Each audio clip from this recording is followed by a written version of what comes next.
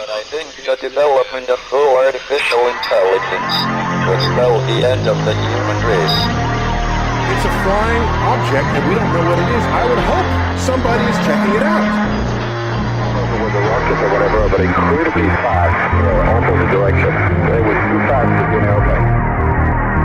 I'm glad the Pentagon is looking at this, because if it poses a threat, I want them on top of it. Well, the craft generates its own gravitational field. So you said there's lights in the sky? The internet has become the command center for criminals and terrorists. 911, what's your emergency? I need help, please help me! Aliens won't let it happen. That's what we're instructed to say. Roswell, Area 51. Alien kept deep under the ground. 1, 0,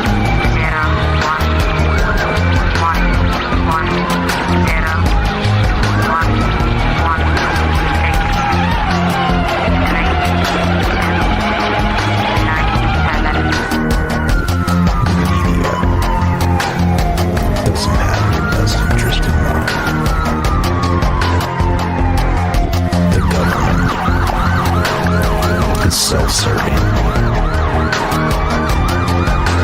You're here for a reason. You're listening to Troubled Minds Radio.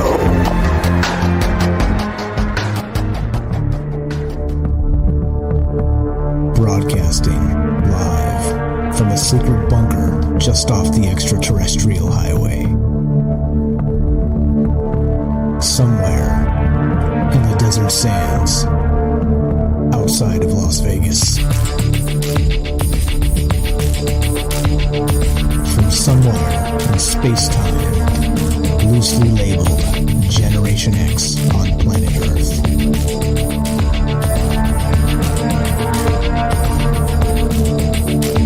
And asking questions of you in earnest into the digital darkness. Good evening and welcome to Troubled Minds Radio. I'm your host, Michael Strange, and we're here tonight with my good friend James Salcedo of Salcedo Paranormal, and we'd like to say hello to all of you who may also have troubled minds. What's going on, guys? It is Thursday night, which is one of the nights we get together and talk about all the things we're not allowed to talk about. You know what those things are.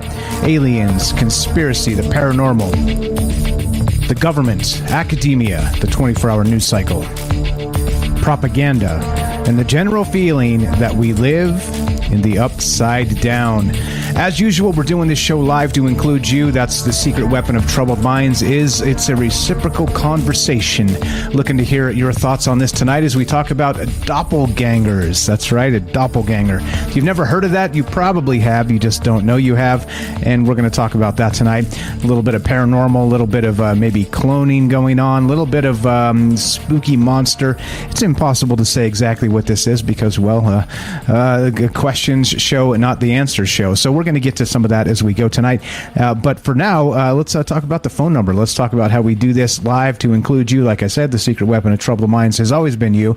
And if you want to be part of the show tonight, you can reach us at 702-957-1037. That's 702 957-1037. You can click the Discord link at troubledminds.org and we'll put you on the show. It's as easy as that. And what else do we got? We've also got a Discord running. Discord's a chat client. It's a voice client. It's completely free, and you can also be on the show that way. And that's what's going on. Click the Discord link at troubledminds.org, the official website, and you can also find the phone number there as well. We're also streaming on the website via YouTube and Embed, as it's known. And yeah, I think that sums that up.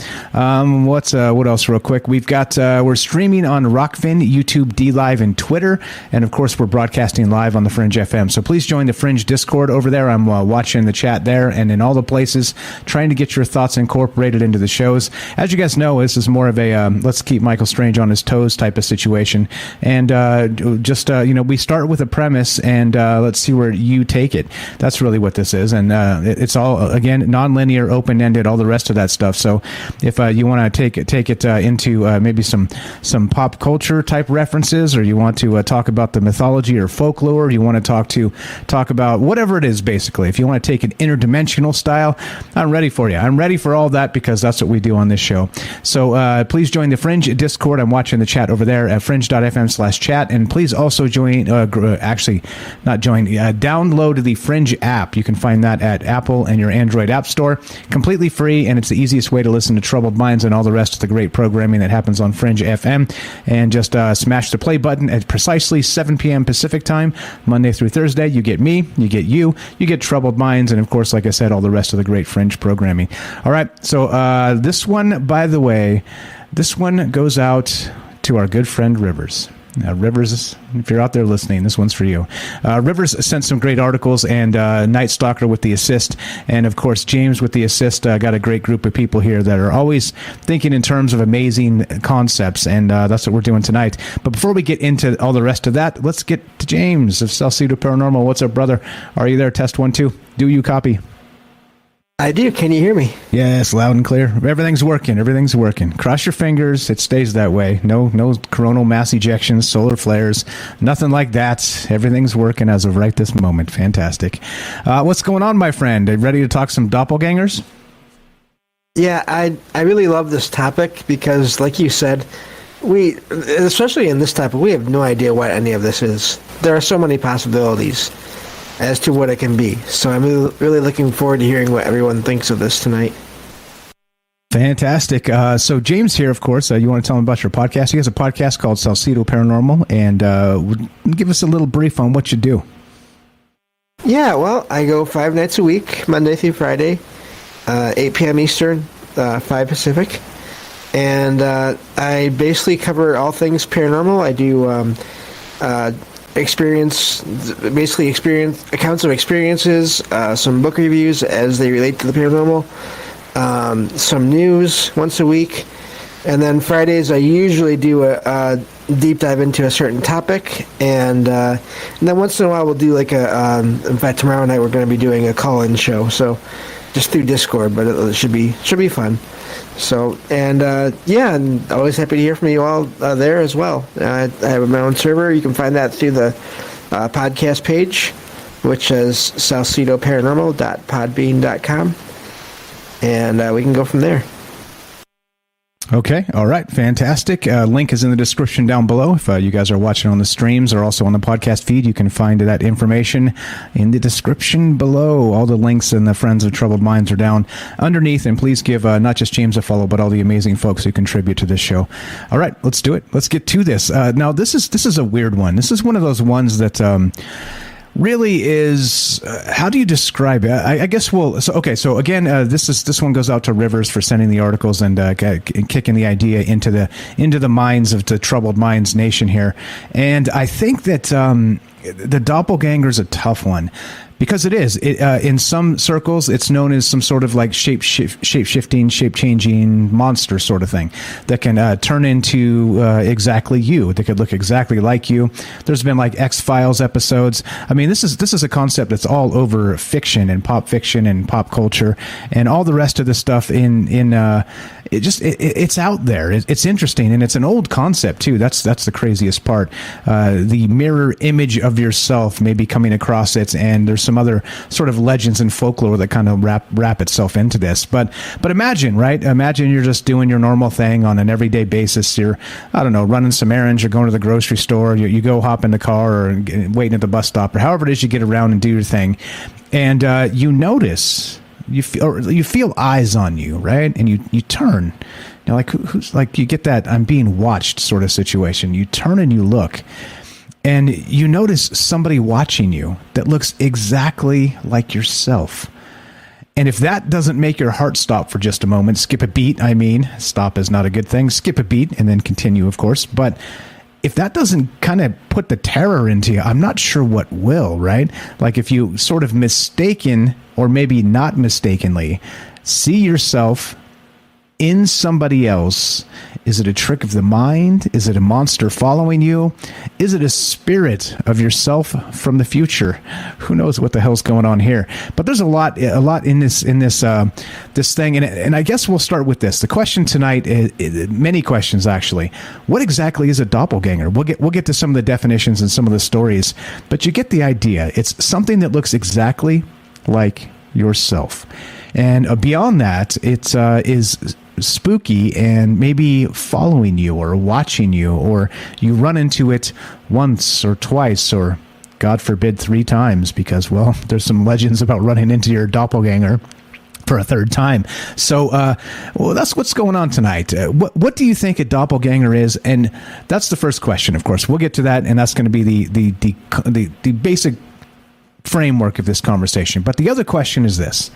Have you ever seen anybody ever that looked so much like yourself it sort of terrified you?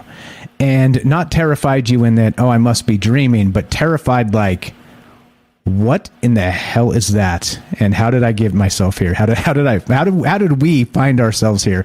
So there you go. Those are the first couple questions, right? Have you ever seen a copy of yourself somewhere? Or have you ever heard a story of somebody describing a copy of themselves? Or even like in third person, let's say that you heard somebody describe to you like, OMG, Mike, you'll never believe this. Last Tuesday, I was at a pub and wherever, and I saw a dude that looks exactly like you. He talked like you, his mannerisms were like you, and it wasn't you, right? Like, I'm like, no, I wasn't there, clearly and obviously. So there you go. That's the question tonight. That's where we begin, and that's what's on my mind. And so let's start with James then. James again is unique in many ways, but how about this doppelganger thing? Is this something that's really been part of your paradigm? Have you ever heard stories of this personally? Any anecdotes from maybe your family or yourself? Have you seen somebody that looks maybe like yourself but is not yourself? Anything like that, James? Nothing personally or even through family, but there are other options there that we can get into as well, where people will be told, or they'll talk to people that they know, and the other person will carry on a conversation with them, and it doesn't make sense to them. And it turns out, when you ask, let's say it's happened to you, when you ask the person what they're talking about, they'll say something like, well, I'm talking about this the other day when we talked yesterday. Either at school, I've heard that, or I've even just in people's homes. So basically, yesterday we talked about, this or that. And you're like, no, we didn't. I was not there at that time. And the other person is sure that, yes, you were there. And you talked to they talked to this whoever this was that they thought was you. And in many cases, they'll mention that you, quote unquote, you seemed distant or basically distracted or not quite yourself, but it'll be someone that looks just like you. Right, exactly, and clearly you weren't there. So who's losing their grip on reality? I guess is the question, right? Did you forget being there, James? Did you go to sleep and did you wake up and when you're living a double life somehow, some way, or what the hell's going on here, man? What is this? I'm sure. So this is again. So James, the paranormal expert of troubled minds here. Don't tell him that he gets a little bristly when you call him an expert. But the thing is, you do a paranormal podcast. Have you heard of this doppelganger? Have you done stories regarding this and maybe this idea of a ghostly twin? Yeah, it does pop up every so often where someone will find a story online about someone who. Well, they'll even say, I saw this person, my friend at there's one, and I don't remember the details now, but this one person saw their friend at school, even though earlier in that same day, their friend had said, I'm going home early, so I won't see you later on today. And usually these two people will walk home together. And so the writer of the story said okay, and then didn't expect to see that other person the rest of the day. But when they got out of school that day, they saw the same person, same clothes and everything, talking to other people around the school. And then so they didn't go up to them because they didn't know the other people. But then the next day they talked to that person, and the person was like, "No, I wasn't there. I went home early like I said I was going to." And it just doesn't make sense. So this is very much a thing. This is a thing. Like this yes. is again, whether this is just mistaken identity, somebody that looks similar, things like this. I don't know. Like I've never actually personally ran into somebody that looks so close to my look that I like paused and kind of freaked out. So I've never seen an actual doppelganger myself. But I have had people, like James describes, say that they swear they saw me down at wherever, this other place or this other thing that I wasn't at. So I don't know. What does this mean? Is my doppelganger following somebody else that knows me? I don't know. I have no idea.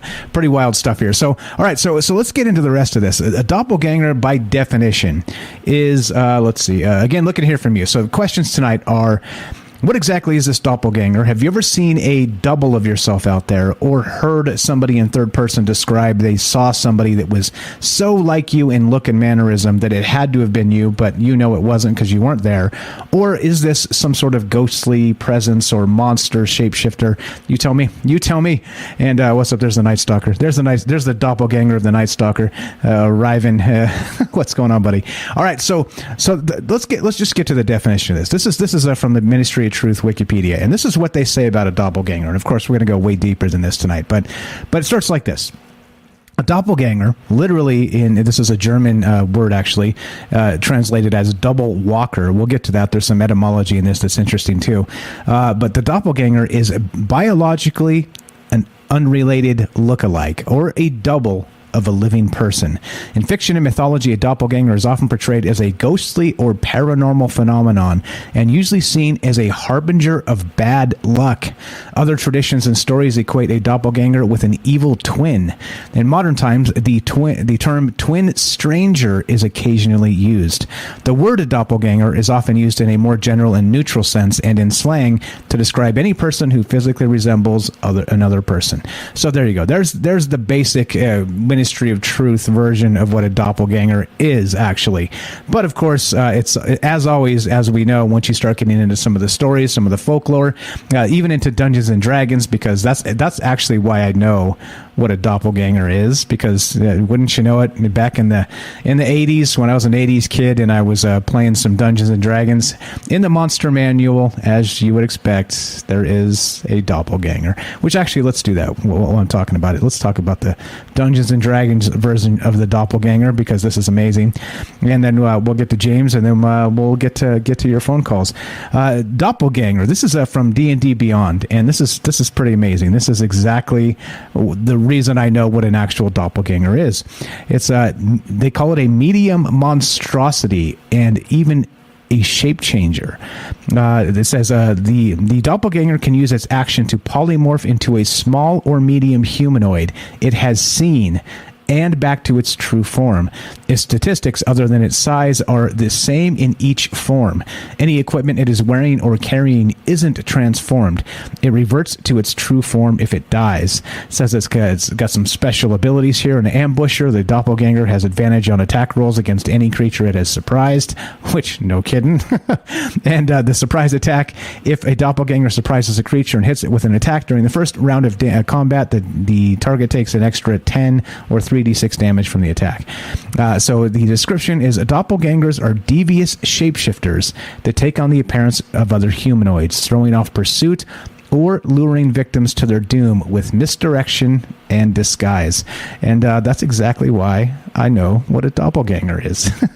Which again, right, to say that those damn kids playing games never learned a damn thing. Well, my folklore and mythology is pretty strong because I played a lot of Dungeons and Dragons, or at least I read a ton of the books when I was young, and it's amazing stuff. Anything to add to all of that as far as doppelgangers are concerned, James? What about maybe the paranormal aspect? Or yeah, Matt says, James, roll for initiative. No, go ahead. That's a D&D joke. but yeah, go ahead. Sorry. Yeah, sorry. No, I had no idea about the mythology or the legend or folklore aspect of this. Everything I'd heard before was just from people sharing their experiences. So when Rivers messaged me tonight about this earlier, I had no idea. And so this is really fascinating to me that there is more to this than just the experience stories. But it makes sense because so many other things that people experience seem to have roots in mythology and or folklore and different things from the past. So I'm really glad that this all came together so we could talk about this. Oops, muted myself. Yeah, big time. And there you go. There's a doppelganger, and again, there are some actual interesting old tales regarding this. In current fiction, movies wise, maybe comics. Can you think of any maybe plot twist or plot device that used a doppelganger of sorts? Maybe in the comics or any movies you've seen recently. Not so much recently, but I mean, in the comics, there have always been different characters that could change shapes, change shift their appearance and their shape and everything, even down to the texture. Just for instance, with Marvel, a lot of people now, because of the movies, know of a character named Mystique, who can change her shape. She's a mutant, and she has, at least as far as I know anyway, from back when I read the comics a lot. And the thing about that is, when she changes her shape, she can take on, at least to a degree, some of the physical characteristics of whoever she's changing into. And by that, I don't just mean their appearance. I mean, so if she changes into someone that has, let's say, let's just go with someone that, like Colossus, who is this character who is made of metal, or can change into metal, she can have this hard outer exterior similar to what Colossus has. So, right. So not just basically looking like them, also even taking on some semblance of their abilities. And, of course, speaking exactly like them, walking exactly like them, and then even being able to kind of, maybe not like, if you guys are super X-Men nerds, not like a rogue being able to steal the power directly, but at least some manifestation of the powers that they would have in that sort of suit, right? That meat suit, whatever it is. Right. She can basically make her exterior, because she can, as far as I know, she can literally change her shape completely down to the last detail. So she could know how to make her exterior layer of herself just to be almost as hard as steel. And she can use that in a fight, but more often she's known for espionage and for just stealth and that kind of thing. So that's more of a she wouldn't rely on that in a full-on battle, I don't think. Like I said, it's more of a stealth thing, but still, that is there, and it can help if even if she brushes by somebody, that, you know, and they would still feel that hard exterior that they would expect to feel. Yeah, pretty good stuff. I'm glad you brought that up, because I was trying to think for the life of me, I couldn't think of any, there's that movie called Us, which Matt's mentioning in the chat there, which I haven't seen, but I heard that's a fantastic doppelganger movie about an entire family. But in this case, you're spot on with Mystique, and that's exactly what she is. I think if you actually, in terms of try to define her as anything, she would be, in literal definition terms, an actual doppelganger. Interesting. I never really considered that, even though, smack you in the face, it's one of those obvious, come on, Michael Strange, get with it, right? But yeah, I mean, pretty interesting how this goes. Is there a Mystique out there? And I think that's the craziest part, right? We've talked about it. Billy Corgan says he was, getting busy in bed with a shapeshifter, and was turned around one way, and one person was there, and then turned around to do something and came back, and then that person was another person entirely. So it makes you wonder. And at the base level of reality, there it is again, base reality, who exactly is that thing or that person that's able to mimic other people? And there you go. That's how we begin tonight. And as we do, loving to hear your thoughts on this. What do you know about the idea of a doppelganger? Have you ever seen what looks to be a clone of yourself, or an actual duplicate, a copy? Or have you ever heard anybody describe seeing you somewhere that you weren't? What are your theories? What are your ideas? What are your stories? 702-957-1037. This is Troubled Minds of Michael Strange. We're here with James Salcedo. Be right back. More Troubled Minds on the way.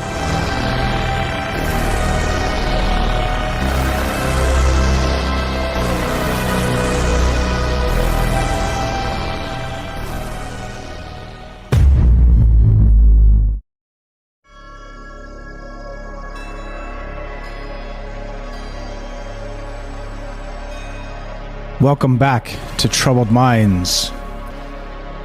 I'm your host, Michael Strange. We're here tonight with my good friend James Salcedo of Salcedo Paranormal, and we're streaming on Rockfin, YouTube, DLive, and Twitter, and of course we're broadcasting live on the Fringe FM. Tonight, we're talking about the idea of a doppelganger. Nathan over there in the chat asked, is it the same thing as a changeling?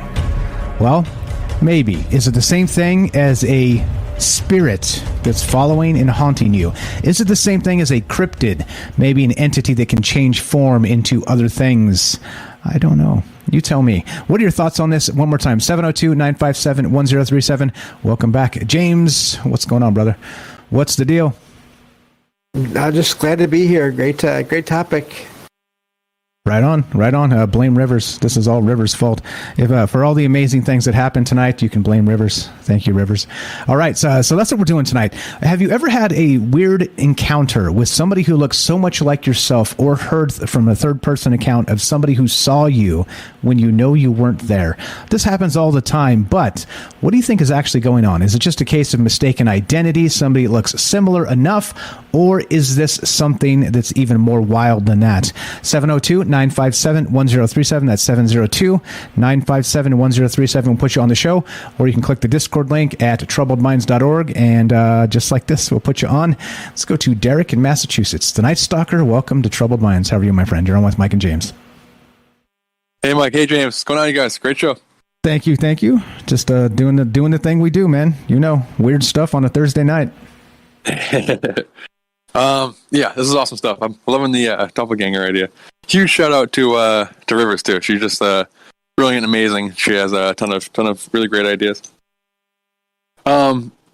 She doesn't want to call though. She's not a big caller, so she's given me her doppelganger stories to kind of relay over the line here. If that's okay. A couple quick ones. Sure. All right. I'm just gonna kind of read them off verbatim, and then we can get into some theories here. All right, the first one. This is Rivers talking again. During my university years in Scotland, one day I received a call from a friend in the Isle of Man. She asked if I'd been back to the island recently, for she had heard from several that I was seen in the island.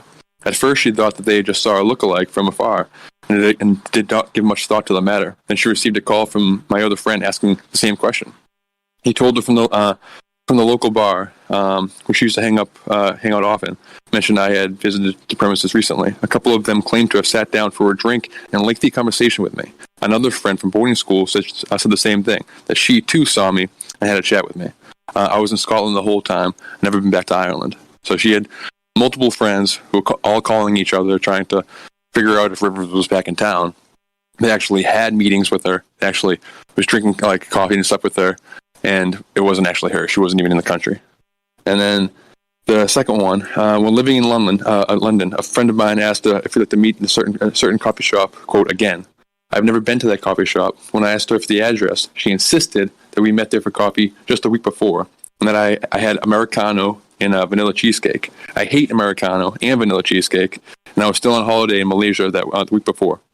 In both cases, the other person had the same name as her, which is just really trippy. So they knew enough about Rivers to be able to pass as Rivers. They were able to have a conversation, be in like for an hour, have a cup of coffee for an hour with a person as Rivers, and the person didn't figure out it wasn't her. You know, that's pretty trippy. It's not like just walking by somebody or seeing somebody at the supermarket and being like, oh, I saw somebody who looks just like you. It was crazy. It has to be your doppelganger. This is like something else. You know, that's really trippy. What do you think about that? Yeah, that's like actually posing as you and exactly, like trying to infiltrate your life or the people close to you. That's super wild. And that's where this starts to get into that idea of the paranormal or something else, right? The changeling, or even like, I mean, this is troubled minds for crying out loud. What about an alien, right? They talk about reptilian aliens being able to emulate people in certain instances. And if you go full David Icke, he says that the Queen of England is a reptilian, right? So so how does that fit into this? I have no idea. James, what's your take on the river story real quick? We'll get back to Derek after that. Yeah, there's one other option that I'm wondering about now, is if it wasn't some sort of alternate universe, if there wasn't some kind of slipping into an alternate universe where that was a version of rivers. Yeah. That these people were meeting and seeing in these places, where it was just a different version, where maybe that version does like that kind of cheesecake and that kind of coffee. I just wonder if it's always I'm just wondering about the whole idea of just the multiverse thing. Yeah, exactly. It seems like in some cases that might make more sense in a way. Yeah. If nothing else is happening, where no one is getting any bad feelings from this other person, this other version of in this case, Rivers, if it's just some kind of a slip into another universe. Yeah, exactly. Some type of... Go ahead. Some type of like weird, like overlay, like the multiverse gets kind of bent on top of each other, so you end up like there's two identical versions of you existing on the same plane almost at once. Like when she was telling me the story, she had said that she maybe thought she had like kind of slipped in time or had like traveled through time maybe, but like that she was like waiting kind of for a memory to set in, kind of waiting to see if like she had any type of like recollection of this encounter at all. And she's like, no, it definitely wasn't me. It definitely like she is very capable with like astral projection, that type of thing. So she is no stranger to like adventures. So she was kind of wondering if that was the case, and she said, no, it was definitely not me. It was definitely not my consciousness that I'm in, that I have right now. So yeah, so the multiverse thing and the other reality thing, that's basically like the Superman thing kind of too, is the bizarro reality, some type of parallel world that's similar to ours, but maybe even the exact opposite. Maybe even your tastes are like polar opposites. So her least favorite type of coffee or her least favorite type of cheesecake or something like that might be the ones that she actually goes out and tries to purchase at a restaurant, you know? Or I wonder, very much like in the vein of like the vampire or whatever, where they have to do things like that specifically, sort of contrary to who you are, so they can kind of give themselves away intentionally if you're paying attention, right? Like they kind of maybe it's part of the unwritten rule of being a doppelganger. You have to be like, well, Mike would never drink this, so I'm going to drink this, right? And then have it be flaunting it. Other thing, real quick before you go, I'm a little disappointed Rivers doesn't like regular vanilla cheesecake. I'm wondering if she's actually human after all. Go ahead, sir. She doesn't have a huge sweet tooth. She's like not a big sweets person, unfortunately. Fair enough. I love sweets. Just wanted to make go ahead. Yeah. But when she's like suggested the idea and everything, it got me thinking like, all right, this is really cool. I wonder what this could possibly be. And then I gave a quick Google News search Doppelganger and see what popped up, see if there's any like recent stories and stuff. And then apparently right now it's just in the zeitgeist for some reason. There was, from like the day before I searched it, it was like 3 days ago now at this point, there's like a list of celebrities and their doppelgangers, like 30 celebrity doppelgangers that are like blowing people's mind. There's a list from like last week about like 14 identical strangers who are not related to each other at all, who are blowing people's minds. It's different like aggregated articles kind of all within the last like week or two. But then also a bunch of different celebrities are like using their doppelgangers like in movies. Like Margot Robbie has one who's going to be in this like Barbie movie. This rapper Lil Durk uses one for like fans, so he doesn't get mobbed by fans. An artist from BTS, that K-pop group, somebody just spotted his fan, like his doppelganger recently, and is blowing all his fans' minds. Like how are they this identical? Which is kind of weird. And then, but the craziest one to me was somebody recently bought a robot doppelganger of himself, which is kind of going around the internet right now, which throws in another possible, like some type of clone or some type of robot, like facsimile simulacrum of a person, you know? So I wonder if maybe somebody noticed, oh, we got this amazing genius person, Rivers, here. Let's just crank out some automatons of them, have them practice talking to her friends and see if we can convince people she's actually Rivers, you know? Like, what if sometimes these, like, things are actually more machine than man, you know? Maybe it's like an AI that's trying to pose as one of us, you know? It's just kind of an interesting idea. But for James, I was thinking, I missed the first, like, 15 minutes of the show. I was working, so you might have already mentioned it. But Stephen King has a book called The Outsider. And in that, I haven't read the book, but I watched the show on HBO like a year or two ago. And, like, Jason Bateman is arrested for committing a murder. He, like, killed, like, a little kid. He killed, like, one of his baseball players he was a coach for. And he, like, definitely didn't do it. He's, like, the nicest guy in the world. He's like, I didn't do it. But there's, like, video of him doing it. He, like, everyone's like, you definitely did this. It's you did it. You're guilty. And he's like, but so he finds this, like, master detective. Was a brilliant person who's trying to, like, figure out how this is possible, how this innocent man is also guilty of this crime. And she comes up, it's throughout the course of 10 episodes, but midway through the season, she presents the idea that perhaps it's a demon called, or an entity called El Cuco, who pops up all across the world on different continents under different names, but essentially is just a shapeshifter who, like, snatches up kids and devours them, or will imitate you and try to, like, ruin your life, and is kind of, in the show especially, is, like, feeding off the chaos that it creates by pretending to be you, you know? It's so, what if something like that, you know? It can go a ton of different directions, but yeah, what do you think? Go ahead, James. Yeah, well, it's funny because Rivers did message me earlier tonight to ask about that. She thought maybe I had read the book, but I hadn't actually gotten to that one. And so I'd heard of it, the book, but I hadn't really read it yet. Yeah, that's and that was the thing that amazed me, was that there's references to this all over Portugal, Latin, like Latin speaking. I'm not sure, parts of the world, and it's just, but it makes you think of other things just in general, like a skinwalker from the U.S., from the, you know, the American, from the Americans, Native Americans, the Indians. Yeah. That as well. It seems like there are. I'm betting if you go to almost any culture, you can find some version of that. It seems like now. Yeah. And that's just so amazing to me that whole thing was out there. And meanwhile, there's all these stories, like I said, that I've heard online over the years, just about more current encounters where people, you know, they have these encounters and experiences, and I just never knew about any of the folklore or the mythology. So that really, and then of course, the way it has permeated the popular culture again.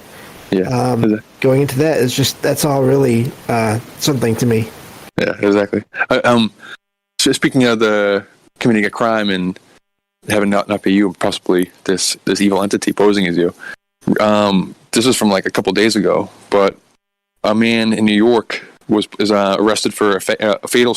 Vincent Cole, 38, was arrested in New York for killing a man on Monday, and he's claiming it was his quote evil twin that did it. It wasn't him. So that happened this week. So that's the same kind of scenario where is this guy lying? Probably, but there is the chance that like there is some type of entity that poses as people and to do things that it wants to do, like murder people, or perhaps like in the kind of the show, just kind of create the chaos that, like, I don't know, imagine you just like wake up one day and then you turn on the news and it's like you see yourself on a security camera, like committing a crime, and it's just like, what the hell? How do you possibly defend against that? So it's just that chaos that is created. If there are some type of entities that feed off of those type of emotions, that'd be one way to get it, you know. But then also, as far as like pop culture stuff is concerned, this whole shape-shifting thing, this shape-shifting reptilian idea, is going to be coming to the MCU soon with Secret Invasion, like we just got introduced to the Skrulls in Captain Marvel, which is like a shape-shifting kind of reptilian race of aliens. And Samuel L. Jackson now has a show coming out on Disney Plus later this year, where basically finds out that these Skrulls, these reptilian aliens, are like posing as people in high society or in the government or just in places of power, trying to basically take over the world, you know? So in that case, those people would have doppelgangers of themselves running around causing havoc on the planet, you know? I'm rambling, but what do you guys think? You're allowed to ramble.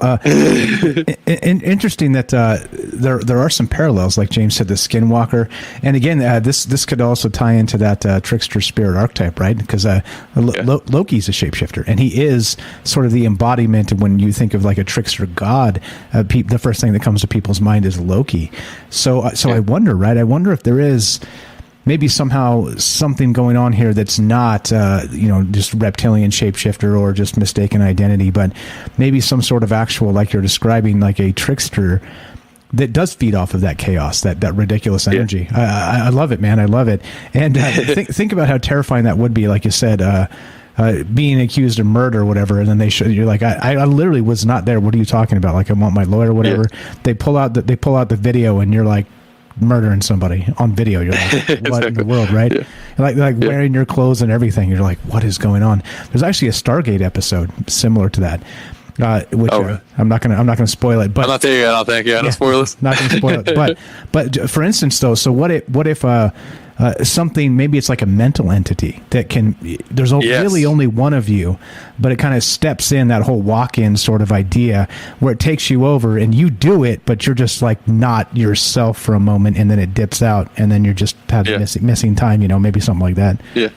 I mean, that's definitely scary. Like that's kind of the Moon Knight idea, where you have like split personalities, dissociations, and you don't realize what you're doing. So basically the first 3 episodes of the show, we're trying to, which pretty much was waking up, the main character is waking up different places, waking up different days, and coming to grips with the fact that he is doing crazy stuff, like fighting people and murdering people, like chasing down bad guys and stuff. And in his sleep, he has no recollection of it. Somebody's wearing his face is causing havoc all around the world, But that doesn't really explain the celebrity ones. Like, that doesn't really explain how there are celebrities that are like so closely identical to each other. There's someone like Margot Robbie especially has like 4 different celebrity lookalikes, and they're, what's her name, like Bryce Dallas Howard and like Jessica Chastain, and like there's like 4 different like redheaded actresses that all look exactly alike. And just so the clone theory is out there. Like, I don't want to, we don't have to go too far in the clone thing, but it's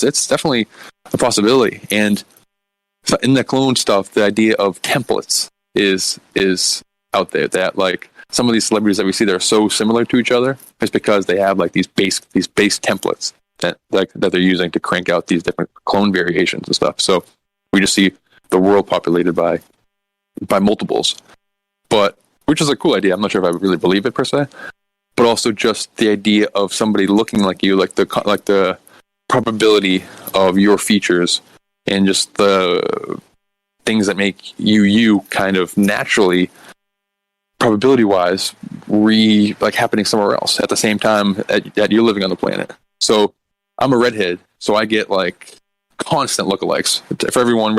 All redheads look alike for everyone else who's not a redhead. So I'm just getting, I saw you at the store, I saw you here, and or it looked just like you, but they were shorter, or it looked just like you, but they were, he wasn't curly, that kind of thing. It's like okay, but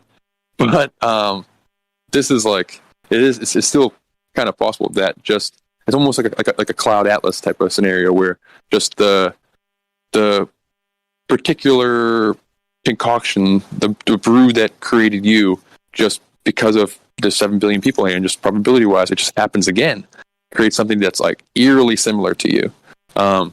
But that wouldn't explain somebody posing as you, drinking coffee with you, with your friends for an hour, pretending to be you, knows your name, knows your friends' names, knows enough about your friends and about you to pose as you. That's something completely different. Like the mental aspect is sorry. Yeah, just real quick, when you were telling that story too, I couldn't help but think about that television show Fringe with Olivia Dunham. Remember that? Mm-hmm. How they kind of step into that alternate world, and there was like the other version of them, but they were always slightly different. It kind of was like an evil twin. It wasn't anything like the original person. It's so strange, like the opposite. But sorry. Back to the mental thing you were saying. Yeah, no, that is strange. So it's like it's what if some type of like overlay happens with that, or some type of bend happens where we don't know that realities have merged. So while Rivers is in Malaysia, there's another like the I don't know. It's kind of hard to wrap your head around that. How that would happen? How just some figures from one reality would merge and interact with figures from the other reality just for a moment before the prime Rivers comes back type of deal. I don't know. It's kind of trippy. But for the mental aspect, it might be that for all we know, everyone didn't see Drew Rivers. It could be just like whatever ability that these entities have, could be aliens, could be demons, could be whatever, that's able to peer into your mind and able to create screen memories, is able to take images and pose as people you love, like in different ghost scenarios where they say it's not actually the entity, it's just pretending to be somebody to trick you. Whatever the ability that thing has to reach into your mind and pick out that memory, to wear the facade of your loved one to trick you, maybe that same mechanism is happening. But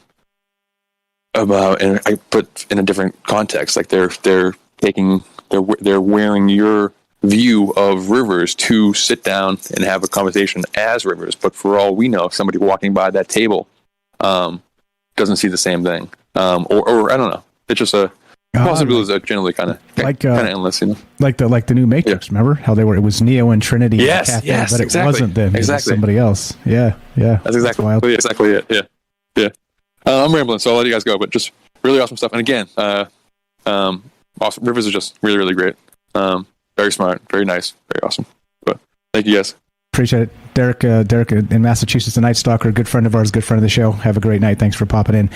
This show inspired in part by, of course, Rivers, and then, of course, Night Stalker here chipping in. And then James also, again, like I said, you pulled together an amazing community, amazing batch of people, and this is what you get. Amazing stuff.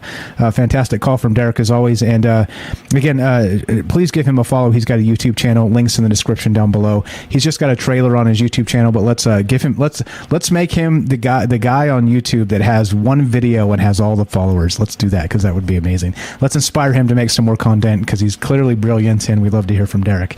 And real quick, just so you guys don't know, many of you know who Rivers is. Just to clarify, Rivers is another friend of ours that is very much a troubled mind and very much in tune with a lot of the odd things we talk about, and so she's always kicking ideas. Pops into the chat once in a while if you want to come say hi to her. She's very shy, very not so that's why she doesn't call in. But if you want a Rivers sighting, come join the Discord, troubledminds.org. Click the Discord. Once in a while, you may be blessed with a Rivers sighting here or there. She may pop in and say hello. But that's who we're talking about. So if you guys don't know, that's why we keep bringing her up, because she is a good friend of ours, and always kicking us great ideas for great shows. We've done many shows actually on some of the ideas she sent to us. Time slips were because of her. I can go on and on. She's sending me emails all the time. So there we go. All right, so let's do it. James, a quick take on that, and then we got to get to a break here. Yeah, I like the idea of first of all, the spiritual aspect, and then the mental aspect. I can kind of get into more of that after the break, if you like. Sure, absolutely. All right, so hold that thought, and we'll get back to that. So we're here with James Salcedo of Salcedo Paranormal, good friend of mine. His link's in the description as well. Give him a follow. And we're talking about the Doppelganger tonight. Now, what is this? Again, just like the thumbnail says, ghostly twin or something else.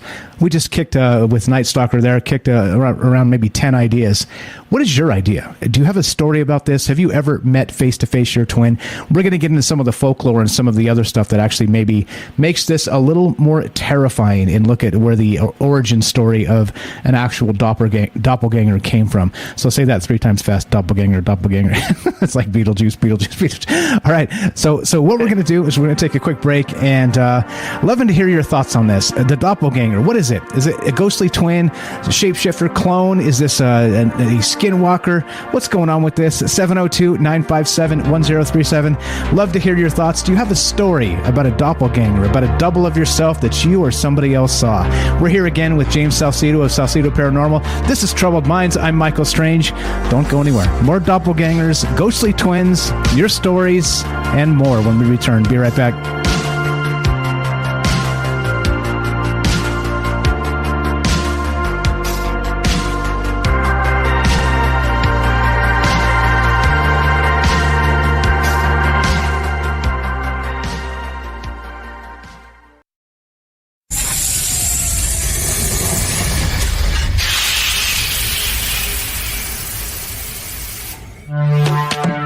we are talking about the alien abduction phenomenon. The aliens are looking through your eyes and they're accessing your optic nerve. I'm doing fantastic. And through that optic nerve, they're transferring to your brain. People are random images as they traverse neurons in the brain. So all right, so maybe, and they also feel them planting or receiving memories or ideas or images.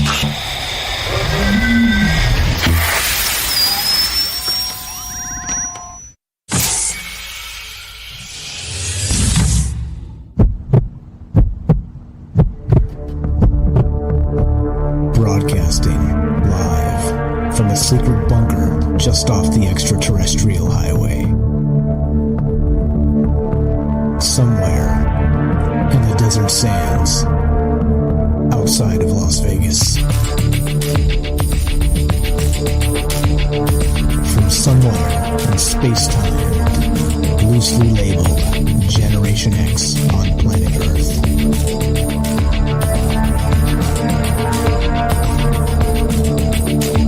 And asking questions of you in earnest into the digital darkness. good evening and welcome to Troubled Minds Radio. I'm your host, Michael Strange, and we're here tonight with my good friend James Salcedo of Salcedo Paranormal. I fancy him the paranormal expert of Troubled Minds, but don't tell him that. He'll get a little bristly with us. And we'd like to say hello to all of you who may also have troubled minds. What's going on, guys? It's Thursday night, which is one of the nights we get together and talk about all the things we're not allowed to talk about. You know what those things are. Aliens, conspiracy, the paranormal, the government, academia, the 24-hour news cycle, propaganda, and the general feeling that we live in the upside down. It is Monday through Thursday, 7 p.m. Pacific. I left that part out. And what we're doing tonight, of course, as we do it live, always doing this live. What's the point? Honestly, what's the point? If you're not doing it live, what are you doing? Right? You're making edits and you're, just sucking all the humanity out of it. And I get people who are like, this guy says way too much. No. Right? Isn't that how people speak? Isn't that how people speak? What do you want, a robot reading your podcast? Because I can do that. Hold on, I'll do that in a sec. We'll flex Microsoft Mike's muscles. But I mean, the point is, like, hey, look, we get together and do this live. It's a conversation between people, between real people, not robots or not aliens or not replicants or any of this. It's just people. It's fine. Everybody relax. The whole point, right? The whole point of me saying that is because it's better. It's just better because we can talk with each other, right? Isn't that what speaking is all about? Speaking in a vacuum with nobody to answer you. I don't know. How would you quantify that, James? Is that fun? With nobody there to like even say hi or in the chat or anything? I don't know how you feel about that. What's up, James? Let's go to James. We'll go to the phone number in a sec. Let's say hi to James. Salcedo Paranormal. What's up, brother? Are you there? Yeah, no, I do agree. Live is the best. Even if it's just a text channel, at least you can be reading stuff and then getting feedback. And I some of my favorite shows, even of just mine, have been made by the text, the chat in the text channel, and I love that. So yeah, I definitely prefer live over anything else. And yeah, as you can see, there's your ums right there in case anyone needed any. Yeah, right. You want some more ums? I got your ums right here, James. Boom. See? There you go. All right. So what we're doing tonight is we're taking your phone calls as we discuss this idea of doppelgangers, right? The doppelganger. And again, we just tossed out again, you get Derek the Night Stalker, your brain blows up 17 different ways. We got a dozen ideas or so, and you can merge them. You can mix them. You can throw all the paranormal stuff into a blender, and who knows what you get. And that's the idea here. So we're talking about the doppelganger tonight, of course, which just means that it's a duplicate. It's a replicant of sorts. You can kind of go Android style if you want to go Blade Runner. That would be a doppelganger, right? If you created an exact replicant of yourself, but it's sort of an android, that would be a doppelganger, but it wouldn't be a traditional doppelganger. All right? So basically a double of yourself. Have you ever seen one? Have you ever heard somebody tell you they saw you somewhere you weren't? The rest of this stuff. And what do you think is going on with this? Is it, again, just a trick of our mind? Is it pareidolia? Is it imagination? Or is it something different and even more sinister?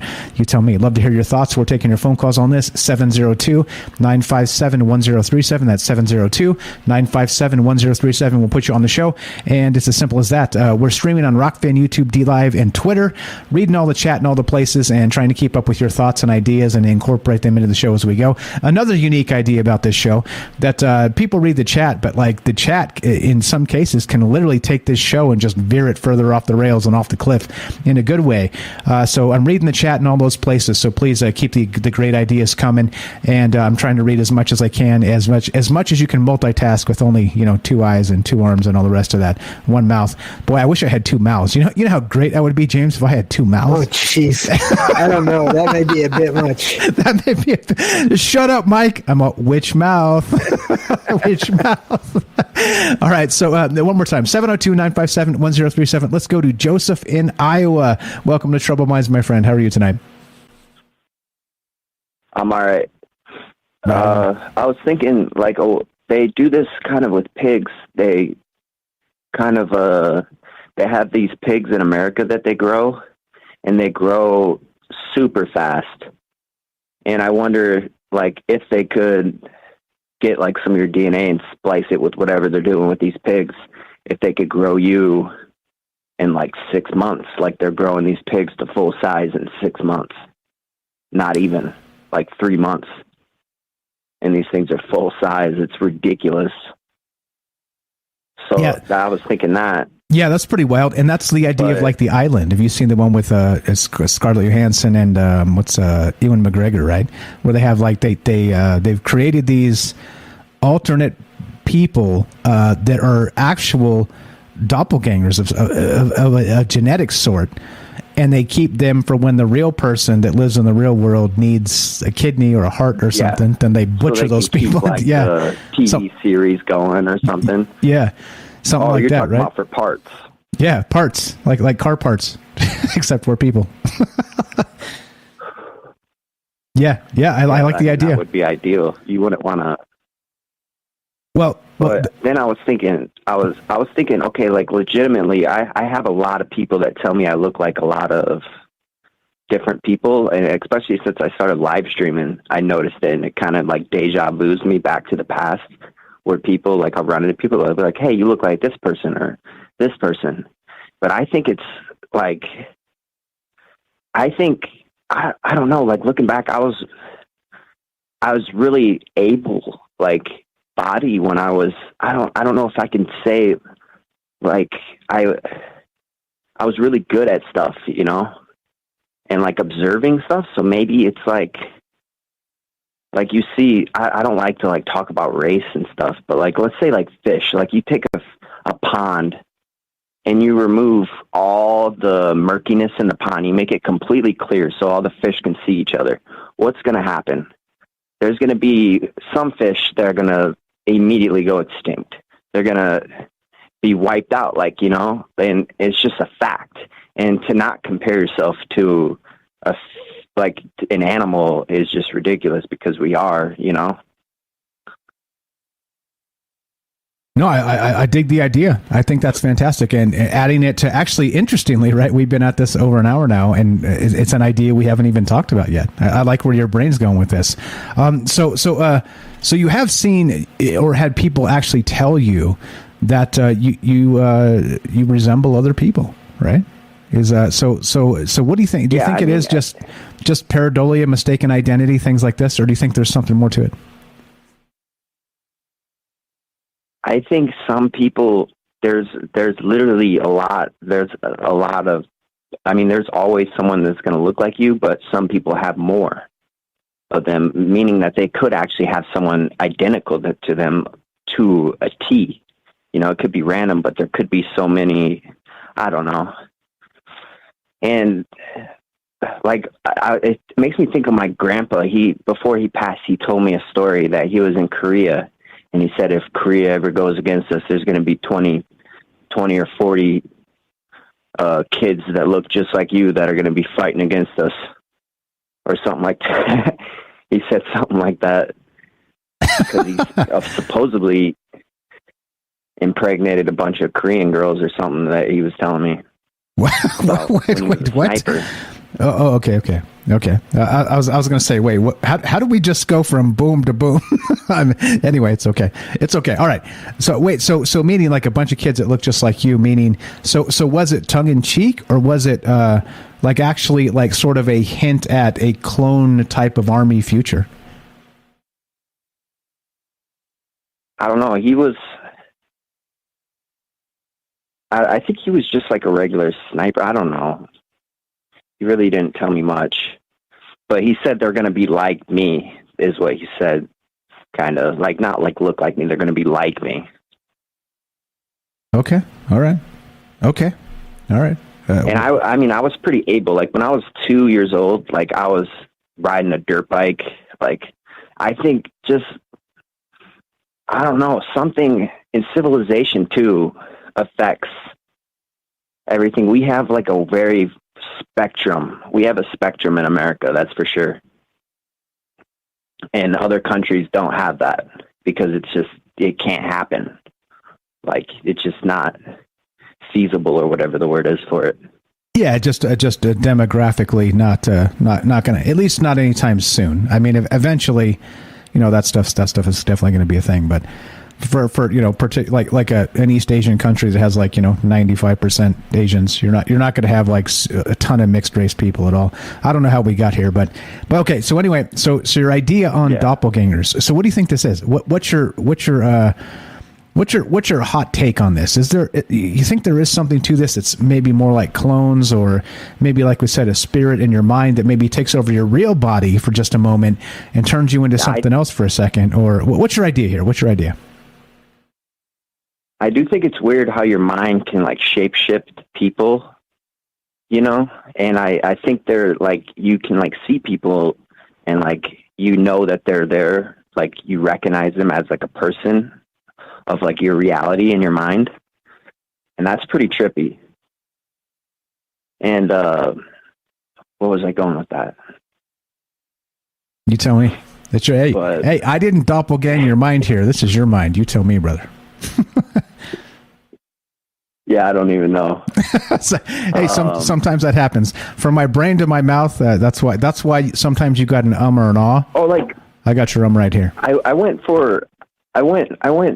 carpet laying one time, and I think I told this story, and I stepped on a razor blade. It skimmed off my foot, right? Didn't cut me. I don't know how. And like, I just thought like maybe it just did. And like, my mind was like, all right, we're out of here. And like, I went to my doppelganger, which is like slightly in a parallel. It's like literally the same as me to a T. And I'm talking about memories and everything, but it's just like a sliver of a reality away, like a slice of time or something weird. All right. So you're open to all the ideas here. For like every, what's that? You're open to all the ideas. Like this could be like sort of that fringe alternate reality, or a time slip, or something like this. Maybe a mixing of the two, the multiverse convergence, or something like this. Yeah, I think it could definitely be a convergent. I mean, there has to be, just some. I mean, not all of it, but there has to be little mix of everything, right? Yeah, why not? Like I said, truth is in everything. Throw it all in the blender and see what comes out. Salt and pepper. Pound the maybe juice with a little bit of lime and salt. All right. So what else you got for us, my friend? We got James here. He can answer you as well. I was just thinking like the fish thing, the analogy. Like I really don't like to go into race, but like, for some reason, like doppelganger makes me think of like people that look the same as you. And that's like, how does that happen? It's like, it's kind of like a race thing, isn't it? Like, cause I think what you're getting at is the term species, not race. I think species, right? I mean, it's like, right, look, for instance, like two brown bears look mostly alike, right? Like, it's going to be difficult for like just people to tell two brown bears apart. Okay, and I'm saying species. I think your term is just a little different here, and it's charged if you use the word you use, by the way. So if a human's looking at two brown bears, they're like, yeah, that's brown bear, right? And it's going to be like, unless they have like some obvious like battle wound or something, or they're like an albino bear. For the most part, right? They're going to be about the same size. They're going to be about the same, the same look and all the rest of that. And the discerning eye, one bear is going to be very much the same as the other bear, right? But clearly it's not, and it won't be. So what you're saying is maybe there's a little bit of pareidolia here, or maybe some ignorance involved, right? Something like that. I think like there's like maybe like when you get open like to like I think there's like an aggressive thing that happened, and like it's kind of like the open fish tank analogy, like, and it happened in and like a lot of the same similarities of everyone, like you could see it in everyone, kind of, not even talking about like everyone is kind of the same, really. Yeah, but also not. I mean, like I said, it's a discerning eye thing. I get what you're saying. Unique. Hey, you're going to get us in trouble. Stop, Joseph. You're going to get us in trouble. Come on, bro. Stop. Okay. Man, stop. Okay. Joseph, we got James here. We got calls behind you as well. I appreciate the phone call. Great stuff as always. I love the way your mind works. You're the best, brother. Always a pleasure. Yep. Thanks for the phone call. Joseph here has a YouTube channel called Hydra Host. Check it out. Links in the description. He does original music and other stuff. He started live streaming recently. Go tell him hello. Go say hi. Go meet these fine people. What do you think, James? What are your thoughts on what Joseph was saying there? Well, one thing that sticks out, and it makes you think of some of the things you hear in these stories of these doppelgangers, is they do seem distracted, or like they're not sure of what's going on. And I wonder if that could be almost a kind of slip of the consciousness from one, like you kind of said, from one version of oneself to another, and they become disoriented for a time, and that's why they seem so strange in some cases. It could be.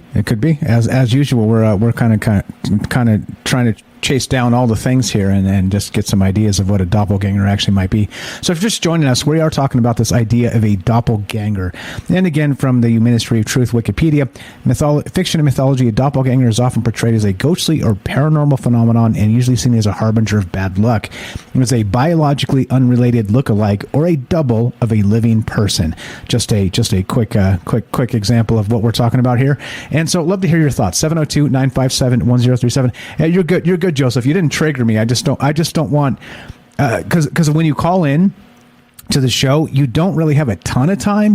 I give you some time, but like if you don't have a ton of time to sort of like flesh out a full thought and like something kind of ends up a dangling statement, it ends up just looking bad. I'm just trying to help you and help us. And anyway, just saying, like, you didn't say anything bad. I'm just saying that, like, if I have a ton of time, because this is my show and I can talk for 15 hours straight if I want to, you don't.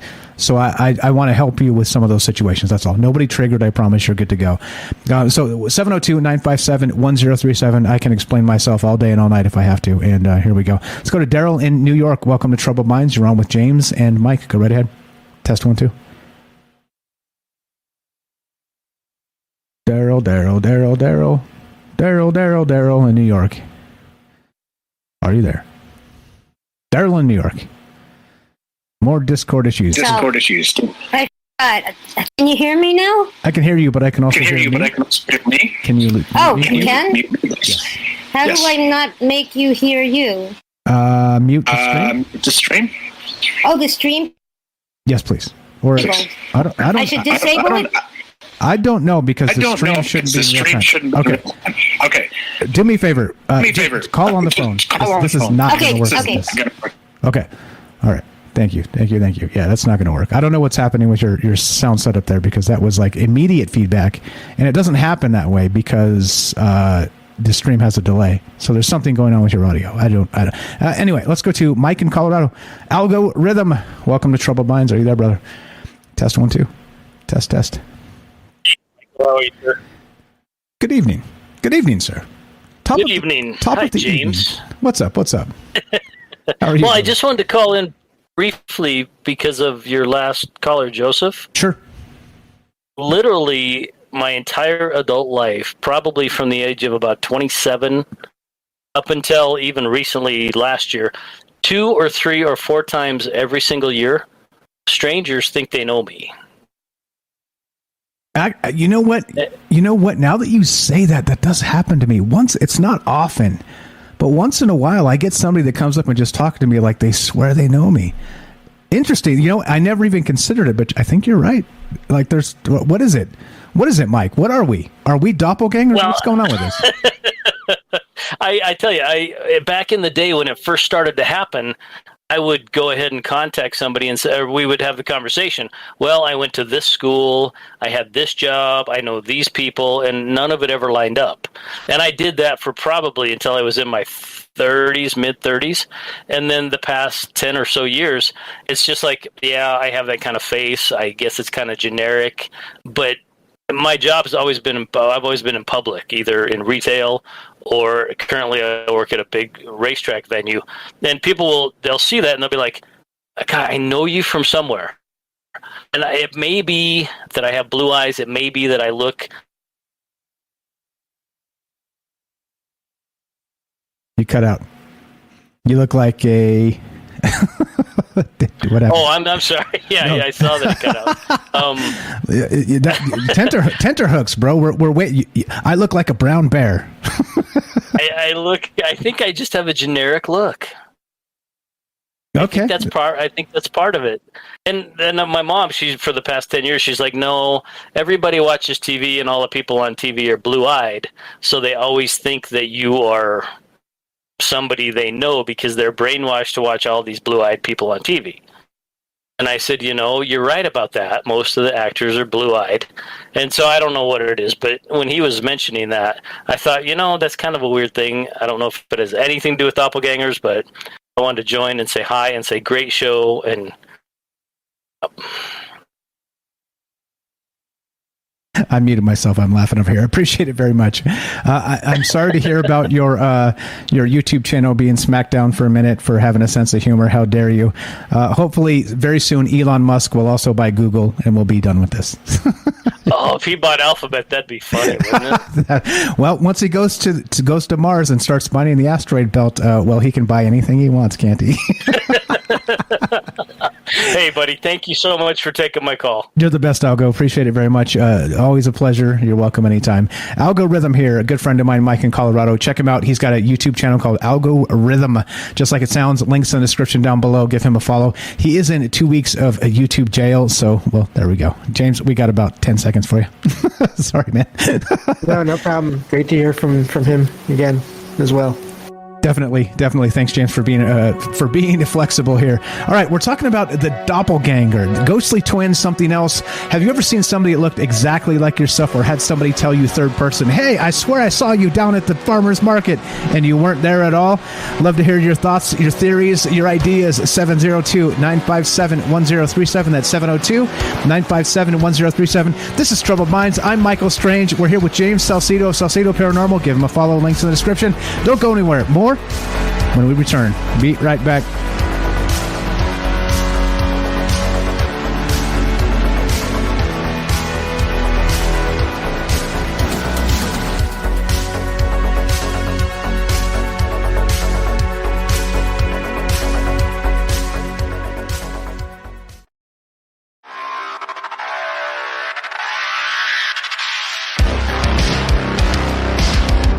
Welcome back to Troubled Minds. I'm your host, Michael Strange. We're here tonight with my good friend James Salcedo of Salcedo Paranormal, and we're streaming on Rockfin, YouTube, DLive, and Twitter, and we're broadcasting live on the Fringe FM. Looking to hear your ideas. Get your phone calls regarding the doppelganger. Is this a ghostly twin? Is this something else? Is it a mind parasite? Is it some sort of entity that takes you over, does its bidding, and then disappears and you have missing time? Is this a time slip? Is this some sort of alternate dimension mingling with another? You tell me. 702-957-1037. That's 702-957-1037. We'll put you on the show. It's as simple as that. And let's go to James real quick, and we'll get some ideas. We'll get some ideas from the phone. James, welcome back. What's up, brother? Oh, just glad to be here. Great calls, and looking forward to the rest. Right on. Anything on what Algo said or what anybody said, what Joseph said there? We kind of cut you short that last segment there. Yeah, no, there's a couple things, but we'll I'll see. They might even come up, and we'll go from there. Okay, sounds good to me. Let's go to, looks like Jennifer in Missouri has been waiting the longest. Welcome to Troubled Minds. You're on with Mike and James. Go right ahead, my friend. How are you tonight? Good. Hey, Mike. Hey, James. Good evening. Hello. Yeah, this is a good topic. Thank you. I'm glad she brought this up. Thank you. This is good. Yeah. So, like with Doppelganger in the German folklore, it's like double walker, double goer. And it's, as you said, it's like a horrible omen that you're probably going to die or something. But not every time, but I mean, that's kind of the premise of it from what I've understood too. But it's really interesting though, because there's several accounts of this where that doesn't necessarily happen. Like with the clones thing, with the Donald Marshall stuff about the cloning, I was thinking about this. And if it's not actually necessarily just a cloning event, if it actually is something to do with a doppelganger effect, and because one of the phenomenon that's reported with Donald Marshall's accounts is that people experience kind of a dream world thing where they see themselves like in certain scenarios where they're being used for like entertainment or they're in battle scenes and things like this. And sometimes their clone is killed in that realm, but they are okay because they're the original, that kind of thinking. And I was thinking, supposedly everybody has a doppelganger, that everyone has one. Like you have one, I have one, every animal and every person, even animals, they have a doppelganger. It's something to do with the fact that they have it's a double body, it's a type of spiritual body. And if the person, there's preceding events that tend to happen for an individual who's going to encounter their doppelganger. Like they have all these symptoms of almost like a breakdown or something, where they're having a schism of sorts. And it's almost like their astral body or something has somehow they've become so detached from it in some way. Like people report seeing themselves, over their beds in OB and out of body experiences where they'll see themselves. It's also reported when people die, they'll say, or they're close to death, like at a hospital. I floated out of my body and I was looking at myself. And I wonder if you were to have this to a certain point where you actually weren't dead, but you were just out of your body, but you weren't aware of that was all that was happening, and you somehow were kind of tricked into thinking that you were actually dead because you were seeing yourself, and so you must be dead, that you somehow drift too far out and then actually do fulfill the omen. And then the astral body itself is the only thing that's actually, or something to that effect. There's a confusion happening between this astral body self and the real self. And you have these sort of scenarios coming up. And the same thing seems to come up with the clone stories. We'll see, if they're battling, if the astral bodies, or several versions of them keep popping up, they can be killed in this astral realm that's being ruled by, some kind of beings that in the Donald Marshall account. But he's talking about literal clones and believes in literal clones. I'm just saying possibly it is something actually having control over the astral realm and the astral bodies that are in the astral realm, and keeps drawing them in somehow, and I don't know, somehow entertaining themselves with our astral bodies and then killing them or doing whatever they want to with them, but the original is still alive because it was just an astral body. But that's why they can keep torturing you in a way. So there's something weird with that whole thing. But in general, I think that's I'm leaning towards the idea that everyone has one. Everyone has this extra body, this extra spirit thing. I think there's a confusion going on where there's a mix-up of is this when they actually see themselves? They aren't, and I was going to keep going. I'm sorry, but No, keep going. When people see vampires and they say they can't see their own reflection, that's very interesting because it's almost like, like when you're looking at yourself in the mirror, there's accounts of people who aren't even vampires but possibly have had some kind of encounters or something like that. They can't see their own reflection. And I wonder too if there's something about that they are the ganger, and that's why they can't, and they become parasitic because they're not an actual living thing. And so they're having to parasite and they have no reflection because they're not the original or something to that effect. I don't know why other people would see, but see if it believes it's the real one and it does parasite and vampire around, especially right off the original. But it sounds like to me like some kind of schism occurs between an aspects of the self for real. And there's symptoms of it, like mental breakdowns, having strange phenomenon happening, uncontrolled out-of-body experiences, astral projecting without meaning to, that kind of thing, being like symptoms that might lead up to it. Yeah. Interesting you say that there's no reflection in the mirror, just like Danny said in the chat. I was thinking it when you were talking. So maybe, right, in some cases, like the folklore of the vampire, right, is a mind reader, back to the Anne Rice mythos, not being able to be seen in the mirror, and then also being able to sort of mind control people or step into people's brains and even take them over in some cases, depending on who you ask. Interesting how, again, like we always say, there's so many parallels here. Yeah, go ahead. No, you go ahead. No, just that there's so many parallels with so many different things, and then you're talking about the astral body as well. If like you as always, right? You spun off like 22 different ideas in like 19 seconds, and it's like, yep, definitely, yep, maybe. I love it. What do you think? Have you ever met a doppelganger of yourself, or had any bizarre instances in your life where you thought, what the hell was this? No, but I had this one experience in this house I used to live in where I didn't see my own reflection for like a minute or something. I had like a weird experience in this old house I lived in, and it was really weird like that. And it's not like, obviously, so I think it can happen even if it's not literally like a vampire, but like if the person's having like even paranormal experiences or something like that, where there's something weird about the environment even or something that could cause that kind of effect. And I've heard other people talk about that too, where like they're walking down a road and they look over at the reflection in a city and they don't see themselves for just a minute, and then they do. Like there's some kind of strange phenomenon happening in that area, maybe like a portal even or something. There could be something associated with that, because we talked about mirrors being portals and all that stuff too. That has nothing to do with this, but I'm wondering if there's something to do with it having an effect on the deep subconscious mind. And if the trick was strong enough, like people talk about dying in dreams, if you believed it enough or somehow it could happen, because there's a lot of mythos about that. And the same effect could happen with the doppelganger. People report seeing themselves when they die. They're looking down at their own bodies. And at that point, you're that other self. But if there was some confusion there, somehow some kind of mix-up, it could be a self-fulfilling omen of it actually meaning an impending doom or something.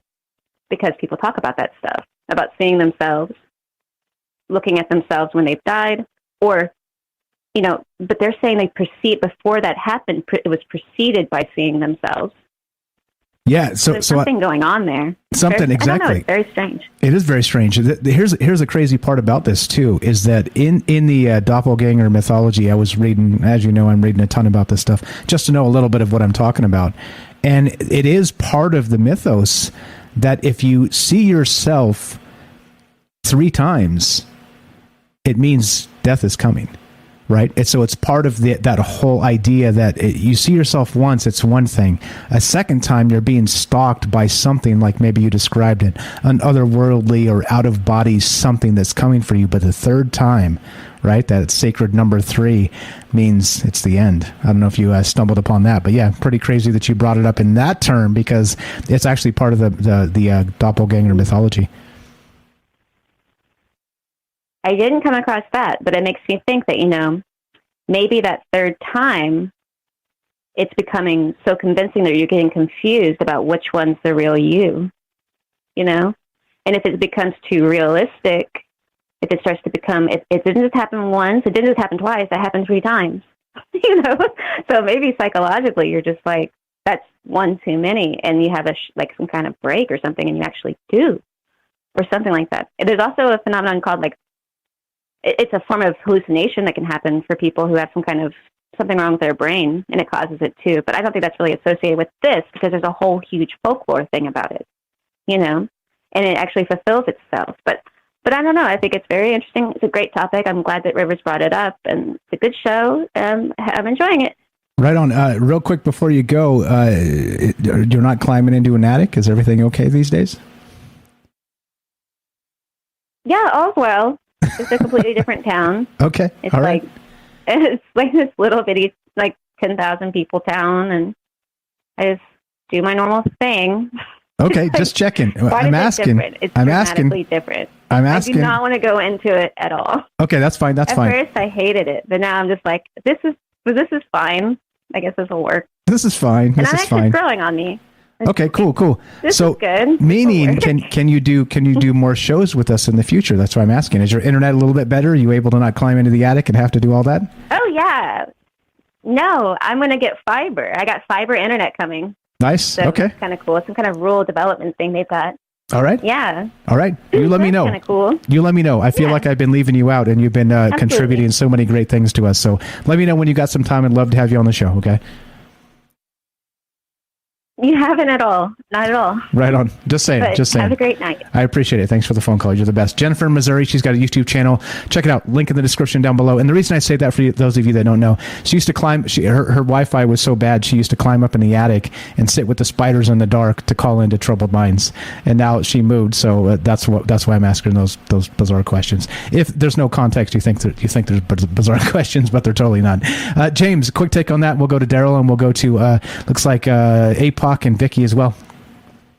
Yeah. First of all, I'm also glad to hear that things are going better. I'm looking forward to Jennifer also being on my shows again at some point too, when she's able. As some of you know, she's been on a few of them on Fridays, and those are always fun. So, but yeah, no, great stuff. I'm really wondering now about the idea. Maybe some of these doppelgangers are somehow thought forms that we create ourselves of ourselves. Maybe, in some cases, that then go out there and become stronger over time. Oh, the tulpas. Yeah. Yes. Just wondering about that now. Yeah, it could be. So, yeah, that's just another possible option, I think, out there. Okay. So we're still taking your thoughts and your ideas. We're here with James Salcedo of Salcedo Paranormal, 702-957-1037. Daryl, thank you for being patient. Go right ahead. You're on Troubled Minds. Hi guys. This is such a great topic. I really am enjoying the show, and I have a story and a few thoughts I wanted to mention. First of all, we give our DNA out like people go online and they want to trace their DNA, or people collect DNA. I think for devious reasons, and for all we know, our DNA has been collected and we have been cloned, or using that CRISP technology. Maybe there is a double of us, for future use, or maybe they're going to improve us and make us more compliant and then get rid of the real one. Just saying, could be. The technology certainly is there. Then I was thinking, the movie Highlander, there can only be one. So if you do have a twin, maybe one of you has to go, if that's the case. There also could be a possibility that you have a twin. Maybe you were separated at birth and you don't even know, and you have an identical twin. So that's a possibility. But I think, you could eventually be canceled, like, with your doppelganger or your cloned self, There's also somebody, I've heard stories about people who have disappeared, and then, they wind up in another country, and they don't know who they are, where they are, and they just wind up living there, and then they come back 20 years later, and that's some sort of alien abduction thing, and they see their replacement, or they've seen their clone on a ship.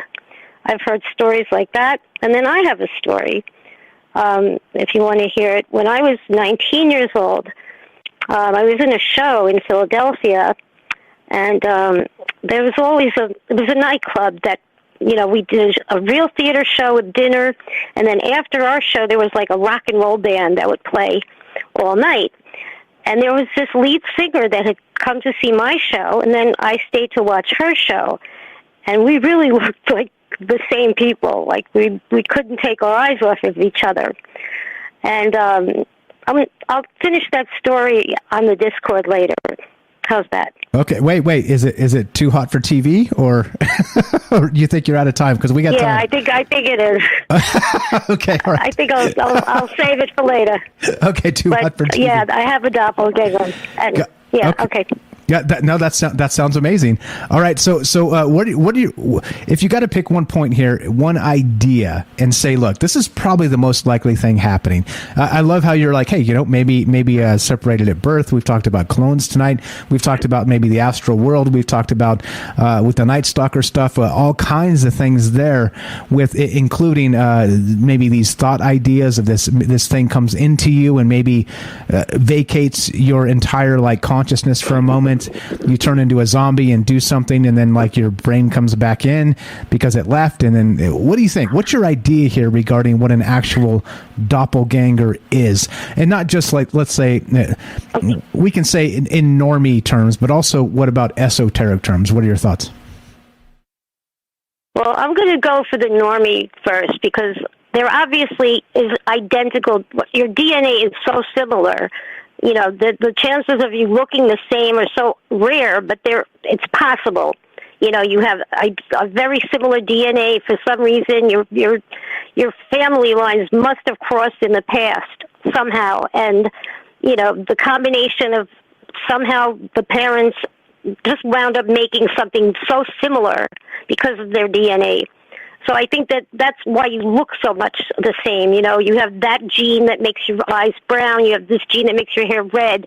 That makes your nose that shape. Whatever. All of those, it's all DNA.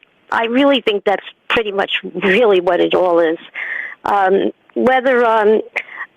But then again, I think there are sinister forces out there that have been experimenting on humans for forever. And they will try anything and do anything. And they have created a lot of weird things in the past. And I think it's very possible that they've created duplicates of us for whatever reason. I don't know. Maybe we're in formaldehyde somewhere waiting to be animated, We could be, sitting in a jar, being pickled until we're ready for future use for some reason. Maybe, they were going to exchange body parts or something. We'll be maybe we won't be, but maybe we'll be a future experiment for whatever purpose they have, because they have the money and the time and whatever, and the devious kind of evil thoughts and experiments. So anything's possible. I think it's possible that they could be we could definitely be duplicated with very little effort, from a little swab in your nose, or, just wondering who your ancestors are, and ancestry DNA. They can collect this stuff so easily. Yeah, good stuff. James, take on that? Yeah, I do think there's so much that happens that we don't even see in medical facilities that it's hard to say what goes on for sure. But I don't think in every case, but in some, I could see there being some things going on that we wouldn't want to have happen. So the idea of people being cloned without even knowing it, I think that could happen. Definitely. Back to you, Daryl. Just got about 2.5 minutes left, but go right ahead. What are your other additional thoughts on this? Thank you for being patient with us tonight. Oh, no problem. I think it's a great subject, but I don't know, the vampire thing, there's all possibilities. The paranormal aspects of it are very strange. The 3 times you're out. I did love the movie Highlander, though, which, there were 2 of them and there could only be 1. I don't think it's that amazing, though. We're not immortal, or maybe we are.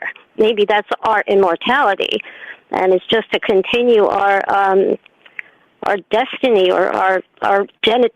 Our genitors? Yeah. Our progenitors? That's how we keep regenerating ourselves, maybe. That's our reincarnation. I don't know.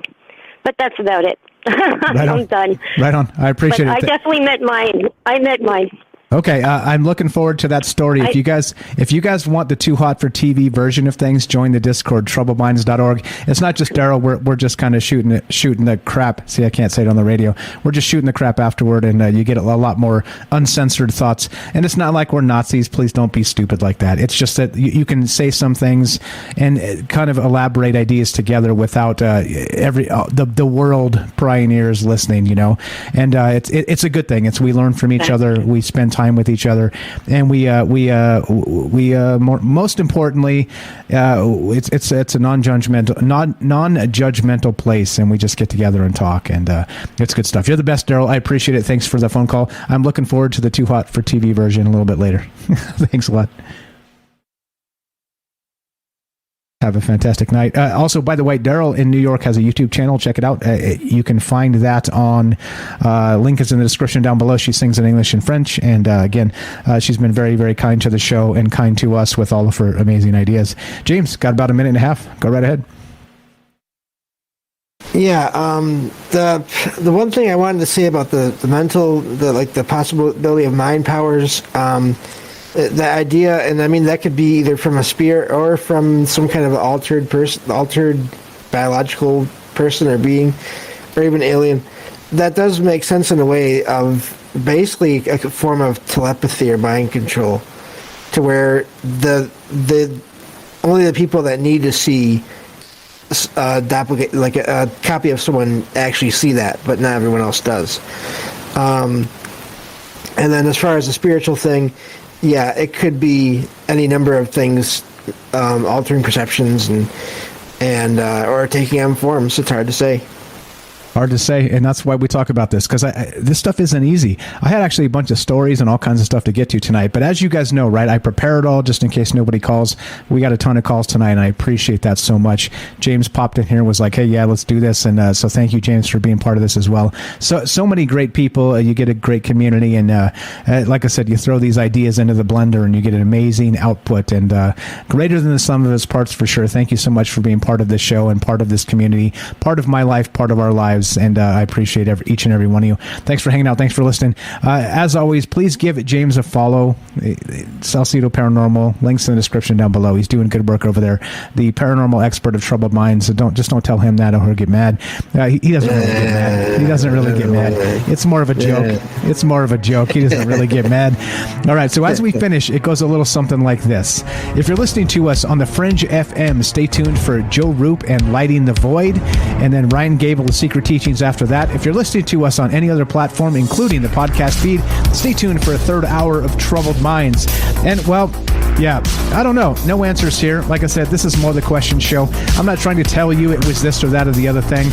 Go wide, not deep. Shout out to whoever said that in the chat. Thank you for that. And that's what we do. Consider all the possibilities. So you tell me. I don't know. As we finish, Monday, Tuesday, Wednesday, Thursday, 7 p.m. Pacific, come say hi. Come join us. Come join the family.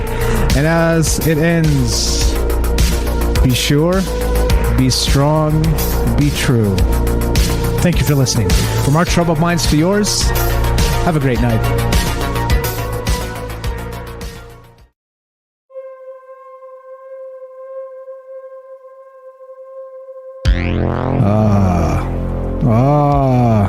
When you're good, you're good.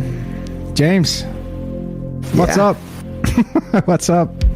I'm glad to be here. Glad to be here. I'm glad you're here. Thanks for jumping in here. Special thanks again to Rivers, Night Stalker, and of course James for popping in here and saying, "Yeah, let's." Here's the thing, you guys haven't talked about this. And by the way, Rivers was very kind and sent me an email and was, as always, very polite and said, "Have you talked about this yet? Here's some doppelganger stuff." And if you guys know Rivers, you'll know what I'm saying. So there you go. So we're gonna do third hour Troubled Minds coming up. We got APOC ready. We got Vicky. I see you there. Please be patient with us, guys. That's the beauty of, and also the downside of having a bunch of calls. You guys got to be patient and share the lines with each other, so I appreciate that so much. Please be patient with us. Gonna take a fast 2-minute break just to reset this whole thing. We'll be back with more Doppelgängers, James of Salcedo Paranormal, Vicky, and of course APOC, and we'll be right back. Don't go anywhere. More Troubled Minds on the way. Be right back.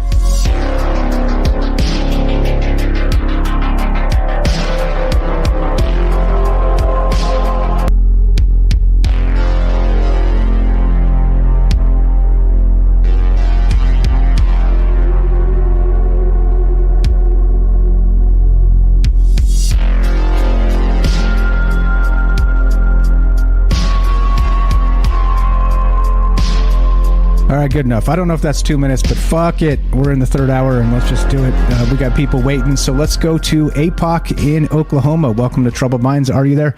Test 1 2. Test 1 2. Okay, yeah. Get Vicky first. I can wait. All right, let's go to Vicky in Illinois. Vicky, welcome to Troubled Minds. You're on with Mike and James. How are you, my friend? Good. How are you? Doing very well. Thanks for asking. We're just, by night, once the moon comes out, Troubled Minds talks about crazy stuff, and here we are. What is your thought on doppelgangers? Do you have a story for us, or an idea, or a theory, or all of the above? I have a couple things. Sure, go right ahead. One, last week I watched something on television. I don't remember which channel it was on, because I've been trying different stations, you know. It wasn't on regular television. It was on something.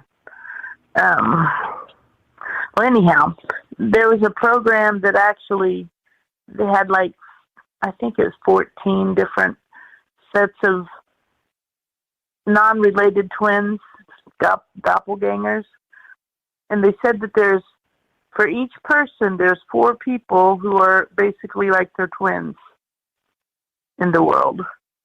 Could be from anywhere. Sorry.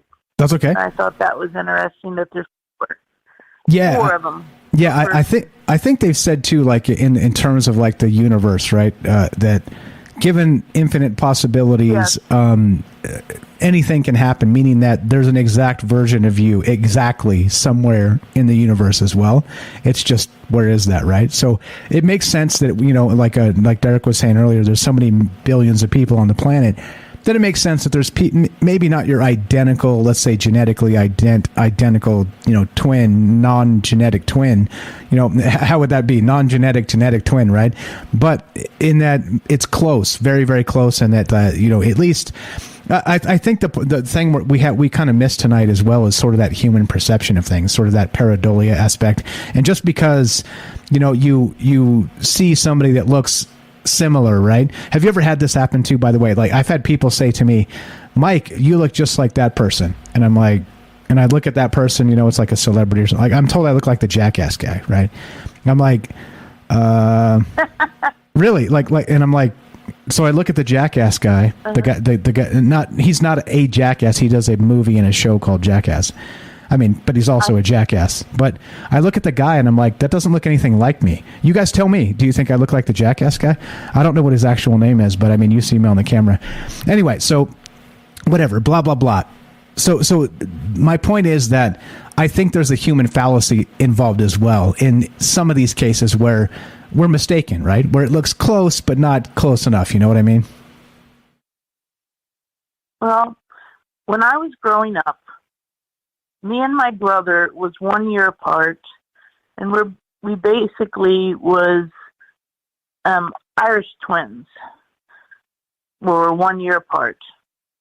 And always growing up, everybody's always, even my mom had problems distinguishing me from my brother. I was walking down the street or he was walking down the street. She would yell for Billy, and he would be sitting there, and he'd be like, "That's Vicky," and I'd be sitting there watching television, and my mom would end up saying, "Bill, no, I'm Vicky. That's Billy walking down the street." So even as even until after I graduated from high school, because I used to always go to this shop that fixes radios and televisions and stuff, because my uncle worked there, and he was the one who always fixed everything. But I used to always visit all the stuff there. And anyhow, I'm like, I hope you know which one I am now. If I'm the boy or the girl. I sure hope so, you know. Because he had longer hair and I had short hair. So we kind of evened it out, you know. Yeah, I mean, you know, and things change. Things change. And that's what I'm saying, right? So let's say maybe in this exact moment, I look like that person. You know what I mean? But then also things change. So maybe in this exact moment, that's all it was. And then tomorrow we look divergently different. And, you know, and it was only in just a brief period of time we look similar. So that's a good point, too. When my brother when we were both in, I think it was like junior high school. My mom went to the dentist, and she saw this guy who looked exactly like my brother, and she thought it was, but it wasn't. You know, it was a guy who was in his class, his graduating class. You know, and different person totally. So it's like, wow, there's like 3 of us that look alike in my town. Makes me wonder, was somebody playing around with somebody that they shouldn't have? Was there something in the water? You know? That's a funny story. That's a funny story. So not just one of you, 2 of you, 3 of you. I love it. I love it.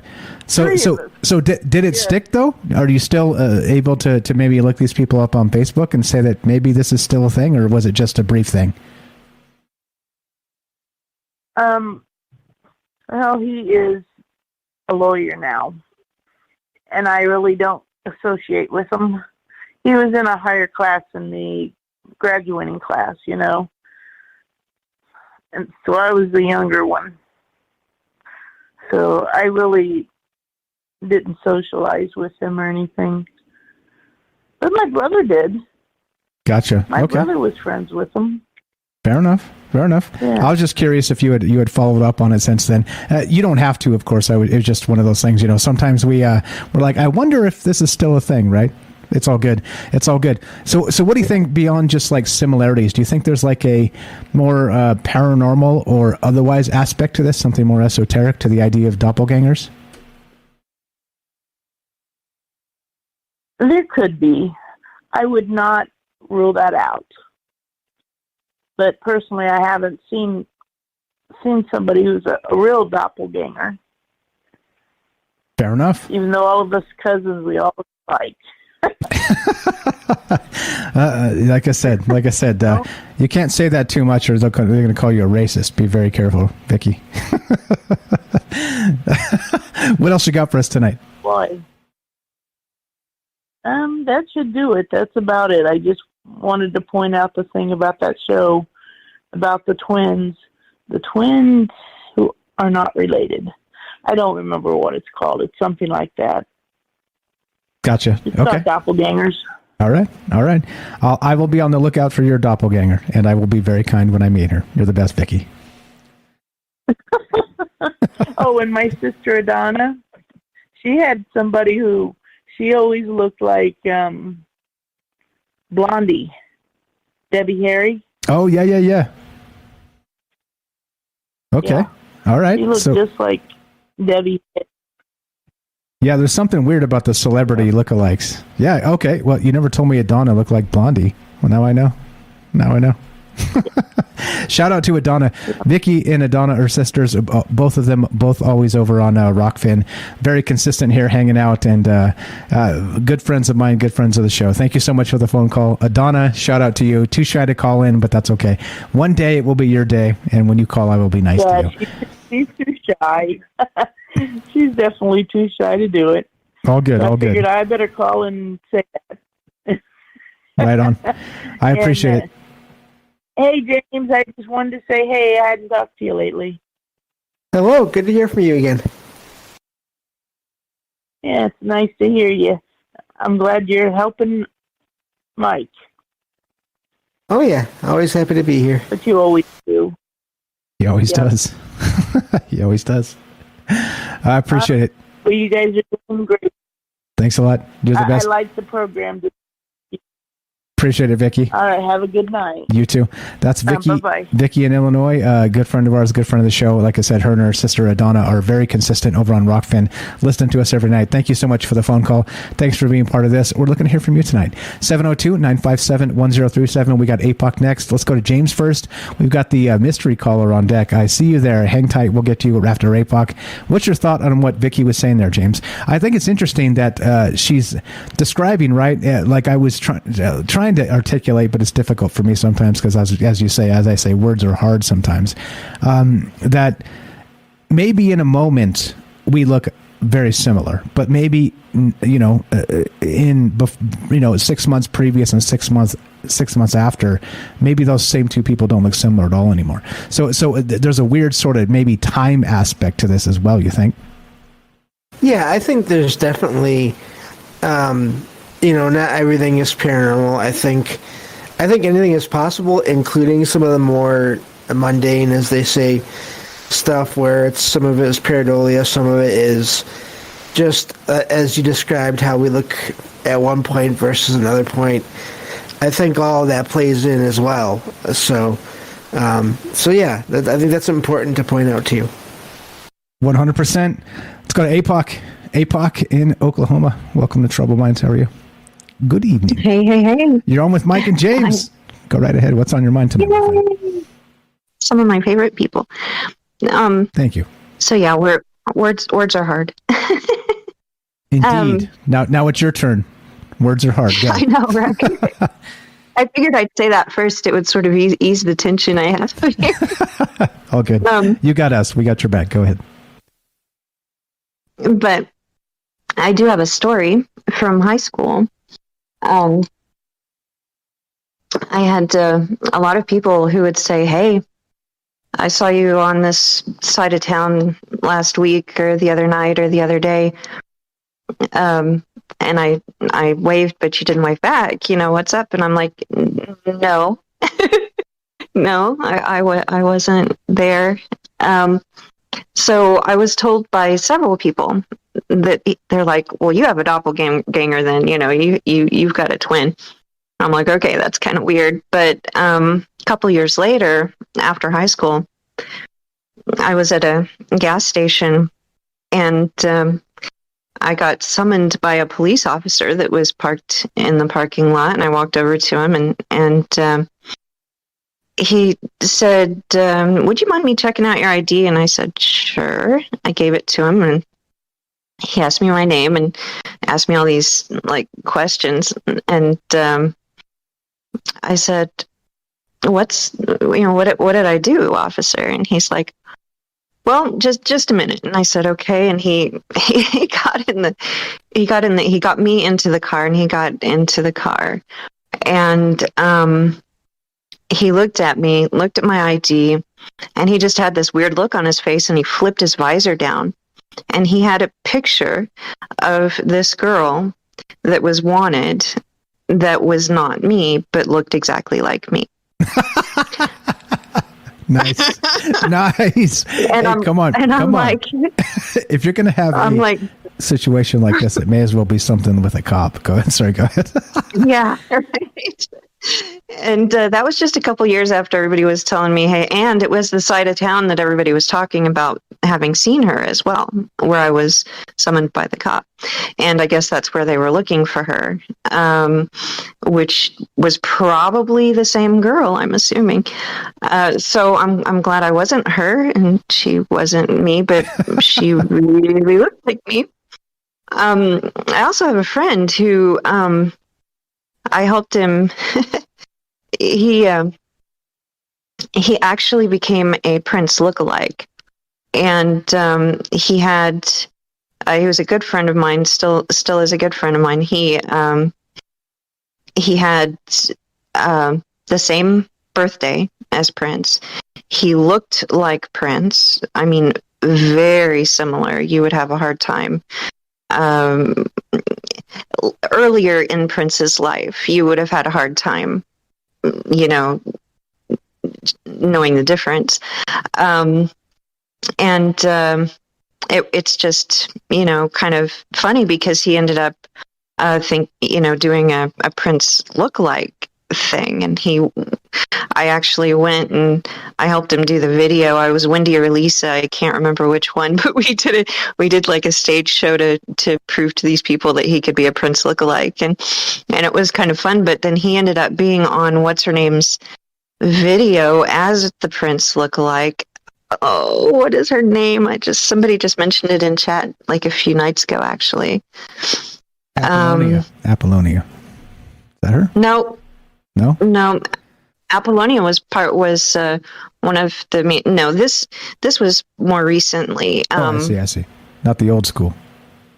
Not the old school. This was recent. But yeah. Anyway, so he's a Prince lookalike. So he is basically kind of like his doppelganger. And one thing that Vicky had mentioned that I was going to also mention was, excuse me. You have, I think, just a few combinations of facial features that are possible in the human face. And statistically speaking, we will have doppelgangers. We will have lookalikes, just in genetics. But the weird stuff is when you get into like the stuff James was talking about with family members having a conversation with somebody in their home with their other family member, and then their other family member saying, no, I was on the other side of town. That stuff comes up a lot when you're looking at paranormal stuff, and it's so odd to me. But using the maybe juice thing, I thought of a million different possibilities while you guys were talking. I'm like, and James also brought up the tulpa thing, which I was thinking about as well. What if we make our own tulpas? What if somehow we or our spirit or whatever wants a different life so badly that we created a tulpa for ourselves? That might be interesting. But if you go into aliens and the genetic testing and the possible cloning, which some of that has been brought up here, what if they've got clones like someone had said, like ready, and what if some of them are out there being us, with a different agenda or a different, I don't know. That's interesting. But then I want to get into time travel. Do it. Oh, hey, why not? We haven't talked about time travel in way too long, so let's time travel to the time where we need to talk about time travel and talk about time travel. Go right ahead. But it's a weird sort of time travel. I had a conversation with a friend about reincarnation at some point. And as you know, maybe there are a lot of people who remember past lives, and they end up finding photos of these people or finding the family of these people. And they happen to say that you look just like them, or the photos look just like the people, just like you, the people that they have figured out that they were in a past life. So what I'm thinking is, what if, there's the maybe juice, what if you step outside of time, we can be reincarnated into many people, which is actually, I lean towards this already. I've already leaned towards this, but what if we are reincarnated in the same time in many bodies? So you could bump into yourself at any point in time. But what if some of those reincarnations are actually duplicates physically of yourself? Uh-oh. Did we just break the Matrix? maybe. I don't know, and I think it is fascinating that there's so much of this. This person looks like you. By the way, do I look like Johnny Knoxville? I mean, for crying the fuck out loud. No. I looked at the thing and I was like, really? You just wanted to call me Jackass, didn't you? Like, why don't you just have the sack and call me Jackass and not be like, you look like the Jackass guy? I'm like, hey, I'm not even a tough guy. Just call me Jackass. It's fine. I'm not going to get super mad. I'm going to get more mad if you tell me I look like a guy I don't look like. That's when I'm going to get super mad. Anyway, so but it is weird that there's the whole. We do look like people. I mean, it is. There's similarities the world over, like you said, but then there's so many levels of this that, again, that we haven't even brought up like archons or even barely the trickster spirits and things like this, or like you're describing. Yeah, and there's a lot to this. So just in terms of like the sipping the maybe juice, once you start shotgunning the maybe juice, this shit can go off the rails, right? I mean, have you seen that show Fringe that I was talking about? Sort of that idea. Oh, yeah. In that alternate parallel universe, the Olivia Dunham that wore the beret or whatever and was nothing like her in the thing. And I didn't watch all of it. Once Leonard Nimoy was on the other side and both sides, and he was a good guy here and a bad guy there. I mean, it was really good. I should go back and finish that series, but it was like maybe the same sort of thing, right? Like sort of the convergences of those timelines, right? Like it's a wild idea. Yeah, I don't mesh with that real well because I'm not a proponent of the multiple timelines, but I'm not saying it's out of the realm of possibility. It could be. I just lean more towards different realities in different ways, not different realities that match ours, that match our own. I go into different places with that, but not like multiple worlds theory, like many Earths and stuff like that. I think that we do have other levels of life in a way. So, I won't go there, but but if the multiple timelines thing is possible, then yeah, that would certainly be interesting. And then there are all those stories of people like waking up and being in a different world, and like that story where this girl wakes up and her boyfriend never existed, and she has the wrong sheets on her bed, and a lot of things look the same. She has the same job, but it's in a different department. She doesn't know her boss, but her boss knows her. And then her sister had surgery, and then she starts talking to her sister about the surgery, and she doesn't know what she's talking about. She never had surgery. So yeah, there are things like that which are really interesting, that sort of go into that multiple timelines theory, but I'm not feeling it. I still don't feel it. I need a little bit more depth on that one. I need to go to different places to go with that one. Hey, if anybody knows anything about me, depth is not my thing. No, I'm just kidding. I'm just kidding. I completely understand, Apoc. You're good there. James, anything for her? Anything for James while we got you guys on? Yeah, well, I like the idea of the multiple incarnations idea, especially if when you go outside of time, that means you could not even necessarily go forward, but you go backward. Exactly. So exactly. Yeah, and so then that would almost lead to it being easier to even have memories of other lives.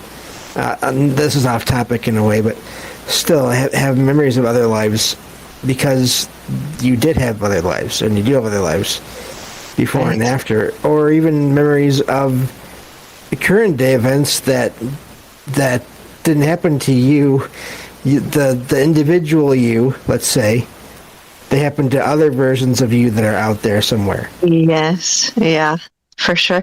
And then there are regressionists, people who do like past life regression, hypnosis and stuff, that they actually go into future lives And some of them have gone into concurrent lives, where they are living another life in this timeline. But I would say that the evidence in that respect suggests that we can have a life in any time, right? We can be in any time that we choose, or that however it works. But yeah, that's definitely interesting. And then the part about people remembering their other lives and then finding out that those people look pretty much identical to them is definitely fits into this topic. So maybe we align with a certain image. Maybe we align with a certain sort of, maybe our personality defines some of the genetics when we're being developed in the womb, as well as the genetics of our parents. But yeah, interesting stuff. Interesting stuff. Algo says APOC has a voice that could do audiobooks. Read us. Aww. Come on, APOC, start. It was a dark and stormy night. It was a dark and stormy night. APOC. Hey. I got an idea. Let's do like a tandem sort of scary story like that. Something like that. Hey, let's make something up. Okay, yeah, cool. APOC, we got a phone call behind you. You're welcome to stay. You're the best. Don't go anywhere if you got time. Love to have you. Somebody's been waiting for like almost 25 minutes. I hate to do that to people.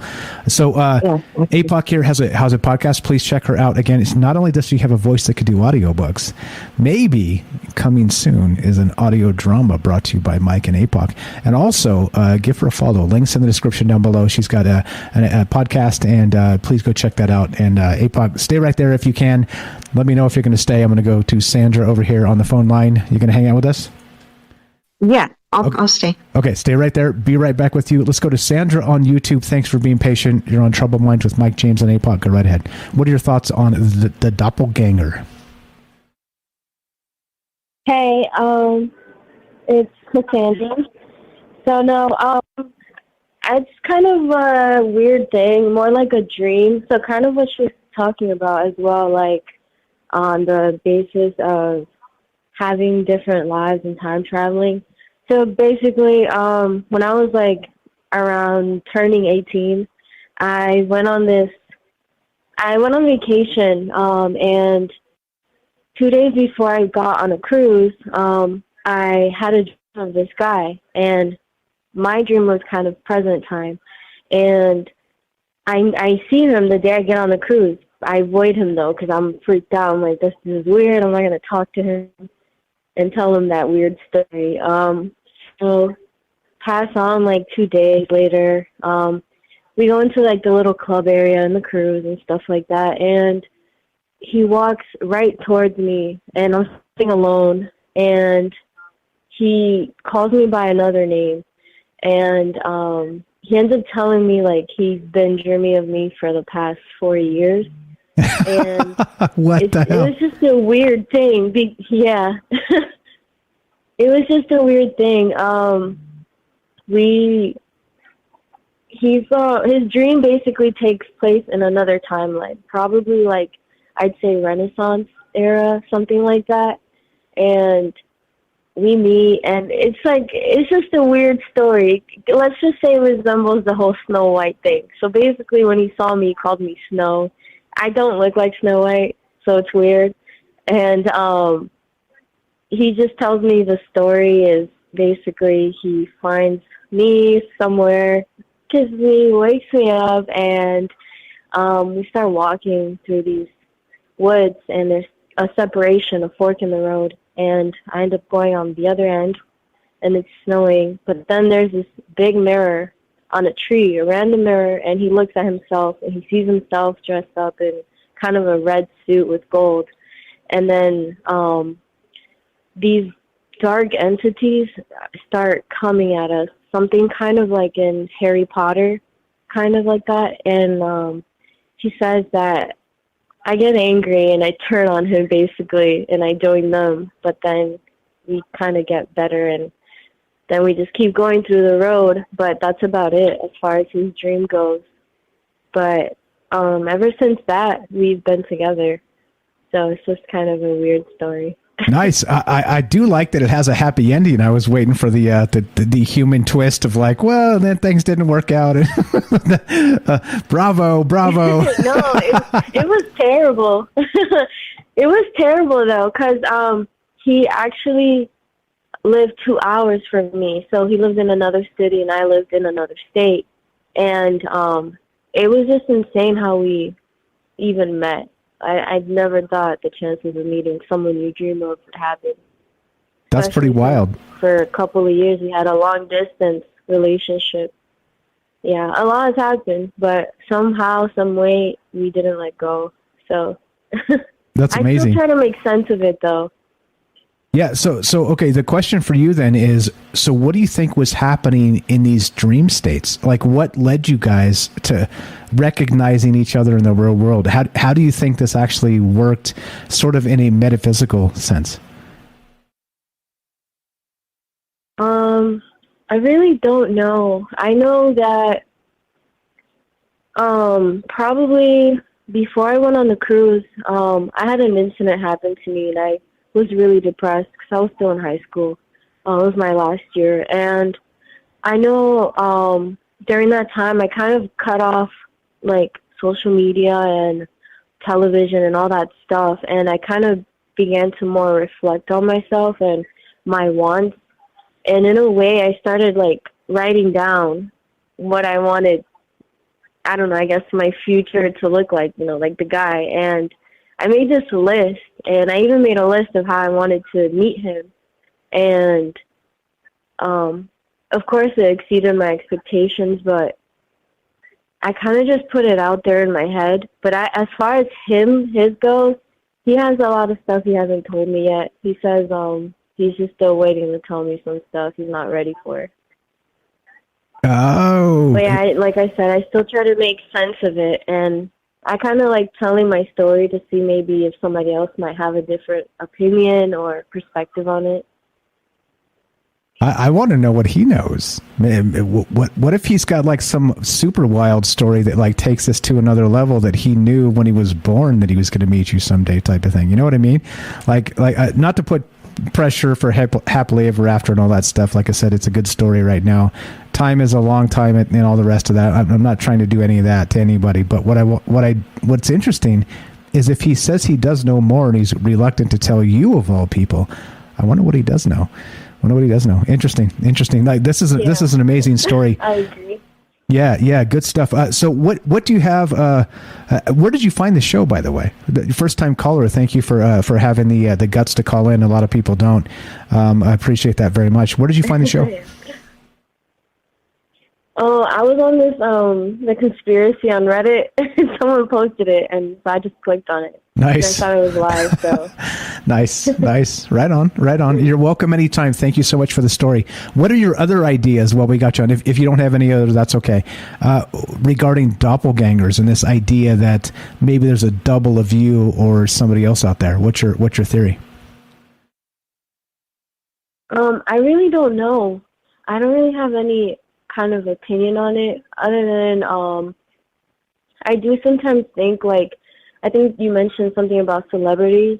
I think a lot of them do look alike, and especially, you know, ones that are already dead and things like that, kind of feel like they just take from the same gene pool. Because I don't understand how they just keep finding these random actors and random singers that kind of all resemble each other. Or if not resemble, kind of sound alike. Like, for example, everyone knows The Weeknd. He kind of has the same flaw as MJ, and I mean, that's strange. I mean, some of it can be from music manipulation, but to what extent? And, yeah, just things like that. Or like how I think Daniel Radcliffe kind of looks like the kid from Lord of the Rings.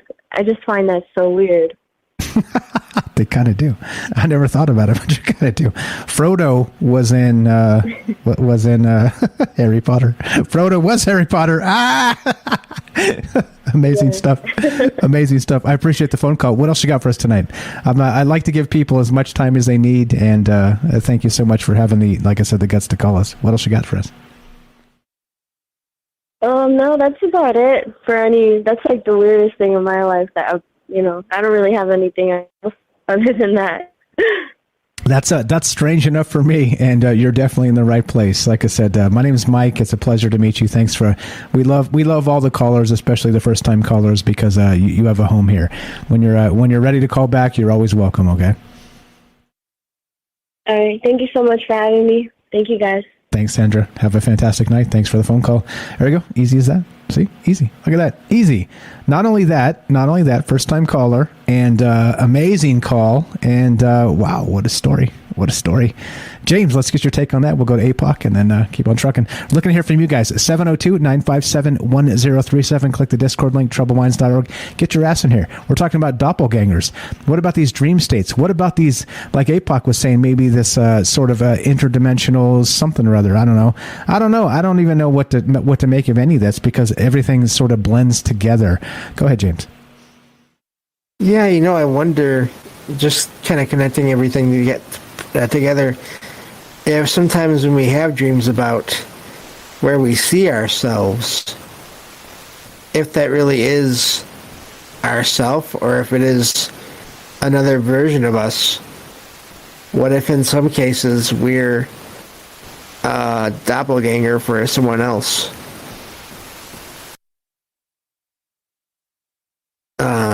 Maybe in some kind of, like I think was mentioned earlier, some kind of astral form, or even teleportation, possibly, or even by location. There have been cases of people that have been seen in two places at once, not even separate locations, just like and I forget the name of this case, but it involved a teacher that was seen in multiple places at once in the school, to the point where it was making the parents worry, because they were getting stories from their kids of seeing this teacher in multiple places at once. And so this teacher, because of all the gossip that was being generated, and basically because it was such a strange thing, of course, in a lot of in a lot of cases, anything that's strange and repeated, people don't like that a lot. So she ended up being fired from the school. Turns out this was not the first time that happened. That's pretty wild. So what's the explanation, James? You got an answer for us? Just that apparently somehow when she was distracted or thinking of other things, she would appear, a version of her would appear near where she was thinking of. Like in one of the cases, she was, I'm barely remembering this here, but she was thinking of the garden outside of the school. And when she was in this classroom with all the kids, and some of the kids sitting by the window happened to look outside, and they saw her by the garden, like almost like she was trying to work in the garden. And at the same time, this teacher in the classroom was kind of almost like, not quite in a daze, but just really kind of almost zoned out. And so it was like she was somehow astral projecting to the other place in that same property. But it was it was so, I don't even know if so strong or so much energy was given off that these other kids, they were able to see that. That's pretty wild. Actually, interestingly, Zoe in the chat here says it's like quantum level. Stuff can be in two places at once. That would be the Heisenberg uncertainty principle. And yeah, I don't know. Wild stuff. Love the story, James. APOC, are you there? We got Y Music behind you, but what's your take on what Sandra said in James's story? What's going on with you, APOC? What's up? Hey there. Yeah, I mean, the bilocation thing is interesting because there are there are a lot of stories related to bilocation. And I think James might be onto something when he's talking about, when someone is thinking real heavily about something or some place, maybe they can project themselves in a way into that place. And that might be, I don't know, it's an interesting thought. Again, that sort of reminds me of the tulpa thing, but tulpas are supposed to be permanent, I guess, right? But yeah, the quantum connection is interesting too, because yeah, I mean, it's all very interesting. We don't know what we can do. I mean, we can do amazing things, and this stuff just scratches the surface. And it would be awesome to kind of know how to develop the skill sets, right? Of all these cool skills that I think we have access to, and bilocation might very well be one of them. It's just unconscious that right now, anyway. There are monks that can replicate things in their hand, can create stuff with their minds, and I mean, there's so much that I think we can do that we don't know that we can do, and the bilocation thing is a cool feature if we've got that feature, right? 100%. And real quick, Robert adds on Rockfin, I think this is hilarious and very troubled mindsy. He says, our doppelgangers have been caught by surveillance cameras and entered into a database. What about the idea of a digital doppelganger? Uh-oh. Didn't they have Tupac and those guys like Michael Jackson touring after they passed away with their digital doppelgangers? Oh, yeah. Yep. Even more weird. The plot always thickens, doesn't it? In the third hour of Troubled Minds, we always go further and further off the rails, and here we are. My goodness. All right, we got a caller behind you. What else you got, APOC? And then, like I said, you're welcome to stay. You're welcome to bounce. You do you. We're just going to do us, and we'll be you're you, I'm me, we're us. And together we rule. Well, I was going to throw in one more thing that might sort of go back a little bit to something either Jen or Night Stalker said. If I was driving down a highway one time and I looked down and I'm heading up on a curve and I'm paying attention to my hands and to the road. And as my vehicle is turning, my hands are not turning. And it just triggered this thought. What if I had actually run into that wall on the highway? And this is what happens when you die. You continue. And you're in this sort of other plane where you need to finish what you were doing. But your body has passed away. And what if that potentially is a different realm, so to speak? There are a couple of books of people who say that that's what had happened to them in remembering past lives and stuff. There's a story about this lady who had a memory of living in Egypt, and she was a wise woman of sorts, and she developed a life and had people, and one day she just decided, I'm going to go back to where I started, and she did. And she found all her friends who were there and started having conversations, and they were all sort of philosophers. And then it just dawned on her, wait a minute, you died. Right. Am I dead?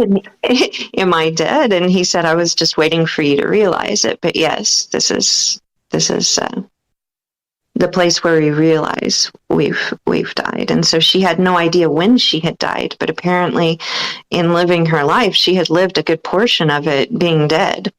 So that's an interesting idea. It doesn't exactly run with the doppelganger thing, but that might be related to ghosts and people seeing people that have passed away as well. Maybe they're living out a life that they hadn't finished yet. Just again, that sort of goes back to that idea that you don't like, that spinning off into another universe, meaning that those we've talked about this with Night Stalker in the past too, with those, like if a ball bounces left or a ball bounces right, is that the moment that it spins off into another universe, another sort of timeline or time frame like you're describing, or a life continued? Or is it built on consciousness like you're describing, that these things don't happen except based on human lives, or say lives in general, souls in general? That's an amazing thought. Great stuff. Real quick too, shout out to Zai if you're out there. The reason why Sandra found us tonight, by the way, that's why I always ask, because I want to know where people find us. Zai is out there sprinkling Troubled Minds fairy dust all over Reddit and all over everywhere, Facebook and everywhere else, as we're doing this live. She's out there dropping links. A good friend of mine, part of the team, and so shout out to Zai, shout out to Sandra. That's again, this is how things sometimes don't happen by accident, do they? And right, sometimes it's just a lot of hard work. So thank you, Zai, for doing the thing and spreading some Troubled Minds sprinkles out there on the internet. I appreciate it very much. Thank you, Apak. Amazing thoughts as always. Let's go to Big Y. Big Y in Hawaii. What's up, brother? Are you there? Test 1 2. Hello. Did he sneak up on you? Maybe he bounced out of the channel. Maybe he's not there. Oh, yeah, bounced out of the channel. That would explain it. Big Y in Hawaii. Welcome to Troubled Minds. If you need a second to get it together, no problem, because you bounced out of the channel. How are you, my friend? What's going on? Test 1 2. Big Y. Big Kahuna. Big Y in Hawaii. Test 1 2.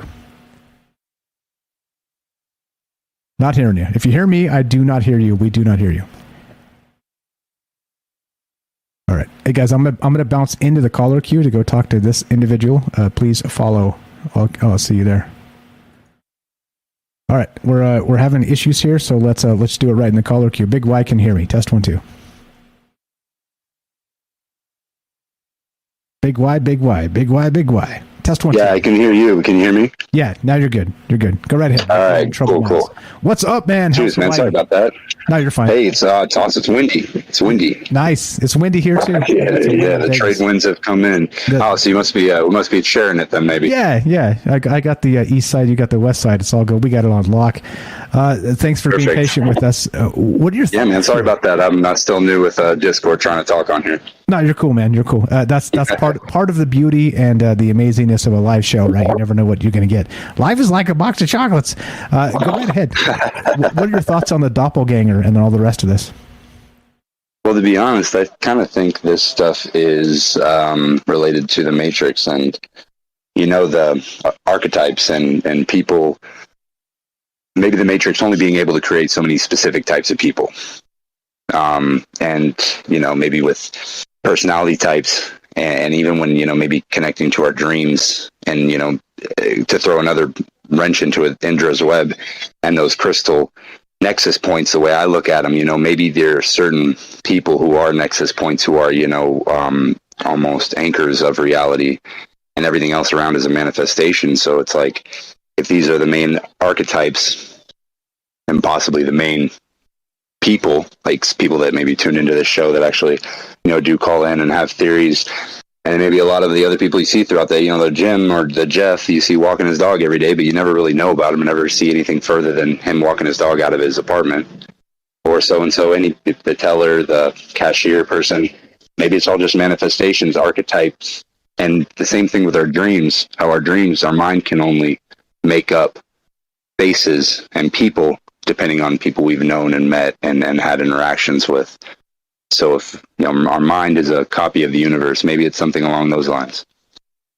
I love it. And so what would that mean then? Is it back to that whole parallel reality type stuff where our doppelgangers are just in our minds and we're creating parallel versions of ourselves in alternate realities, and then so there's some sort of overlap? How do you explain how maybe you come into contact with somebody that looks exactly like yourself?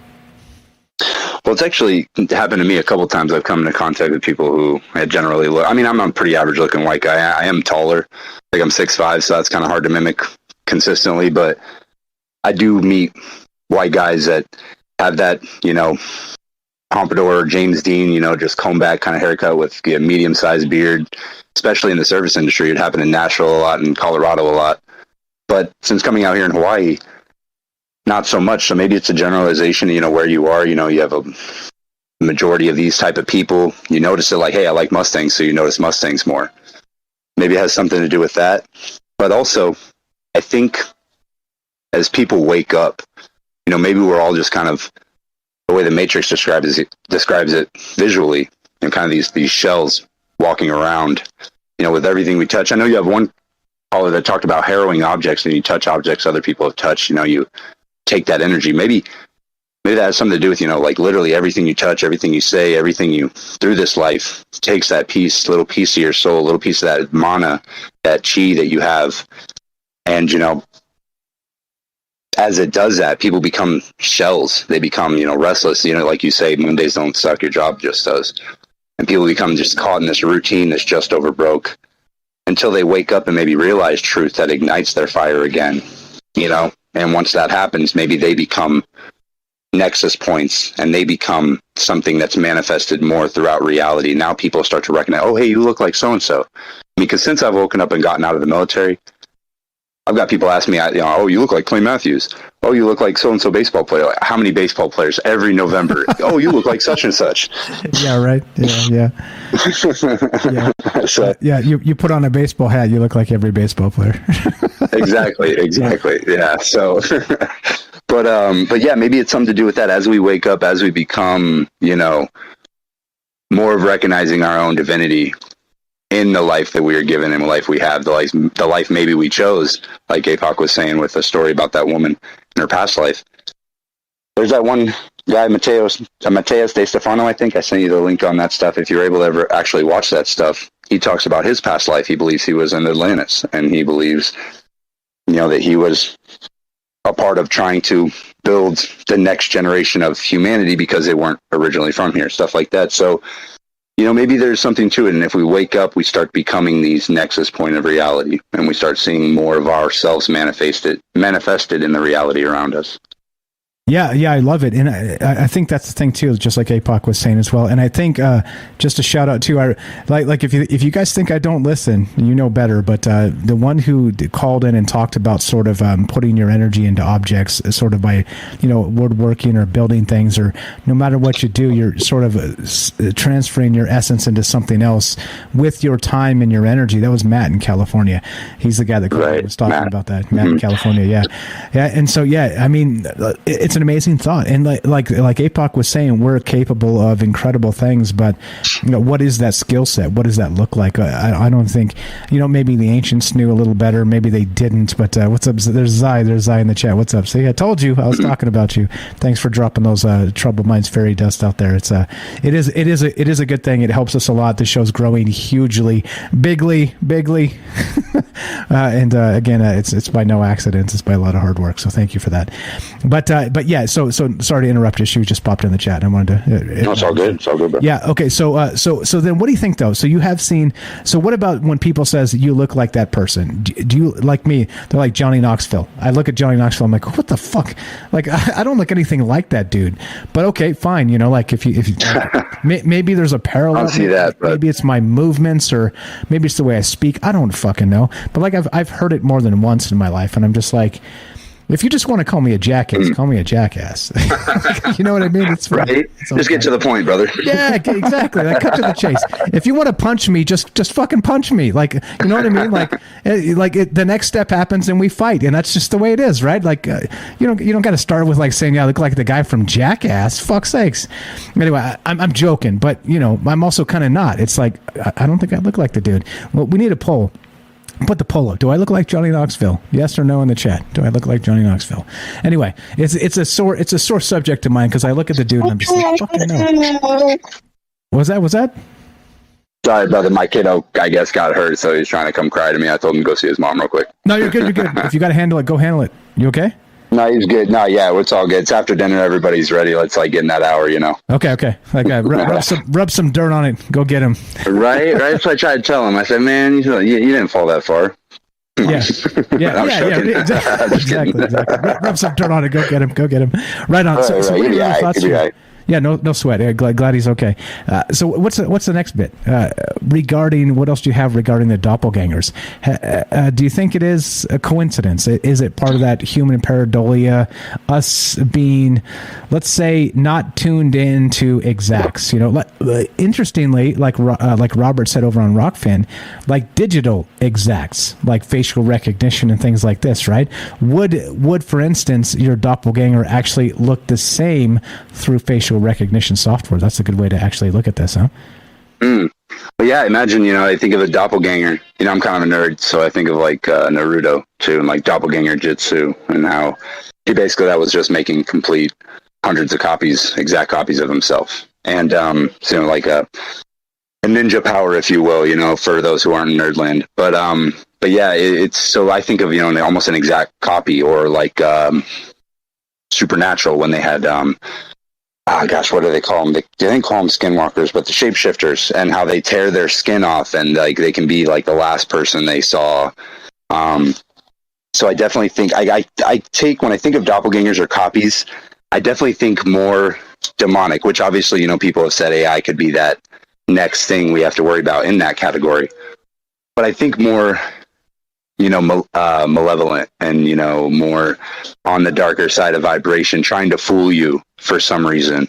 And hell, who knows, it could be like some type of time glitch. But if that's the case too, I mean, you better look out, because that paradox, you may be dead in a split second. So I just think it definitely is more of a negative omen, seeing yourself or as that much of a replica. And if we start showing that these archetypes are exact replicas of one another, like through facial recognition, I mean, that would be kind of even more proof that the Matrix can only do so much. And here we are. Also back a ways to talking about doppelgangers. Algorithm in the chat said maybe all this stuff's just a glitch in the Matrix. Maybe a glitch in the simulation. The algo says a lot of things that I'm keen to be on the same mind with. Yeah, smart dude for sure. Yeah, I don't know. I mean, there's a lot of ways to look at this, and I think that's the interesting part. Is it doesn't just become some character from folklore or mythology that shapeshifter turns into you to see you 3 times and you're dead, sort of thing, right? There's a lot more to this, because again, right, like from 500 years ago, they didn't know what the internet was. We do, right? And we're smart enough to be wary of it, right? So, yeah, exactly, pretty wild. My granddad used to tell me, only believe, don't believe anything you hear and only half of what you see. So that's also Edgar Allan Poe, by the way. Is it interesting? Yes. Damn. See, I'm learning my granddad was a little bit more educated than I thought he was. I'm pretty sure that's the guy that said it. If I'm wrong, I'm wrong, but I think it was Edgar Allan Poe that said that. But yeah, that's very cool. That's amazing. That's amazing. My grandfather told me. He said, "We'll take you out in the giggle weeds and kick the ever-loving shit out of you." So shut your mouth. That's what my grandfather told me. I definitely had my moments of hearing, "No, go get a Switch." That's for sure. It's funny because like I was only born in the '80s, but at the same time, like my grandparents raised me, so they're pretty old school. Yeah, old school. I mean, to be perfectly honest, he never kicked the shit out of me, not one single time. But you knew when he gave you that look to like not cross the line, because he might. Oh, right. Yeah. Right. When he gives you that look, gives you that look, and he like tilts his head down. His glasses kind of slide just slightly, and you're like, "Oh yeah, all right." And then I'll stop. Shut up, Mike. Shut up. It's time for you to shut up and be a grandson and put your hands in your pockets and not touch anything and not say a damn word. Right. It's funny.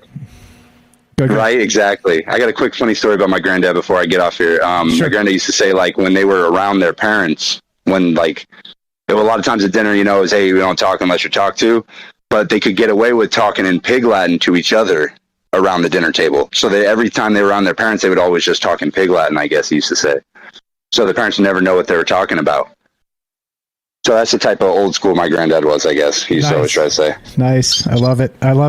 Hey man, there's so, again, right? Like we live in a world where they want to cancel that old culture, but there's a lot there that, you could say there's a lot of ugliness, but there's also like a lot of beauty, and we can't just throw the baby out with the bathwater. I love my grandparents very, very much, and they taught me a ton. And I'd be 100% lying if I said I wasn't the person I am without all of them. So there you go. I think there's a level of appreciation they were willing and ready and able to achieve that a lot of my age people and a lot of people younger than me aren't willing to achieve, because they're so ready to get stuff instantaneously that the whole idea of manifestation doesn't come full circle like it should. And I think the older generations understood it a lot better than we did. When we think we're learning everything that they already knew, Yeah, well, we just Google everything and learn life lessons in some a sterilized digital backdrop, and it's not. It's and you see what we get. I mean, you reap what you sow, and here we are. Right, exactly. It's unfortunate. You're the best, brother. You're the best. Hey, I appreciate you taking my call, man. I appreciate you. Anytime. You're welcome. Anytime. We appreciate you as well. Thank you so much. Big Y in Hawaii. Big Kahuna. Surfs up. Go get it, brother. Hell yeah. Shoots, guys. Good night. Have a great one. All right. Take on that, James. Well, we got you on. Well, we're doing this. We're keep on trucking. It is Friday night Troubled Minds, because we don't do a show on Friday except for the news show, which is at approximately 3 p.m. Pacific time on Twitch. But yeah, so there's no Troubled Minds tomorrow night. But James, take on that. We'll go to APOC and what's up? We're still taking your calls, by the way. 702-957-1037. I'm not scared. Even haters will take your phone calls, and I'll even give you a minute a little bit of rope to hang yourself. Go right ahead. What's up, James? Not you. No, I figured that much. I almost wanted to joke earlier, though, when you said just go ahead and call you a jackass. I almost jumped in a couple of times there. just because. Hey, man. Just because. This is what I'm saying, though. Just cut to the chase and just call me a jackass. It's cool. It's fine. It was hard. It was so close. I had to say. I have been called way, way, way worse than that. You think?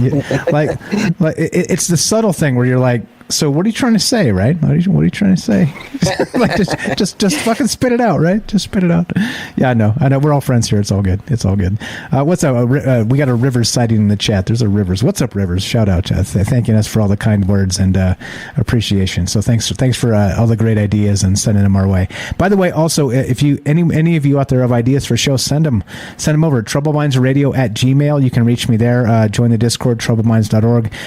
You can leave me a voicemail. By the way, matter of fact, we got a fantastic voicemail. I need to play this. I'm going to do this. So I'm going to play this in a sec, and so we can hear the difference we're making in people's lives. And I think this is an important thing. Just so you guys know that this is not just the I don't know whatever you want to call what the derogatory haters might call this. And we don't get a lot. There are a few, but I'm going to play this voicemail in a little bit. So remind me before we get out here. I'll play this. But go ahead, James. Your thoughts other than calling me a jackass, dick. Dick. No, but great call from Big Y. I do agree. There's so much that we think we know, and there's so much that we could learn from people that have been here longer than us. I definitely agree with that. And then I do agree, there's, again, it's getting back to that idea of just our perceptions are all different and not perfect. So I think there is definitely that pareidolia part of it does play into all this as well. So, but that's, other than that, I think that's basically it from that. That's that? All right. That's fine. I think so. All right. You sure? I can only think of so much at a time. Twist your arm, James. Damn it, James. Get good, noob. Words are hard. By the way, to Rohan, every time James is on the show, and Rohan gives me a message the next day. I'm telling on Rohan a little bit. He's like, "Damn, James is so pro now. He's so polished these days. What's going on with James?" And I concur. James is amazing. I appreciate your input. Thanks for hanging out and being part of this. I appreciate it, bro. APOC, what's your take? What's going on? If you're still there. If you're not, that's okay. I forgive you. I'm here. So I'm a little confused because I missed some of what he said, but he was talking about the Matrix, that the duplicates being sort of part of the Matrix, that they've lost, that they only have a certain amount of patterns or something. Is that what he was meaning? I think it was kind of like a duo, like yes, that, but also kind of what we've been talking about all night is how. So I interjected that Matrix part to him. So he was talking about how it was it could be a lot of things. It could be the genetics. It could be just basically in line with what we're saying tonight. And he had some, most importantly, I think, had some great stories about his grandparents. Yeah, I like that a lot. See, right. I miss my great aunt and my grandmother and my other great aunt. They were three sisters, and I call them the great sisters because they were just amazing in that era. Is just lost. We have this magic in that era of, those people were going to do what they were going to do. It was like, that's all there was to it. They were determined, and they didn't really see a limit. They built their own homes. They, had barn raising. Their neighbors supported them. They supported their neighbors. It was so different than now. And I think the community and the feeling of just independence of that era is starting to be forgotten. And I was mostly raised by my grandmother as well. So it's, it's really, I hope we can get some of that back. Because it's literally magic. It is. And I think what I was saying there is to concur with you is that we're sort of sanitizing a lot of that. A lot of the, like the human interaction from generation to generation, like learning something from your elders is magic. I think it is magic. Like in terms of, like we talk about, Michael Strange doesn't believe in magic, and then Rohan's like, what are you talking about? You do magic every night. And he doesn't mean like an amazing, Mickey Mouse and the wands and blowing up the world. He says it with words. He's like, words are spells, and you're doing it every night. And I'm like, I get that, but I don't see it that way. But then, right, it's open. I'm open for debate on that. But magic is real. Magic is for sure real. But I think it is in that human connection. I think it's in the human touch. It's in all those things that we've actually cast aside these days. And that's why, again, I love technology, but I also hate it because it's making us lazy. It's making us not want to think. It's making us, instead of ask Grandpa, we ask Google. You know what I mean? And there's such a dichotomy of the two things there that's not okay. It's not okay. It's like, so we just, once you're 12 years old and learn how to use Google and have your own device, it means you don't need the rest of the world, right?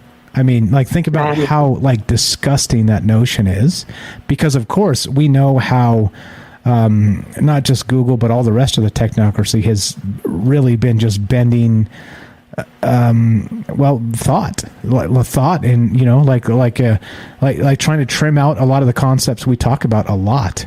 So and again, and like I said, me, maybe juice and all the rest of that, I don't even know if it's real.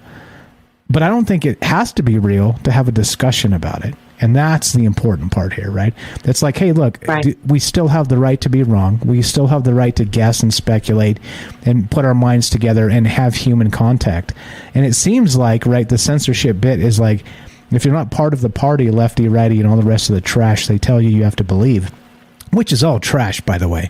Like all the political talking points, by the way, you guys, all of it is trash, in my opinion.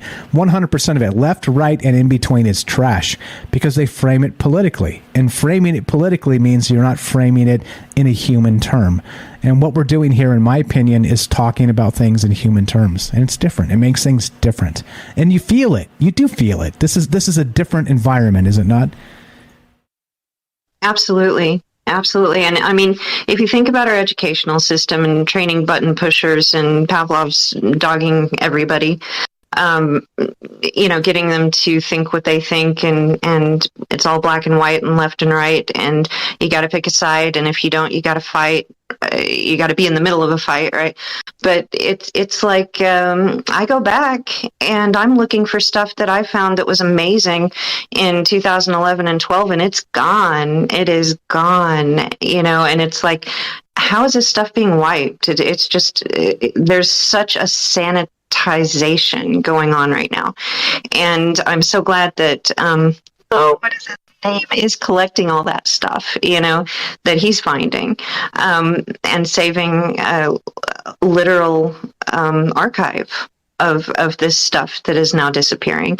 And so if you think about it, why would we be discouraged to think out of the box? Why would we be discouraged to think for ourselves? I think it's the same reason that they train people in the way that they do in our educational system. I'm sorry, got to step out for a sec though. Get it. Go get those dogs.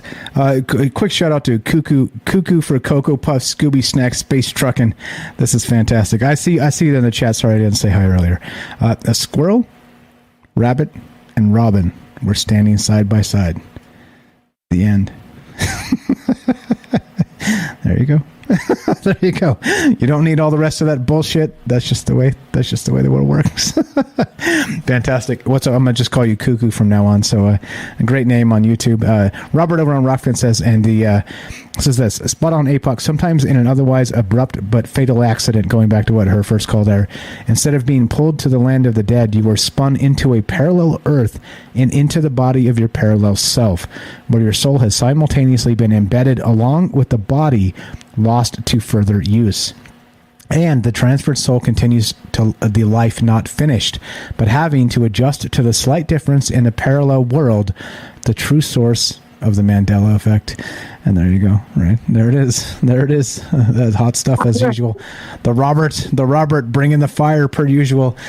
Yeah, all good. I don't know if you're still there.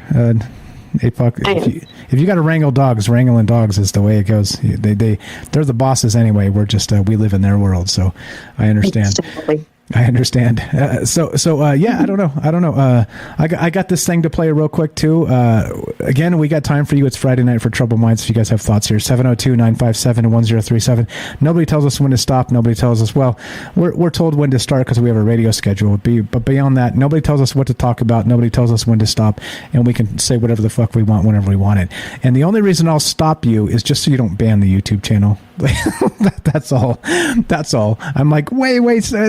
That's the only reason, right? Like, I want to hear what you have to say, but right, when I do that, that's why. I just don't want to get the YouTube channel banned. That's all. All right, it's Troubled Minds Friday. Yeah, fucking right. Troubled Minds Friday. All right, so APOC got the dogs wrangled. Back to James. We'll play the clip and then let's get the hell out of here. I think, unless we got more calls, more ideas. James. Yeah, I do. Just all great calls tonight, great chat from all the places. I do just wonder though, in some cases with the doppelgangers, because this is another thing that I've wondered before and I've heard of, and it's kind of it can go different ways depending on how you want to think about it, but there could be energy forms of some kind, whether it's spirits or other dimensional beings, but this idea that I've heard before, and I kind of like it in a way, but it's basically a question: how do we know that everyone that we pass or that we walk around or that we see walking around is a regular person? How do we know they're not a ghost or some kind of doppelganger or some kind of alien or whatever? We don't know them all, but we see them all around us. Or an android, or replicant, yeah. What if we see them and they walk around the corner, and we have to walk around that same corner, and then they're just gone? What is that? What does that leave? It leaves me needing to use the men's room, so I'm going to do that. And APOC, if you're there, you there? I'm here. Okay, can you two take it away for just a second? I'll be right back. Smurfer Girl demands 4 more hours, so I'll only consider it. Only consider it if Danny jumps in here and calls. Then I'll consider it, but otherwise, well, we're about to end this bitch. So I'm going to step away and go to the restroom, and I'll be right back. So can you guys take it over for just a minute? I'll return in just a moment. Sure thing. Thank you. Yep. I want to address the multiple worlds thing. Was it Robert that brought that up? I think so. Basically, I think it's been brought up by a couple people tonight. But yeah, Robert definitely in the chat there. Yeah, I can't multitask tonight because I had a headache going on, and I kind of went away, and I don't want to put my eyes on chat to sort of strain. I hear you. Yeah, I know.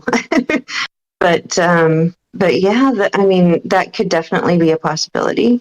I think that, again, where I lean is that there are like frequencies of reality, frequencies of how time works, and that we have many, many layers of different frequencies that are related to us, to existence in general, before you get to the singularity. And I think those gradients can be exceptionally varying. They can be different. And I see it as kind of more or less dense physical, more or less dense reflections of physicality. So if you change the vibration, you change your density. And so if you were to pass on, your density would be less, and you would then sort of shift into a different frequency. And if you're in a different frequency, that could be something like a dream or a shared dream in the expansive sense, and instead of the internal sense and the external sense. And it could be that there are shades of potential Earths in there that sort of act as a minor conduit. So I could kind of see that as a multiple worlds thing, but it would, to me, again, be different, because physics would be different if the frequency were different. So it wouldn't exactly, for me, be the same. And I would definitely say that it would not necessarily look like our own unless it was, well, I'm not even going to say that. I've played with these ideas a lot. So all of them are interesting. And what's really amazing is that we don't know. It's like we really don't know, and it's cool, because eventually, maybe when we die, maybe not, we'll find out some of this stuff. But what do you think, James? Well, and that makes you wonder about people who see other people do things that seem to defy physics.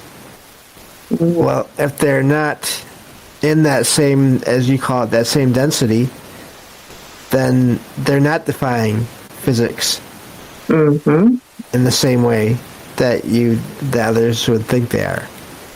Interesting. So maybe when people see other people either flying or floating or passing through objects or walls or doors, I used to always hear that was just what they call a residual haunting, where there used to be a door there, or when people would only see apparitions that basically had no feet, it would be because the level, the floor level or ground level, was at a different height.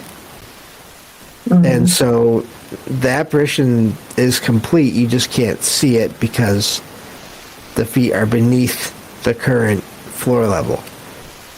Right. But maybe it's not even that. Maybe it's just, maybe not in that particular instance, but in some cases, maybe there are people, and especially if once they become more aware of what they can do and start experimenting, that would look odd to other people that are around.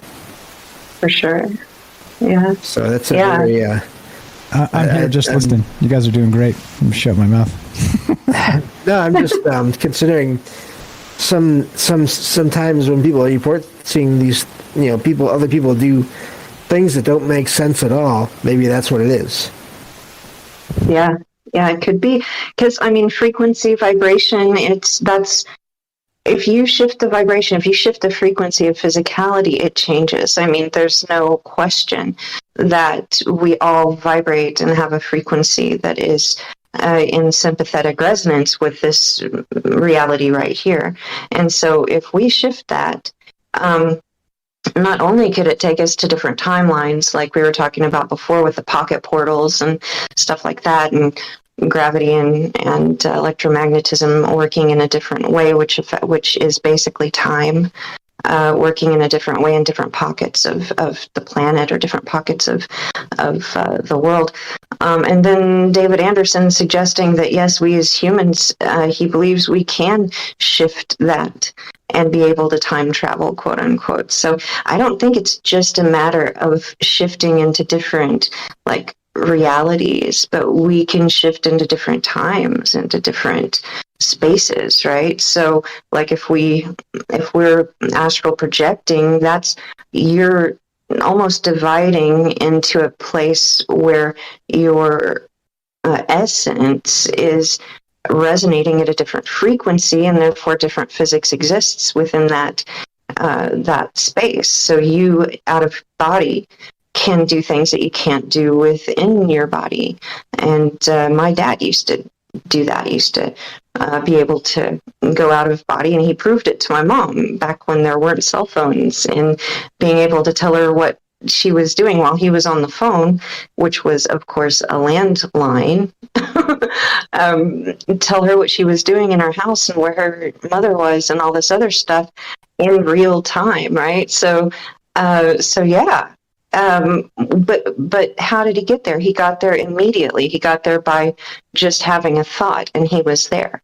And he was interacting with his body at the same time. So, again, we can do amazing things, but it is, I think, about frequency, about this, this, the way energy is organized is via frequency and waves, and so I see somebody popped in. She wants a 4-hour show. Michael. Okay, well, just before we do that, let me play this clip before I forget. What's up, Danny? We'll get to you in just a sec. Please be patient with us. I'm gonna play this, and this is what I'm saying. I played this the other night, and I was like, yeah, this is what I'm talking about. This is why we do this show. This is literally why. And you get, like I said, I say this a lot in terms of the audience of this show. The live show is super energetic, and you guys are super interactive, and all the amazing phone calls and great thoughts in the chat and all this stuff, right? But the audience of this show, live, is about 1/10 or even a little bit less of what the full audience is on the podcast feed. And here's a quick clip from an individual that called just a couple days ago. Listen to this, and this is this is what's going on out there in the zeitgeist regarding troubled minds. Me, you, and again, all of us together. Listen to this. Hey, man, I just started listening to your station. I want to tell you, you are fucking amazing. You're hitting on so many key notes. It's ridiculous. I recently, in a nutshell, had a near-death experience, and things are so crazy now. But it's cool that you're hitting on that, man. It's a lot more people need to follow by your example. And I just wanted to leave a quick message saying thank you so much. I get to Twitter now, and like I said, my name is Patrick Rishton. I've got a crazy story. One of these days, maybe I might tell you, but all I can say is thank you. There's so many of us that appreciate what you're doing. And thank you. You have a good one, bro. There you go. So just so you know, if you leave me a actual voicemail, I'll hear you. The number is persistent, 702-957-1037. I played that. He gave his real name, but he didn't leave his phone number, so you don't know where he's from or any of the rest of that. So there you go.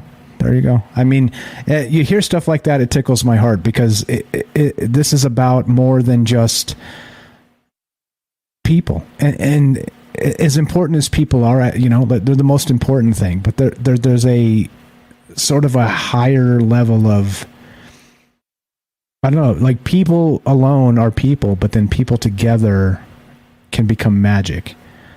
Yeah. So just saying, there you go. So I appreciate that phone call, my friend. Thank you again. Like I said, get voicemails all the time from folks. If you want to leave me a voicemail, and be aware I might play it on the show. I got some flat earth stuff that I'm not going to play because I'm being preached to flat earth style on the on the voicemails. I think we hit a flat earth network or something, because they're leaving me voicemails and trying to tell me to do this or do that. And my view of the cosmology is wrong and all this, and that's okay, because. And I'm not making fun of that. I'm just saying that it's interesting that like suddenly I got a slew of calls, and like one, I don't know where it came from. It's fine. It is interesting. Cough. All right, let's go to Danny in Kentucky. Welcome to Troubled Minds. You're on with Mike and APOC and James, and eavesdropping is Daryl, but her Discord's kind of broke. But what's up? What's up, Danny? Welcome to Troubled Minds. Yeah, cough. It's fine. Was that you? Did you put me into the Flat Earth Network to call me and leave voicemails? Okay, all right. Then you're fine. That was not me. Okay, and you're fine. I got 3 in the same day. That never happens. I get like maybe let's say 5 or 6 messages a week, right? So not one a day, but. In the same I will day, have you know, I am not Earths. the only flat earther in your okay. chat. All right. That's fine. That's fine. I didn't accuse you. You said cough, and I thought cough because I may be among that mentality. Okay, that's fine. You're allowed. I'm not even going to get mad. I'm not even mad. Thank you, sir. Yeah, of course. Why get mad about so stuff? Gracious. Like that? Yeah, why get mad? It's yeah. There you go. Right, Algo. Who is this crazy caller? So we're not on Flat Earth tonight because it's too late in the night for that. I'm gonna dodge that one forever. The doppelganger. What are your thoughts on this? What's going on? My thoughts are I was listening to. It was APOC, right, with the cop. Yes, I had pretty much almost the same sort of situation when I was 18, a very long time ago, and I was walking down the street on the sidewalk, minding my own business, right, and a police officer slows his car down and starts yelling at me out the window, and I didn't know he was yelling at me because he's yelling someone else's name, and so I'm like, he keeps yelling, so I'm turning my head like, what? So he's looking at me. I realize he's looking at me, but that's not me. The name he's yelling. The name was Nicole. I'm not Nicole, man. Sorry. And he did not believe me. He would not believe me.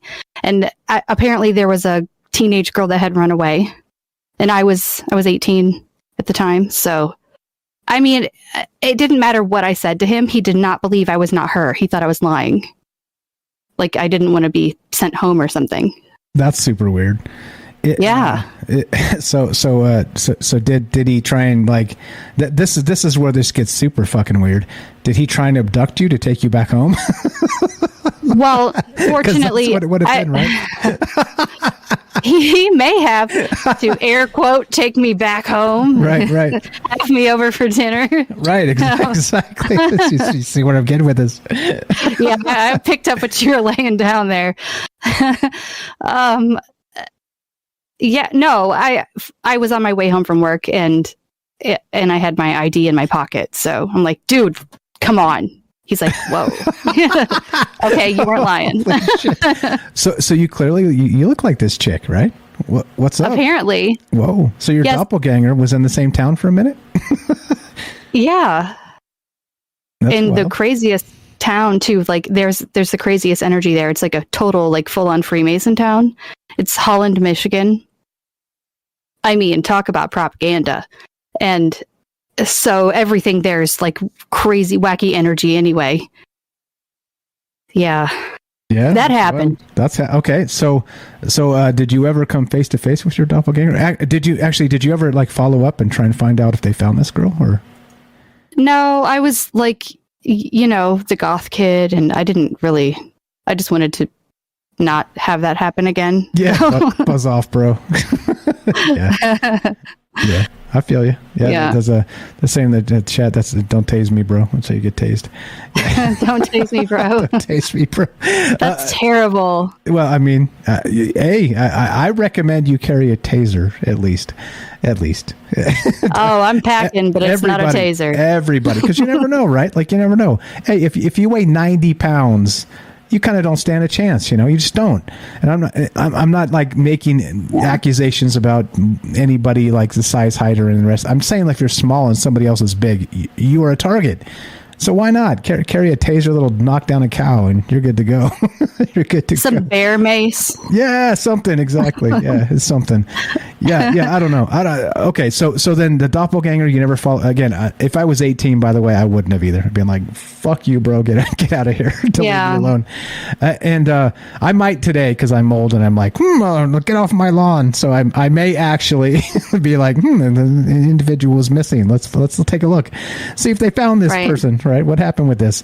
But I did have a friend in high school named Amy, and people thought I was her all the time. And we've even talked about it recently, and they thought I was her. Like people would call me Amy constantly. I swear to God, I do not look like this chick. It's like you and Johnny Knoxville, not even a little bit. Right? Thank you. Not a chance. Fuck. I look at that guy and I'm like, wow, what? I'm uglier than I thought. Holy shit. What just happened? How did this happen? How did we get here? Oh well. He has this like etched with frustration sort of look on his face, and you have like a baby face thing almost going on. There's no comparison. It's not. There's nothing. Whatever. I don't know. Thank you. I agree. I like if there was something, I'd be like, yeah, you're right, maybe, but I don't know. Like even like literally every feature is opposite. Exactly. I don't know about opposite. We are like skinny white guys or whatever, but like other than that, like it's. Well, like Zoe said in the chat earlier, you get like 2 eyes and a nose and a mouth hole. Yeah, kind of. Yeah, kind of. Yeah, yeah. That's how I feel about it. It's like, we are human-ish together, I guess. Super and weird. Men, Yeah, but I mean, I don't think I've ever, like me personally, I've never met like an actual doppelganger of myself. I've never like looked into somebody's eyes and was like, "Oh fuck!" Like I've never done that. What about you? Have you? I think I kind of do have one though. Sure. Go ahead. Meg White Stripes. Oh yeah. Okay, you are the goth girl then. I mean, do I not look like her? I don't know. Like back then, though, not now. I don't know. You guys send pictures. I don't know, and I'm not she being. She kind of let herself go. I'm not being weird. I'm not like that. Pics or it didn't happen. I'm not being like that. Don't send me those kind of pics, please. I'm just saying, like, I don't know. Maybe. Like I say. Oh, I have seen you on camera, so I don't know what the white stripes chick looks like. To be perfectly honest, I don't know. I'm getting it. All right. I'm going to find out. I don't even... What's her name? I'd have to type white stripes chick. Meg White. Is it Meg White? All right. All right. I put a pic in the show chat. All right. There we go. All right. So you do have a celebrity doppelganger even. All right. Personally, I think I look more like the Donnas, the singer of the Donnas. But the Donnas. Who knows who the Donnas are? Like bubblegum. I know the band, Pop, but I don't know what the people look like. It's funny, right? Like when you get like the Foo Fighters, and then you get like Radiohead, and you get like you go rock bands, and you go all the way down, and like you get like 22 levels deep, and you're like, they kind of all look the same. Like, yeah, you're like more important is what they sound like. What do they sound like?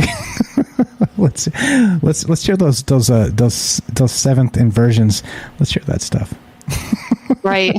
If you ain't doing that, I'm not sure I'm interested. But yeah, I don't know. I don't see the thing. I don't see it. Oh, there you go. No, that's Lily. Did it not post? Maybe the file thing was too big or something. I don't think it posted, yeah. Okay. Your files are too powerful. Oh, too powerful. There you go. This is your fault. This is all your fault, Danny. It is my fault. It is your fault completely. Okay, so aside from that, I'll give you Meg White. Did you say her? What was her name? The White Stripes. Well, I'll give you that. What about doppelgangers on another level? What do you think? Again, it's like Algo had hinted. Is it a glitch in the Matrix? We talked about a little bit, maybe dream states, and that call by what was her name? Fuck. Oh God, my names are my worst. You heard the call. So what I've about, not. Well, I did. I was in and out a couple times. I've not seen that though, so I don't know. seen which what? Seen what? Oh, do you mean in literal dreams? I thought you meant like a movie named Dream States. No. So Sandra, there it is. Sandra called in earlier and was talking about how the doppelganger wasn't really them staring at themselves; it was them staring at each other in their dream states. That's what I'm saying, right? So it was sort of like a great way to kind of take this doppelganger thing and turn it on its head and sideways a little bit, which is perfect. That's why we're here. But what are your thoughts on all the rest of it? You think it is just pareidolia and some human bullshit where we can't differentiate between people because of our biases and because of our humanity and the rest of that? Or do you think there is something? Do you think there is somebody out there that looks exactly like you? I think there's lots of people out there that look exactly like me, and pareidolia is a thing, but not. I think that's also used to explain things away, to hush the, people that are falling off their rockers, so to say. But I don't know. Think the universe of infinite possibilities and scenarios and planets, and if there's such a thing, because I'm a flat earther, then maybe there's lots of Mars chicks and Venus chicks, and I'm so into that. and some of them might. I can definitely feel my inner Marvin the Martian sometimes. Yeah, okay. I can channel that. So, all right, maybe it's all true. Which part? Which part of all true? All of the things. All of it. All the things. Hey, I saw because infinite possibilities, right? I saw Neverending Story once. Even that's true. Oh, damn. That's like, I can't say that's true because that might make Algo's head get a little bigger on his, simulation theory thing that I utterly disagree with. Even if I might not disagree sometimes, but, not going to acknowledge that. My for the record, I said this way back too. My ego doesn't like it either. It feels like it has to be a trick. Like if that's really what my existence is defined by, then it's not just a simulation. It's a dirty trick. It's a dirty trick. I agree. It's the old. That's just wrongness. It's just wrong. Yeah. But again, it's interesting. Like if you think about simulation theory, and we're talking about doppelgangers tonight. What about that base reality? So is the base reality you? And then if it is, well, what would doppelgangers be in a simulation, right? I mean, vampires. Yeah, or spirits, NPCs, or shape changers, or skinwalkers, or shit, or internal fears. Yes, that we manifest the tulpas, like James was saying, like we manifested ourselves somehow. Yeah. I mean, what do you think the whole meta thing is about? They want to make you live in your VR goggles with, your Microsoft ads and stuff. And meta, by the way, means dead. Just saying. Yeah. They beat me to that by 2 days. Those dirty bastards. Those dirty radio bastards. But I beat them to the punch on the meta. They beat me to the punch on the meta means dead. But well, what can you do? You can't be first and best all the time. So my ego doesn't like it either. Well, it wasn't on your radar. They want you to know because that's their whole rules that they follow. They have to tell you, blah blah. But that's for us. That's the good thing because they think they have to tell us things. So we're like, you just told me. Come on. I've been told. You've been told too. Yes, we've all been told. Now you've been told. All right. So doppelgangers, real or fake, or somewhere in between? I mean, if shapeshifters are a thing, then absolutely, 100%. what are those things called that get in your bed and like inseminate you? Incubus. The incubus, yes. But an incubus and a succubus they're both female. They can shift. They're actually both female.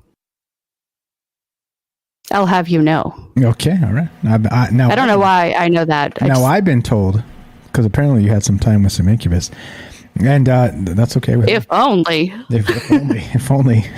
Only Tuesdays and Fridays, incubus nights. What's up? We got Danny here. If Danny's got some time, you guys got anything for Danny? So the thing is, right, when you guys call in, I talk a lot, but we got APOC here, we got James here. You guys got anything for her? You got Danny, you got anything for them? You guys don't get to speak a lot to each other directly, so any of that? I just thought it was great. APOC's story was like so close to mine. And then she said something else right after that I forget now. Go ahead, APOC. The story on the that's really interesting that you had sort of a similar experience. And the cop actually, he looked amazed that I was not her. Yes. He actually like the look of shock on his face. It's like, wait, you're not lying. Yeah, exactly. That was his same face. So when you said that, it was like, yeah, that's so weird. Like he had to go home and think about that for a few days. Right. Come to terms with it. Exactly. That's funny. Yeah. I did want to mention something about the now I lost it. Nope, I lost it. Anyway. Yeah, I lost the other thing too. Words are hard. Yeah. Words are hard. Yeah. It was something related to what you said about controlling mechanisms. Anyway, James, what does James think about all this? I really, anytime I hear about cops or first responders and they have weird experiences like that, or stranger ones even, it just makes me want to look into that more. Because if you listen to enough podcasts about all the paranormal, everything else, they have some stories, but they're never able to share their they can't share their name or who they are or where they're from because of the stigma, and because they'll get fired, or in some cases they've already been fired. There's one I heard because of the events that they had happened. So that's. Yeah, I don't envy them for the jobs that they have, even just in terms of regular events. But then they actually have to respond to weird things, and I would not want to have to deal with that. Yeah, I think, well, obviously that's shown to us in TV shows. Oh, I think I smell something's on fire in there. Let's, we have to knock the door down to make sure they're safe, kind of thing. And right. It goes, back to like the child trafficking company called CPS. They're not protecting, clearly, obviously, but they will tell you that they have to address every call, and people find them to be this big authority, and it's terroristic threatening, really. If you think about it, it actually really is. And I've had them called on me by someone who happened to be utterly psycho and, vindictive kind of thing. And I didn't realize how strong my personal rights were. And at the time, I did not realize that they are a for-profit private corporation. It's not a government agency at all. And no, it's not. It might be like, I don't know. I think they were tied into something within the last few years that gave them something that made them look a little more legitimate in some way. But anyway, they will. People don't realize that it's bull honky, and you don't have to follow. You don't have to listen to them. You don't have to let them in your house. You don't have to show them anything. And for the love of St. Peter, do not let them talk to your children alone in a room, because they're going to lead them just like a police officer pulling you over. Do you know how fast you were driving?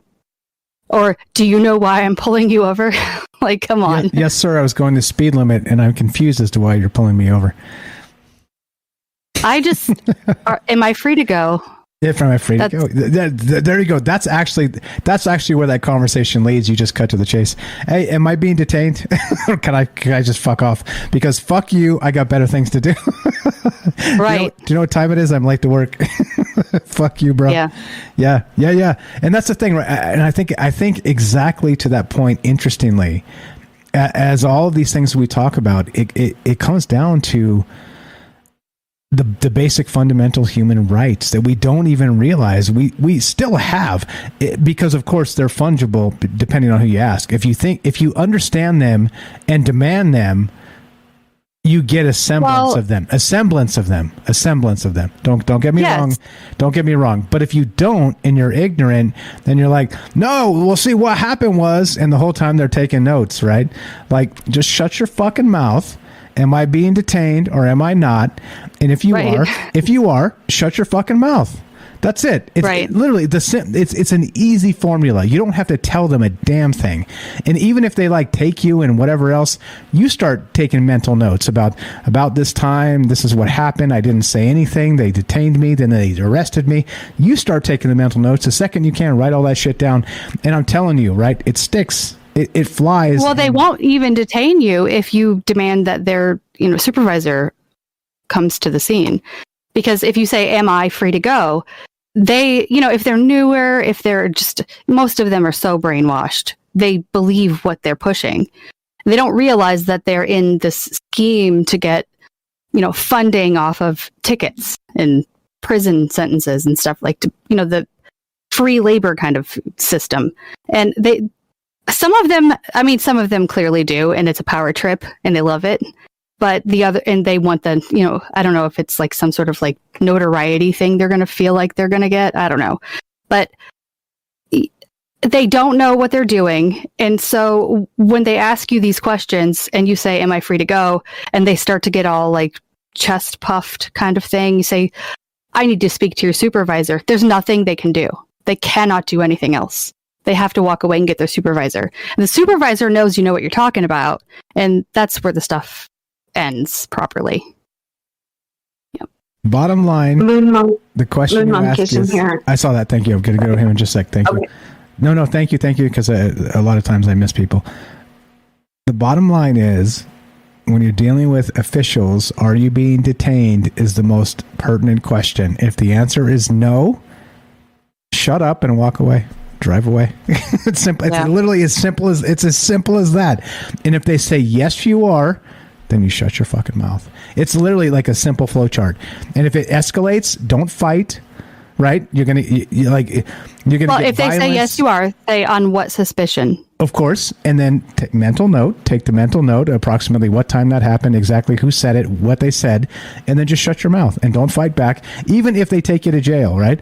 You're going to win because you didn't tell them, they didn't give you a reason, all the rest of the shit. When it goes down, you may even be able to sue them and get some money. I'm just saying, don't fight cops, people. Don't fight. No, don't get an attitude problem. It's not going to work. No. And if you end up in jail, like they're going to give you a piece of paper that says, "Do you understand?" Hell no. No. No, I don't. No. Double plus no. Is there a double plus no box on here? Because I want to... That is a contract you are signing with them. Check the double of acknowledgement. No. Yeah. They can't keep you more than a couple days if you don't sign that paper. There you go. I don't even know how we got here, but flowchart. I don't either. Am I being detained? Yes. Shut the fuck up. Mental notes. No. Leave. And also shut the fuck up. Don't forget the supervisor. At the supervisor part. Important stuff. It's literally important stuff. And don't fight the cops. They're going to beat your ass up to and including death. No, because we see it all day. They're probably doppelgangers. They're probably doppelgangers. There's the full circle. There you go. Danny says the cops are doppelgangers, maybe in some alternate universe. You see how I maybe AKA vampires. I no maybe reflection. Juiced you. You just got maybe juiced. You know when you when baseball, when they win the game and they dunk the water on them, you just got maybe juiced. You just got maybe juiced.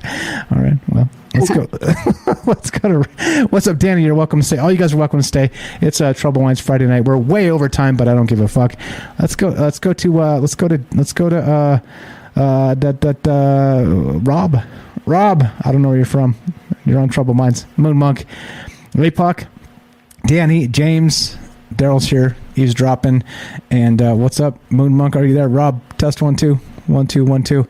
He was quiet the other night, saying that he had to be quiet, so he may think he's in like a after show chat, but it's not. You're on the show. If you want to be on the show, just unmute yourself and get back in here.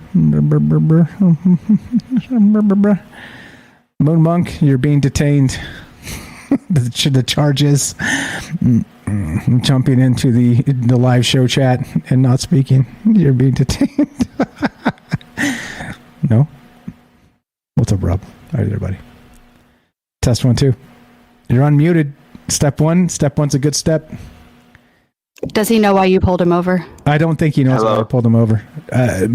Rob, you're being pulled over because you jumped into the caller queue. Check. Mic check 1 2. You're hear you loud and clear. Go right ahead. What's up, Rob? you're nothing too much, man. Nothing too much. I'm just eavesdropping. All right, you're in no legal danger, at least in this moment. Go right ahead. What are your thoughts on? I don't know how y'all wound up here, but it's interesting. I'm at work right now. Right on.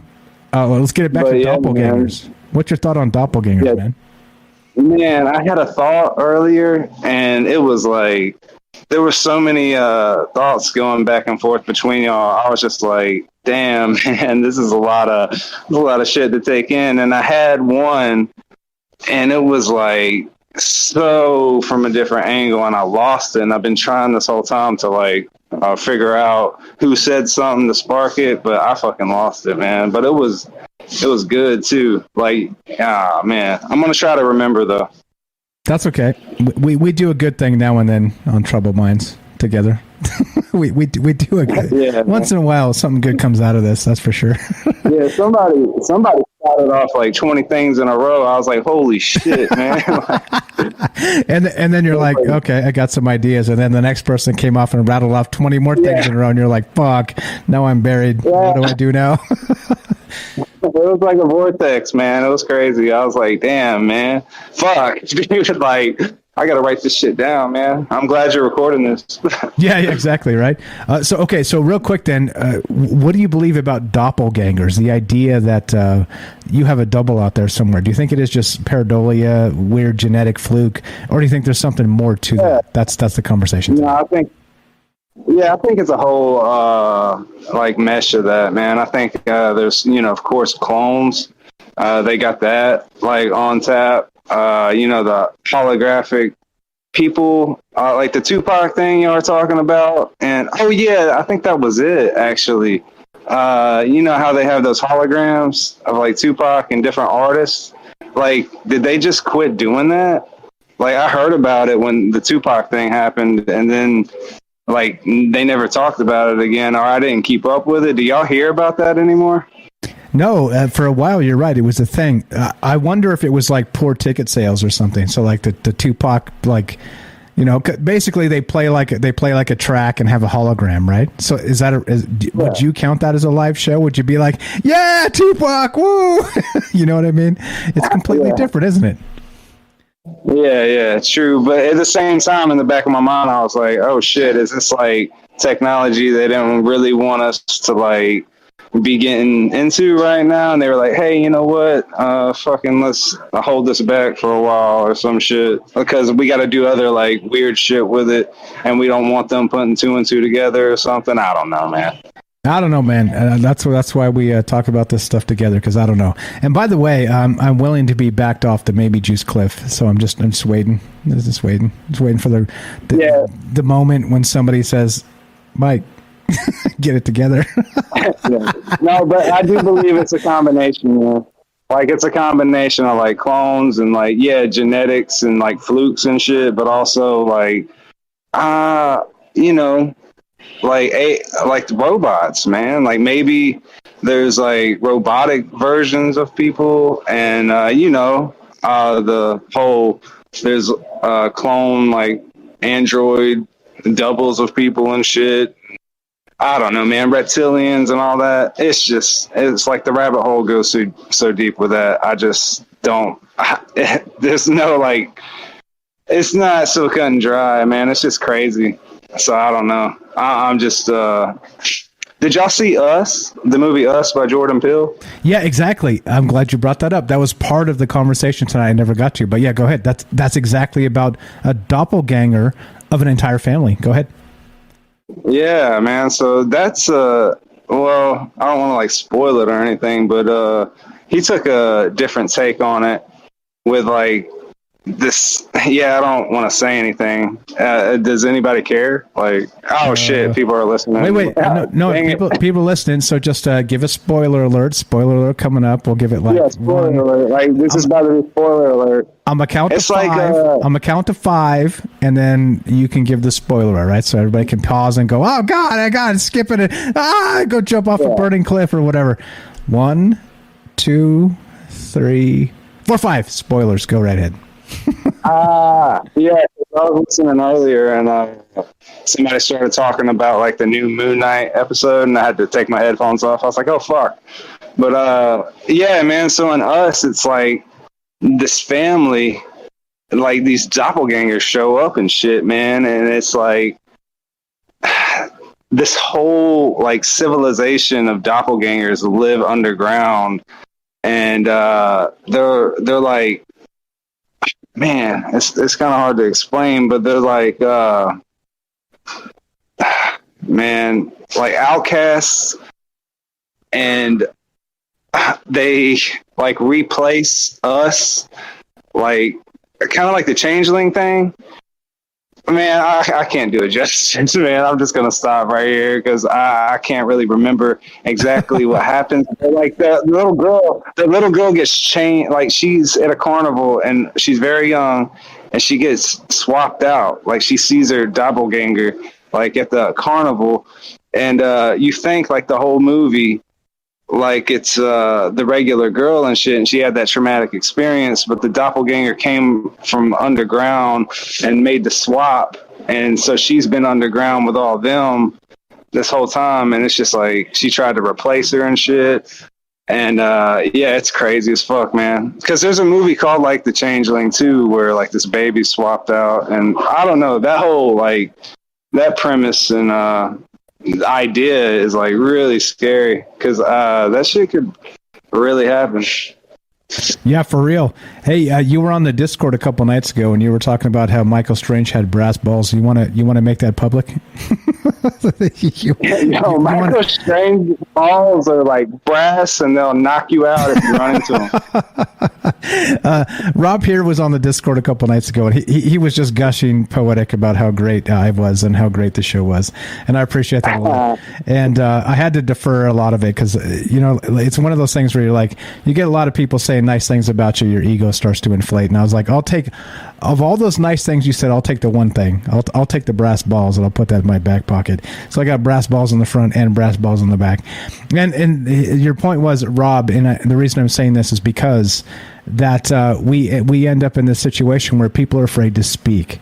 People are afraid to talk. People are afraid to communicate information between each other, because if you slip up, you're the devil, you're a demon, you're the worst, you're canceled, you're this, you're that, right? And so that's the thing, and that's what he was kind of saying back then.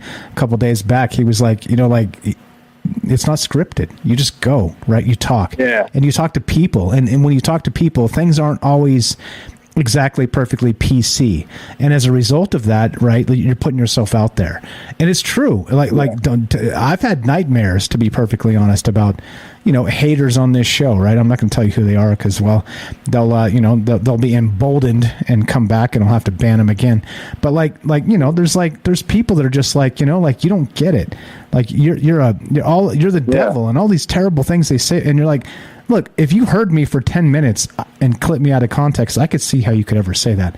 But if you listen to me for like 6 months, no, bro. No, no, not at all. Not at all. Listen, I know 6 months is a long commitment, but fuck's sakes, how long you been listening to CNN or Fox News, fuck those guys. Don't stop listening to that shit. And if you don't like me, that's fine. You don't like the message here, the conversations here, fine, that's fine. But God, there's 10 billion things on the internet.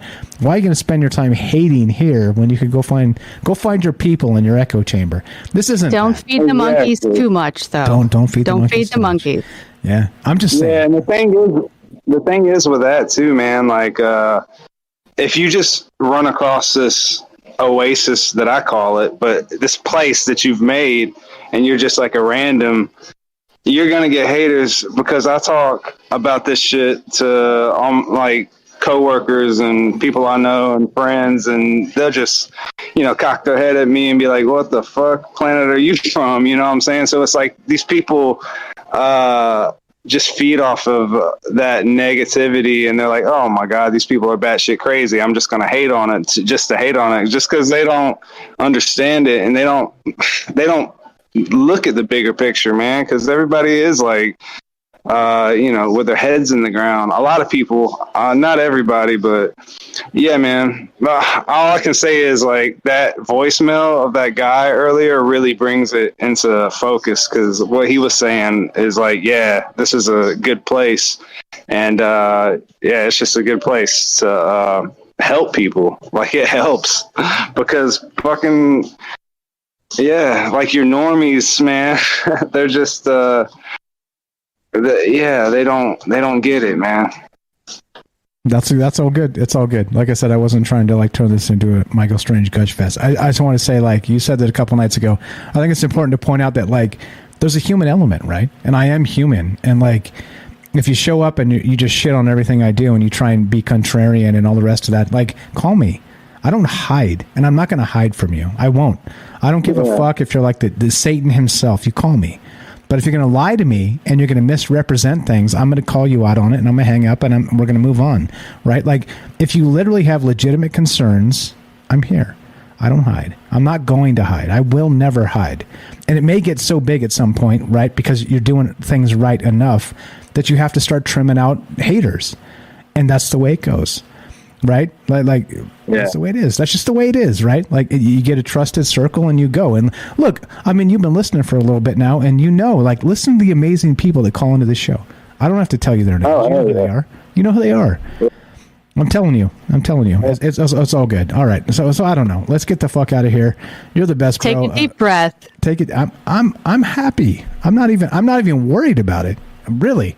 I'm hey, let's do this. Again, right? Brass balls in my back pocket. I want to hear you square off with somebody. Come on, haters. I've done it. It's back there in the archive. Come at me, bro. I've fucking done it. And only that, he's done it. There's people taking notes out there too. They're I got haters that are taking notes, trying to clip 10 things out of context over 6 months and say, look at all these fucking things he believes. It's coming. Wait. Are your haters recording everything you say at all times? I don't think quite yet. I don't think we're quite that. Not yet? Oh, wait till you get to that. Yeah, it's coming. It's coming. It's coming. It's coming. That's something when that happens. It's something. So, but it's okay. I don't even have my old channel because of that. They came at you? They still do, but they still do. What'd you say? What'd you do? I'm not going to. Never mind. Don't say it. Man. I'm going to continue to eavesdrop. Are you going to stay on here? Yeah. You're welcome to stay right there. You're good. Get back to work. Cool, man. I'm just. Hey, you're bringing down the company. What the fuck's wrong with you? Get back to work, Rob. Yeah, I'm just. All right, y'all. Thank y'all. Pleasure, bro. Thanks for calling. Thanks for being part of this. All right, let's get the fuck out of here. What are your guys' thoughts? Let's go back to James, APOC. We'll go to Danny, and let's dip. Let's have a great Friday night. Remember, Friday's the same as Monday. Your job is the one that sucks. Thanks for pointing that out, Big Y. But let's go. James, is it James? Yeah, I'm here. Just to let you know, there is. I see another J in this room here. Holy shit! We got a J-tro. We got a J-tro coming up. All right, go ahead, James. You're fine. You're fine. No problem. Thank you. But thank you. Eyes in the back of my head. See, so when you got a team, everything is cool when you're part of a team. There you go. No, this has been so many different takes. I knew there would be because I had thought of some of these things. Obviously, I hadn't thought of all these possibilities. So I was really glad when I heard this was happening tonight, and really glad to be part of it. And I think that's all I have to say about that. James in the brevity. He's mastered the brevity. I need to master the brevity. Let's go to APOC, and then we'll go to Danny, and then we'll go to Jay. APOC. Yeah, so what about the Pod People movie? The where the aliens invaded and excuse me, the pod people took over.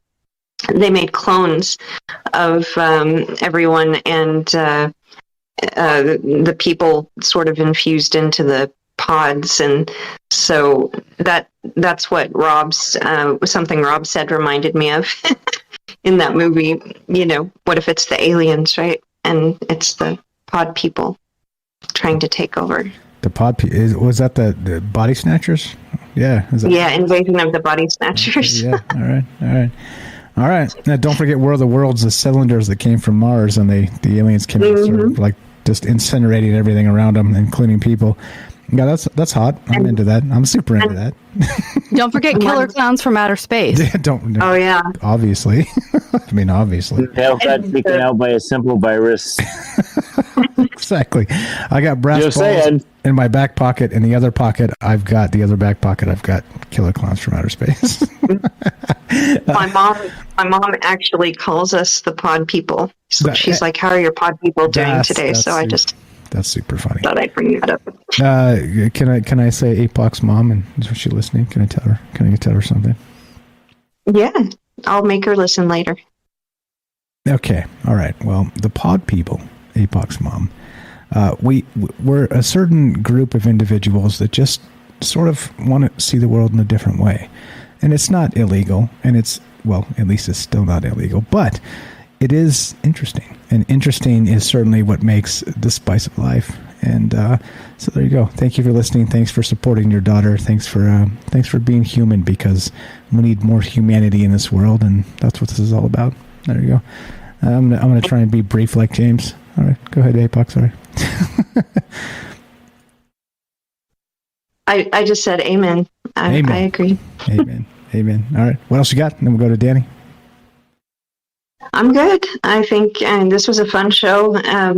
It was great listening to all the stories and all the ideas. The maybe juice was definitely flowing, and mine was coffee tonight. So nice.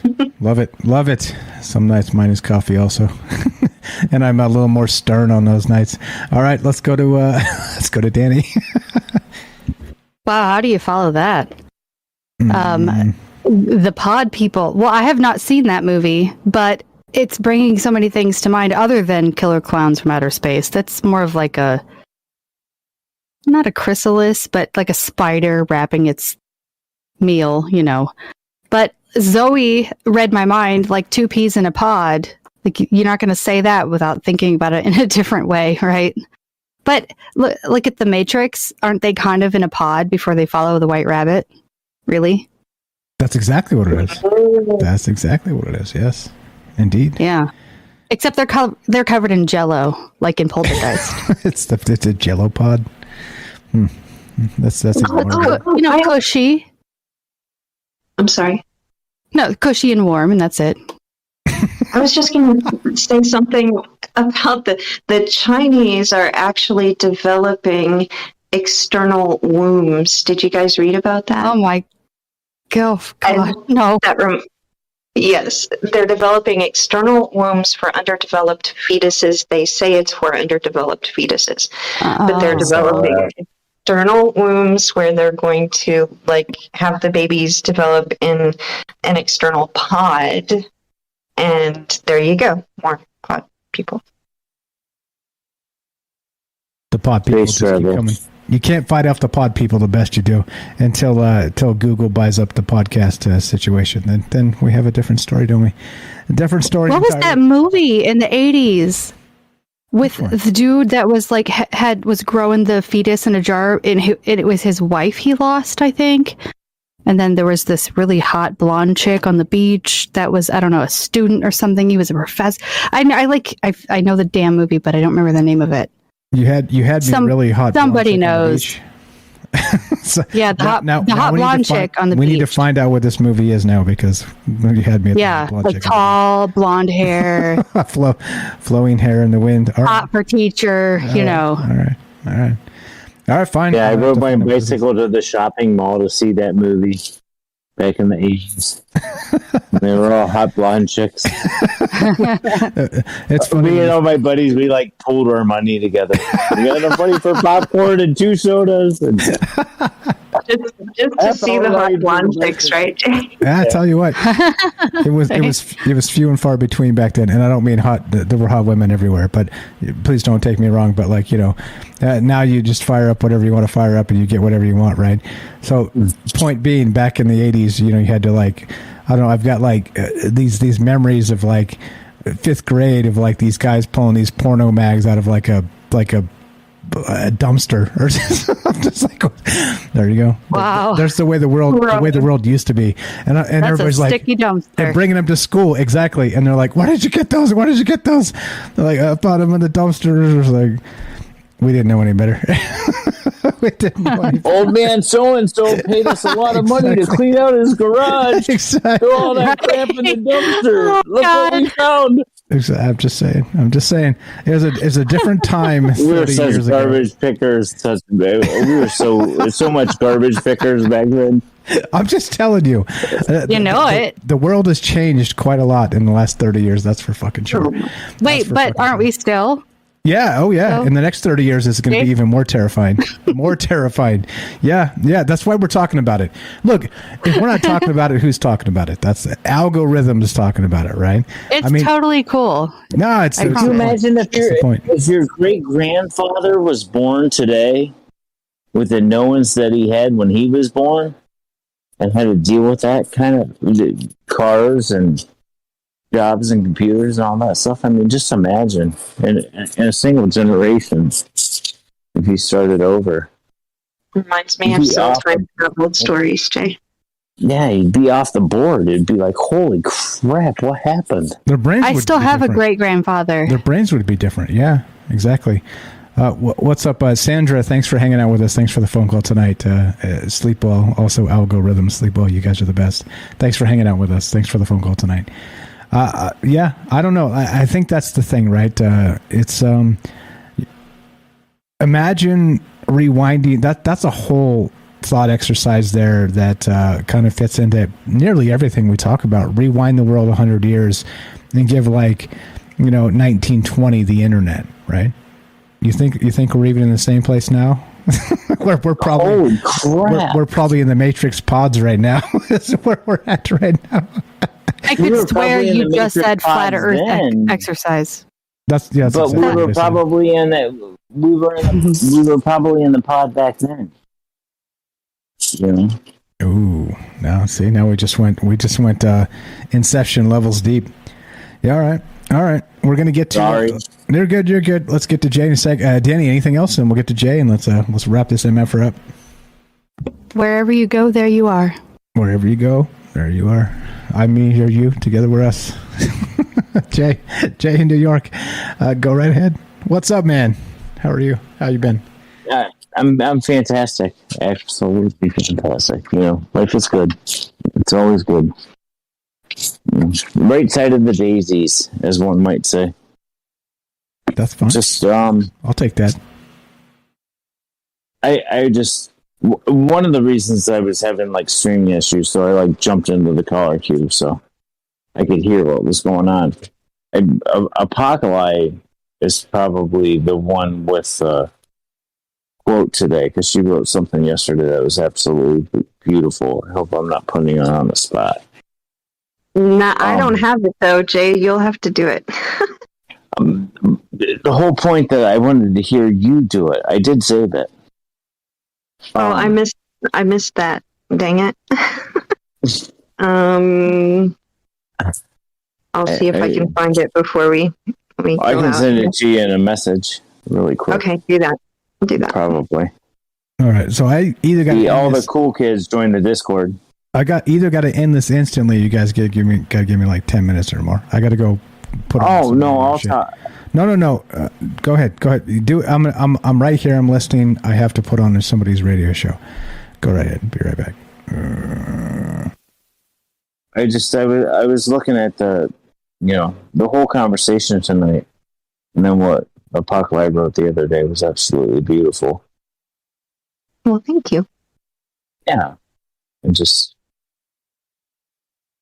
if I'm talking to you, and the quote that I'm stealing from the person who gave it is one of the people that I'm talking to, you should read it, right? I will do it if you got it sent to me. I'll do it. I'm working on it. James, do you want to say something for a minute? I have to mute for a second.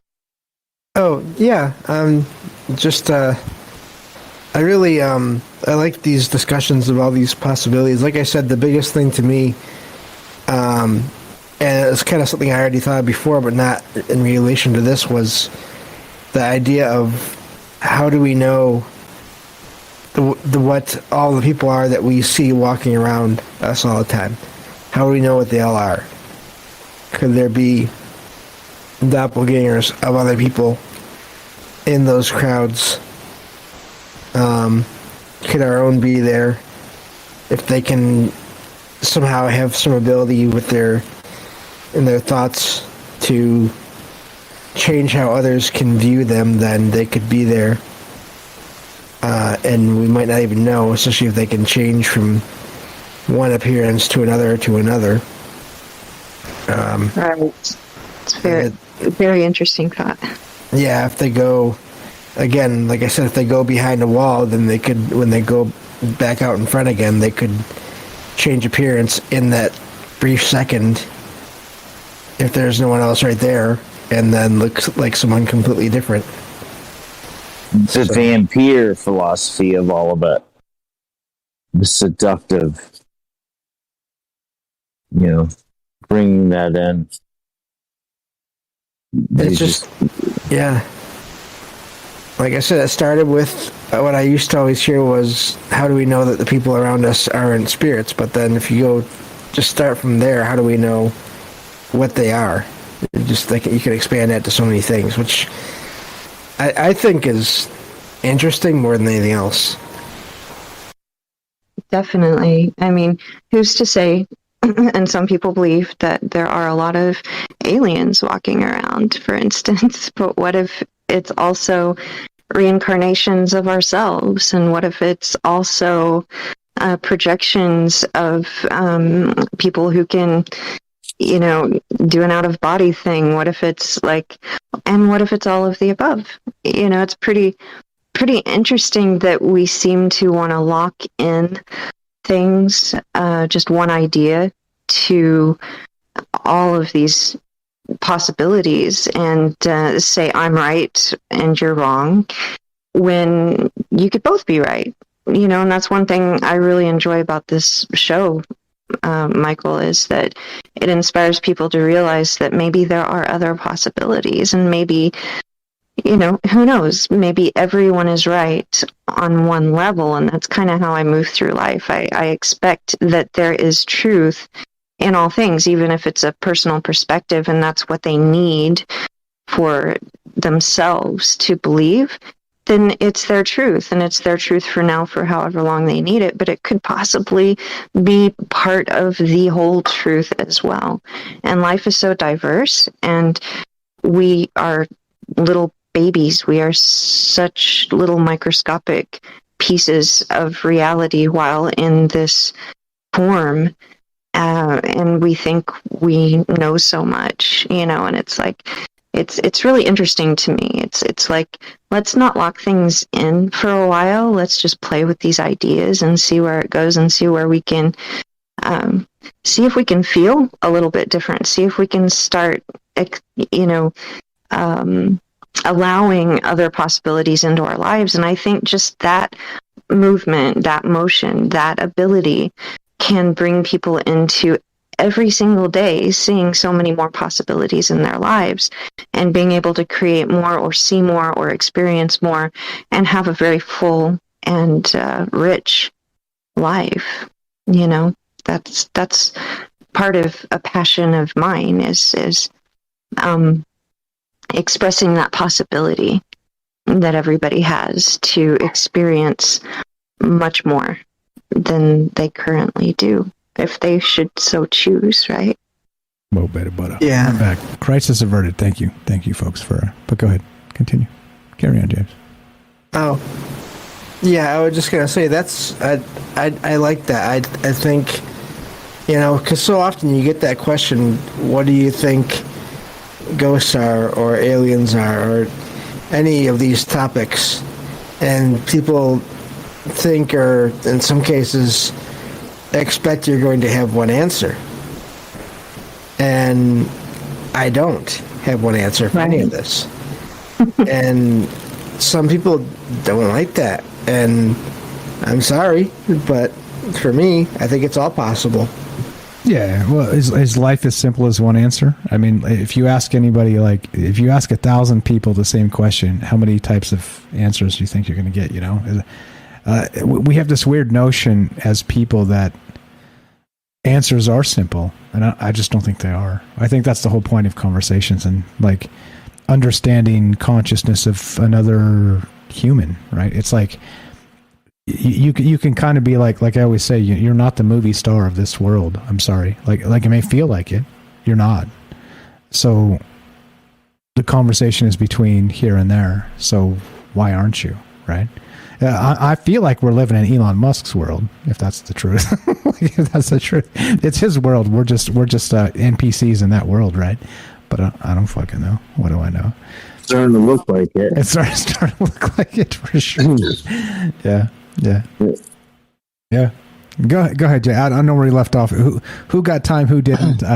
Usually, I do my best trying to not just put on a good show and include everybody, but I took a few minutes off and everything's fine. So I don't know who talked and who didn't. So sorry about that. Go right ahead, guys. Who's next? Where were we at? I think Jay was looking for something, a quote for APOC. I think was where we were at. Well, no, I did. I found it. Did you find it? Yeah, I found it. Yeah. APOC said something last night in the Discord before I started talking to Lily, and it was just absolutely beautiful. Just okay. So I kind of hope, and when I started saying things to you at the end of the night, Micah, you know, people have their arguments and everything else like that. I just don't want to leave everybody on a really positive note. And then I've noticed when I go back and listen to the feeds, it's like, I kind of picked up a little. And it's just what APOC said last night in the Discord, in her little poem that she wrote, was just absolutely beautiful. And I asked her if I could steal it, but she's here, so why don't we just let her... I'm sorry. That's fantastic. So why don't you give us your thought on the doppelgangers real quick, because you've been scrambling to find a Jatro. Give us your thought real quick, and then we'll finish this up. What do you say? My thought on the doppelgangers is that I've been in a lot of situations before. I mean, I've traveled around a lot, and, you know, I've had guys, hey, Mike, how you doing? And I'm like, I'm not Mike. You know, maybe you look like somebody, maybe whatever, you know, wear the same kind of clothes, carry yourself the same way, whatever. That happens. And, you know, and then you look back and you see the ones throughout history where, hey, that guy from like 1929 looks an awful lot like Johnny Depp. Is Johnny Depp just really that old? Or is there some guy like Johnny Depp living in that thing? And then I can't remember who, like the cloning thing. I think it might have been Jennifer that was saying that, you know, when we die, that you just bounce over. You're not done here yet. You might have killed your body, but you're just going off into your doppelganger. The same way with everything that we always talk about, Mike. I can't discount it. I can't put it out of my mind that it's not right, because there's the possibility that it's there. You know, I've definitely had people in my life, you know, tenant bar and stuff like that, and like, wow, you look exactly like that guy in Scranton. That dude on Jackass. Where's this guy in Scranton? We actually took a trip to Scranton to go to the bar, and guess what? The day we went there was his day off. So he may have seen you. I think that happens too. Like I say, I think that's Daryl. Can you please mute? Sorry, I just wanted to. You're coming back through again. It's like this weird feedback loop. Okay. I'm really sorry about that. We got to fix that. Do you have us on speakers? That would do it. If it was like playing on speakers, it sounds like it's coming back almost immediately.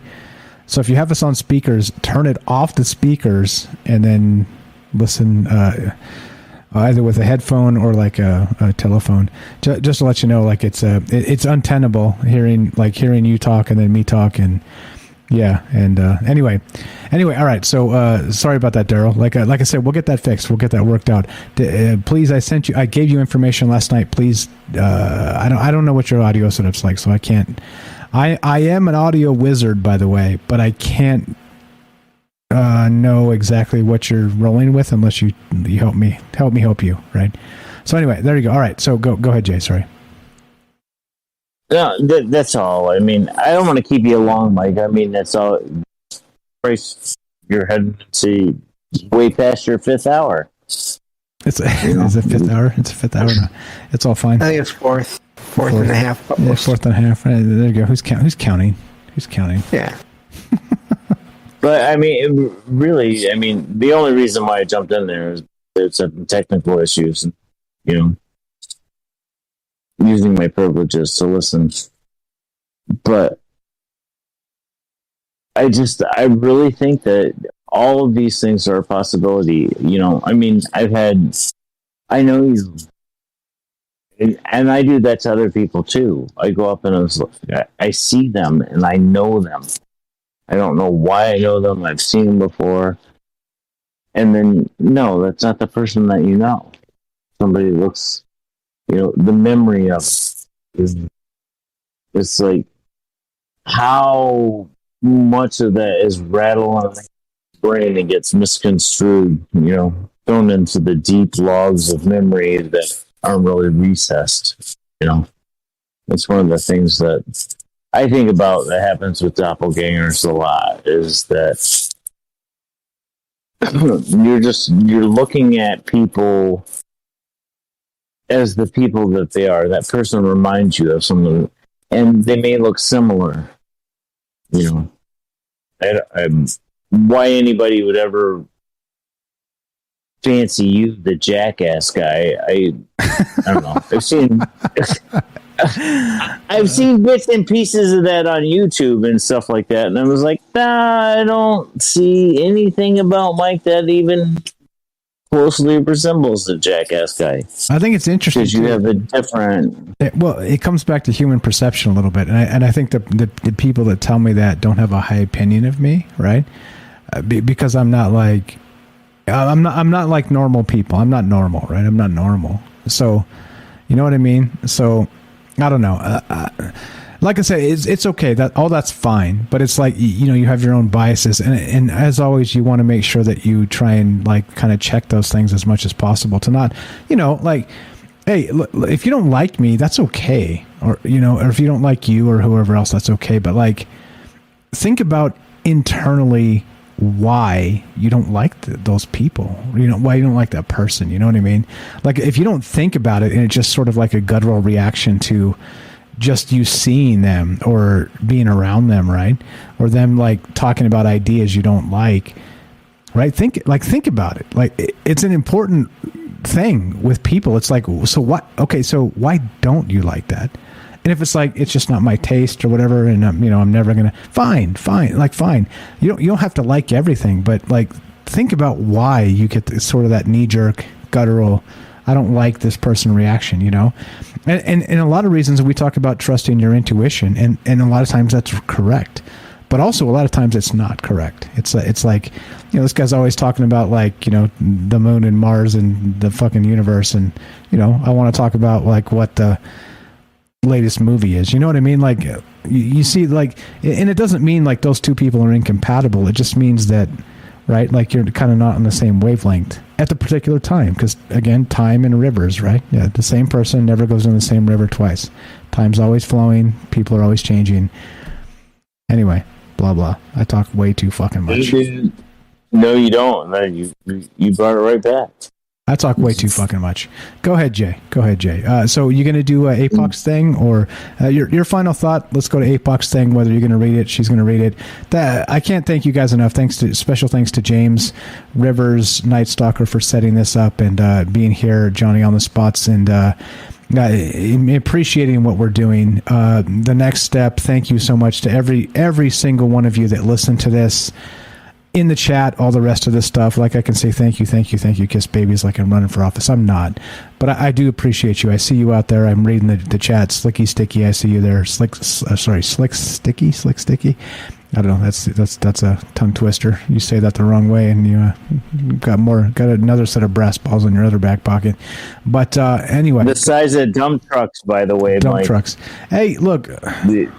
Why do we got to be afraid? Why do we got to be afraid? Just stop being afraid. Just stop. If you don't listen to anything I ever say, listen to this. Just stop being afraid. Just stop. That's where they want you. That's where they've got you. Don't. Like, it's okay to be wrong, and it's okay to change your mind. It's all legitimate. Go ahead, Jay. Sorry, I'm talking way too fucking much. No, that's okay, Mike. Really. I mean, because that's the point of all of it, is that we're just having a conversation. You know? The metaverse, the whatever. It's just a crazy conversation. People that want to talk about something and focus on it for a little bit, do the bit of minimal yoga and stuff like that. Yeah, it's all good. And relax. A little bit, you know, a baseball game. Yeah. Mike, you created a baseball game. And instead of worried about the hit, you're worried about the good comment that somebody makes that makes it go on to the next stage and thought process on it. It's beautiful. It's so much fun to do that. I learned how to weld today, on a side note. All right. While I was listening to you guys, I had the headphones in, and I'm working on the weld because I know this guy who wants a Hanjin container house. So I figure I better learn how to weld. Nice. I'm not going to be able to tell somebody, the pay scale for what they want and what I want are way off the board. Get it. Might as well learn how to do it myself. Get it. I got a question. How come we got 24 people currently watching on YouTube and there's only 20 thumbs ups? I got a question about that. How come we have like 50 or 55 concurrent people and there's only like 20 or 25 thumbs up? Seriously? Check it out. I'm gonna start rooting you guys out, the ones that show up for 3 or 4 fucking hours and listen to all this and don't like take a tenth of a second to leave a thumbs up, and I'm gonna ban every fucking one of you people. You understand what I'm saying? No, I'm just kidding. He's not gonna do it. I'm just kidding. But I am irritated that I spend 8 or 9 or 10 hours a day fucking doing this, and you guys can't spend a tenth of a second to fucking leave a thumbs up. I got to tell you, if that's not irritating, I don't know what the fuck is. I got to tell you. It's so easy. Before you hit the live chat button, just hit the thumbs up and then hit the live chat button. I'm just saying. Just do it right when you sign in. I'm just saying. So I said that and somebody dipped. Somebody took off. They're like, fuck this guy. Thumbs up. I thumbs up every time. It's okay. Yeah, one of them is me because I'm not in YouTube. God damn it, James. This is James's fault. This is all James. I knew this was all James's fault. I knew it to begin with. All right, let's get the fuck out of here, guys. So here's the deal, right? We usually do this after the fact, too. So after we finish, this conversation goes on. This is what I'm calling the great conversation. It's not just us. It's among other people, other places. it's considering what it means to be human. It's considering forgiving yourself. It's considering forgiving other people. It's considering putting our consciousness together in some way that, well, is a positive thing instead of a negative thing. That's all it's about. It's simple. It's such a simple concept, but also it's a very complex concept because you have to spend time doing it. You have to spend time just doing it. And here we are doing it, like I said. And I'm not crying. I'm not saying like, oh, look at all this time I put in and you can't. I am, but I'm also not. Because guess what? If I got 0 thumbs up, I would do it anyway. I don't care, right? I don't fucking care. So point is, I appreciate you appreciating me, but also leave the fucking thumbs up. Let's go, Jay. Let's go, Jay. Let's get the hell out of here. Oh, no, we got to go to Apocalypse. She's going to read it. Okay, all right. Let's play the music. Again, a special thanks to James. Special thanks to Danny. Special thanks to here we go. Rob, Daryl, James, Jay, New York, APOC, Danny, who was here for a minute with us. Appreciate that very much. Thanks for hanging out with us. We're going to play this music, and we're going to go to APOC. We're going to read this thing, and we're going to wait for the bass to drop. And thanks for hanging out, guys. Thanks for being part of this. Thanks for chilling, and thanks for understanding that. You know, it's the world isn't always about you.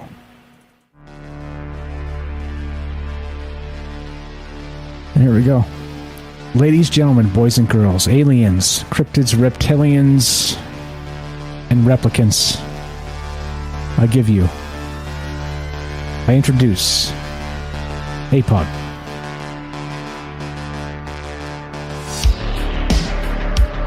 Love, if true, is unconditional, and if true, means that you will value all paths if you agree with them or not, because true love, unconditional love, and freedom cannot be separated.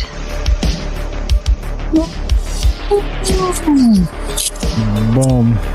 And you wrote that? Yes. Very nice. Thank you. More pertinent than ever, because creativity is what makes the world go around. It's what people understand their souls and their hearts and their consciousness, and that you are not the Tom Cruise of this world. It's Elon Musk's world, in my opinion. We're living in his world. We're just replicants. We're just NPCs. We're just knuckleheads on the internet with a microphone, and I'm okay with that, because guess what? We're doing a lot more than the people with the big money interests. There we go. Anybody else? We got about a minute and a half. Anything else to say? Oh my goodness, time to say it. You guys know me. God love you. Thank you. That's very nice. You too as well, sir. Enjoy your brass balls, Mike. Thank you. I got 2 pair now, apparently. Thank you. I'll tell you, the dad hat is really good for welding. It keeps the sparks out of your hair, just in case anyone's looking for a nice purchase. A nice purchase. There you go. Troubled Minds shop. Troubledfans.com. There you go. Hats. Jay's talking about the dad hat down there on the right side. He's wearing that right now. If you want one, it's there. All right, let's get the fuck out of here. The thing is, well, the bad news is we're done. This one's for Jay. The good news is, God willing, we've got tomorrow. Tomorrow we'll be back at 3 p.m. Pacific to do the news show, which is just an hour long, but it's Happy Friday. And, well, God willing, we've got tomorrow and the next day and the next day. Don't forget, tomorrow's not guaranteed. It's not. Stop living like it is. It's not. All right? It's an important concept. So let's get the fuck out. Special thanks again, Rivers, Night Stalker, James, for making this show happen, for bringing the concepts and the ideas. If you have ideas about a future show, troubledmindsradio@gmail.com. Send them to me. Join the Discord, troubledminds.org. Click the Discord link. Let's get the fuck out. It goes like this. If you want to help the show, Rockfin, Patreon, Twitch, you can sub up. Purchase something at troubledfans.com, or, well, just spread the word. Listen to the podcast feed on Spotify, iTunes, whatever else. And as it ends, as we finish, it goes exactly like this. James? Be sure, be strong, be true. APOC? Ow. Thank you for listening. From our troubled minds to yours. Have a great night.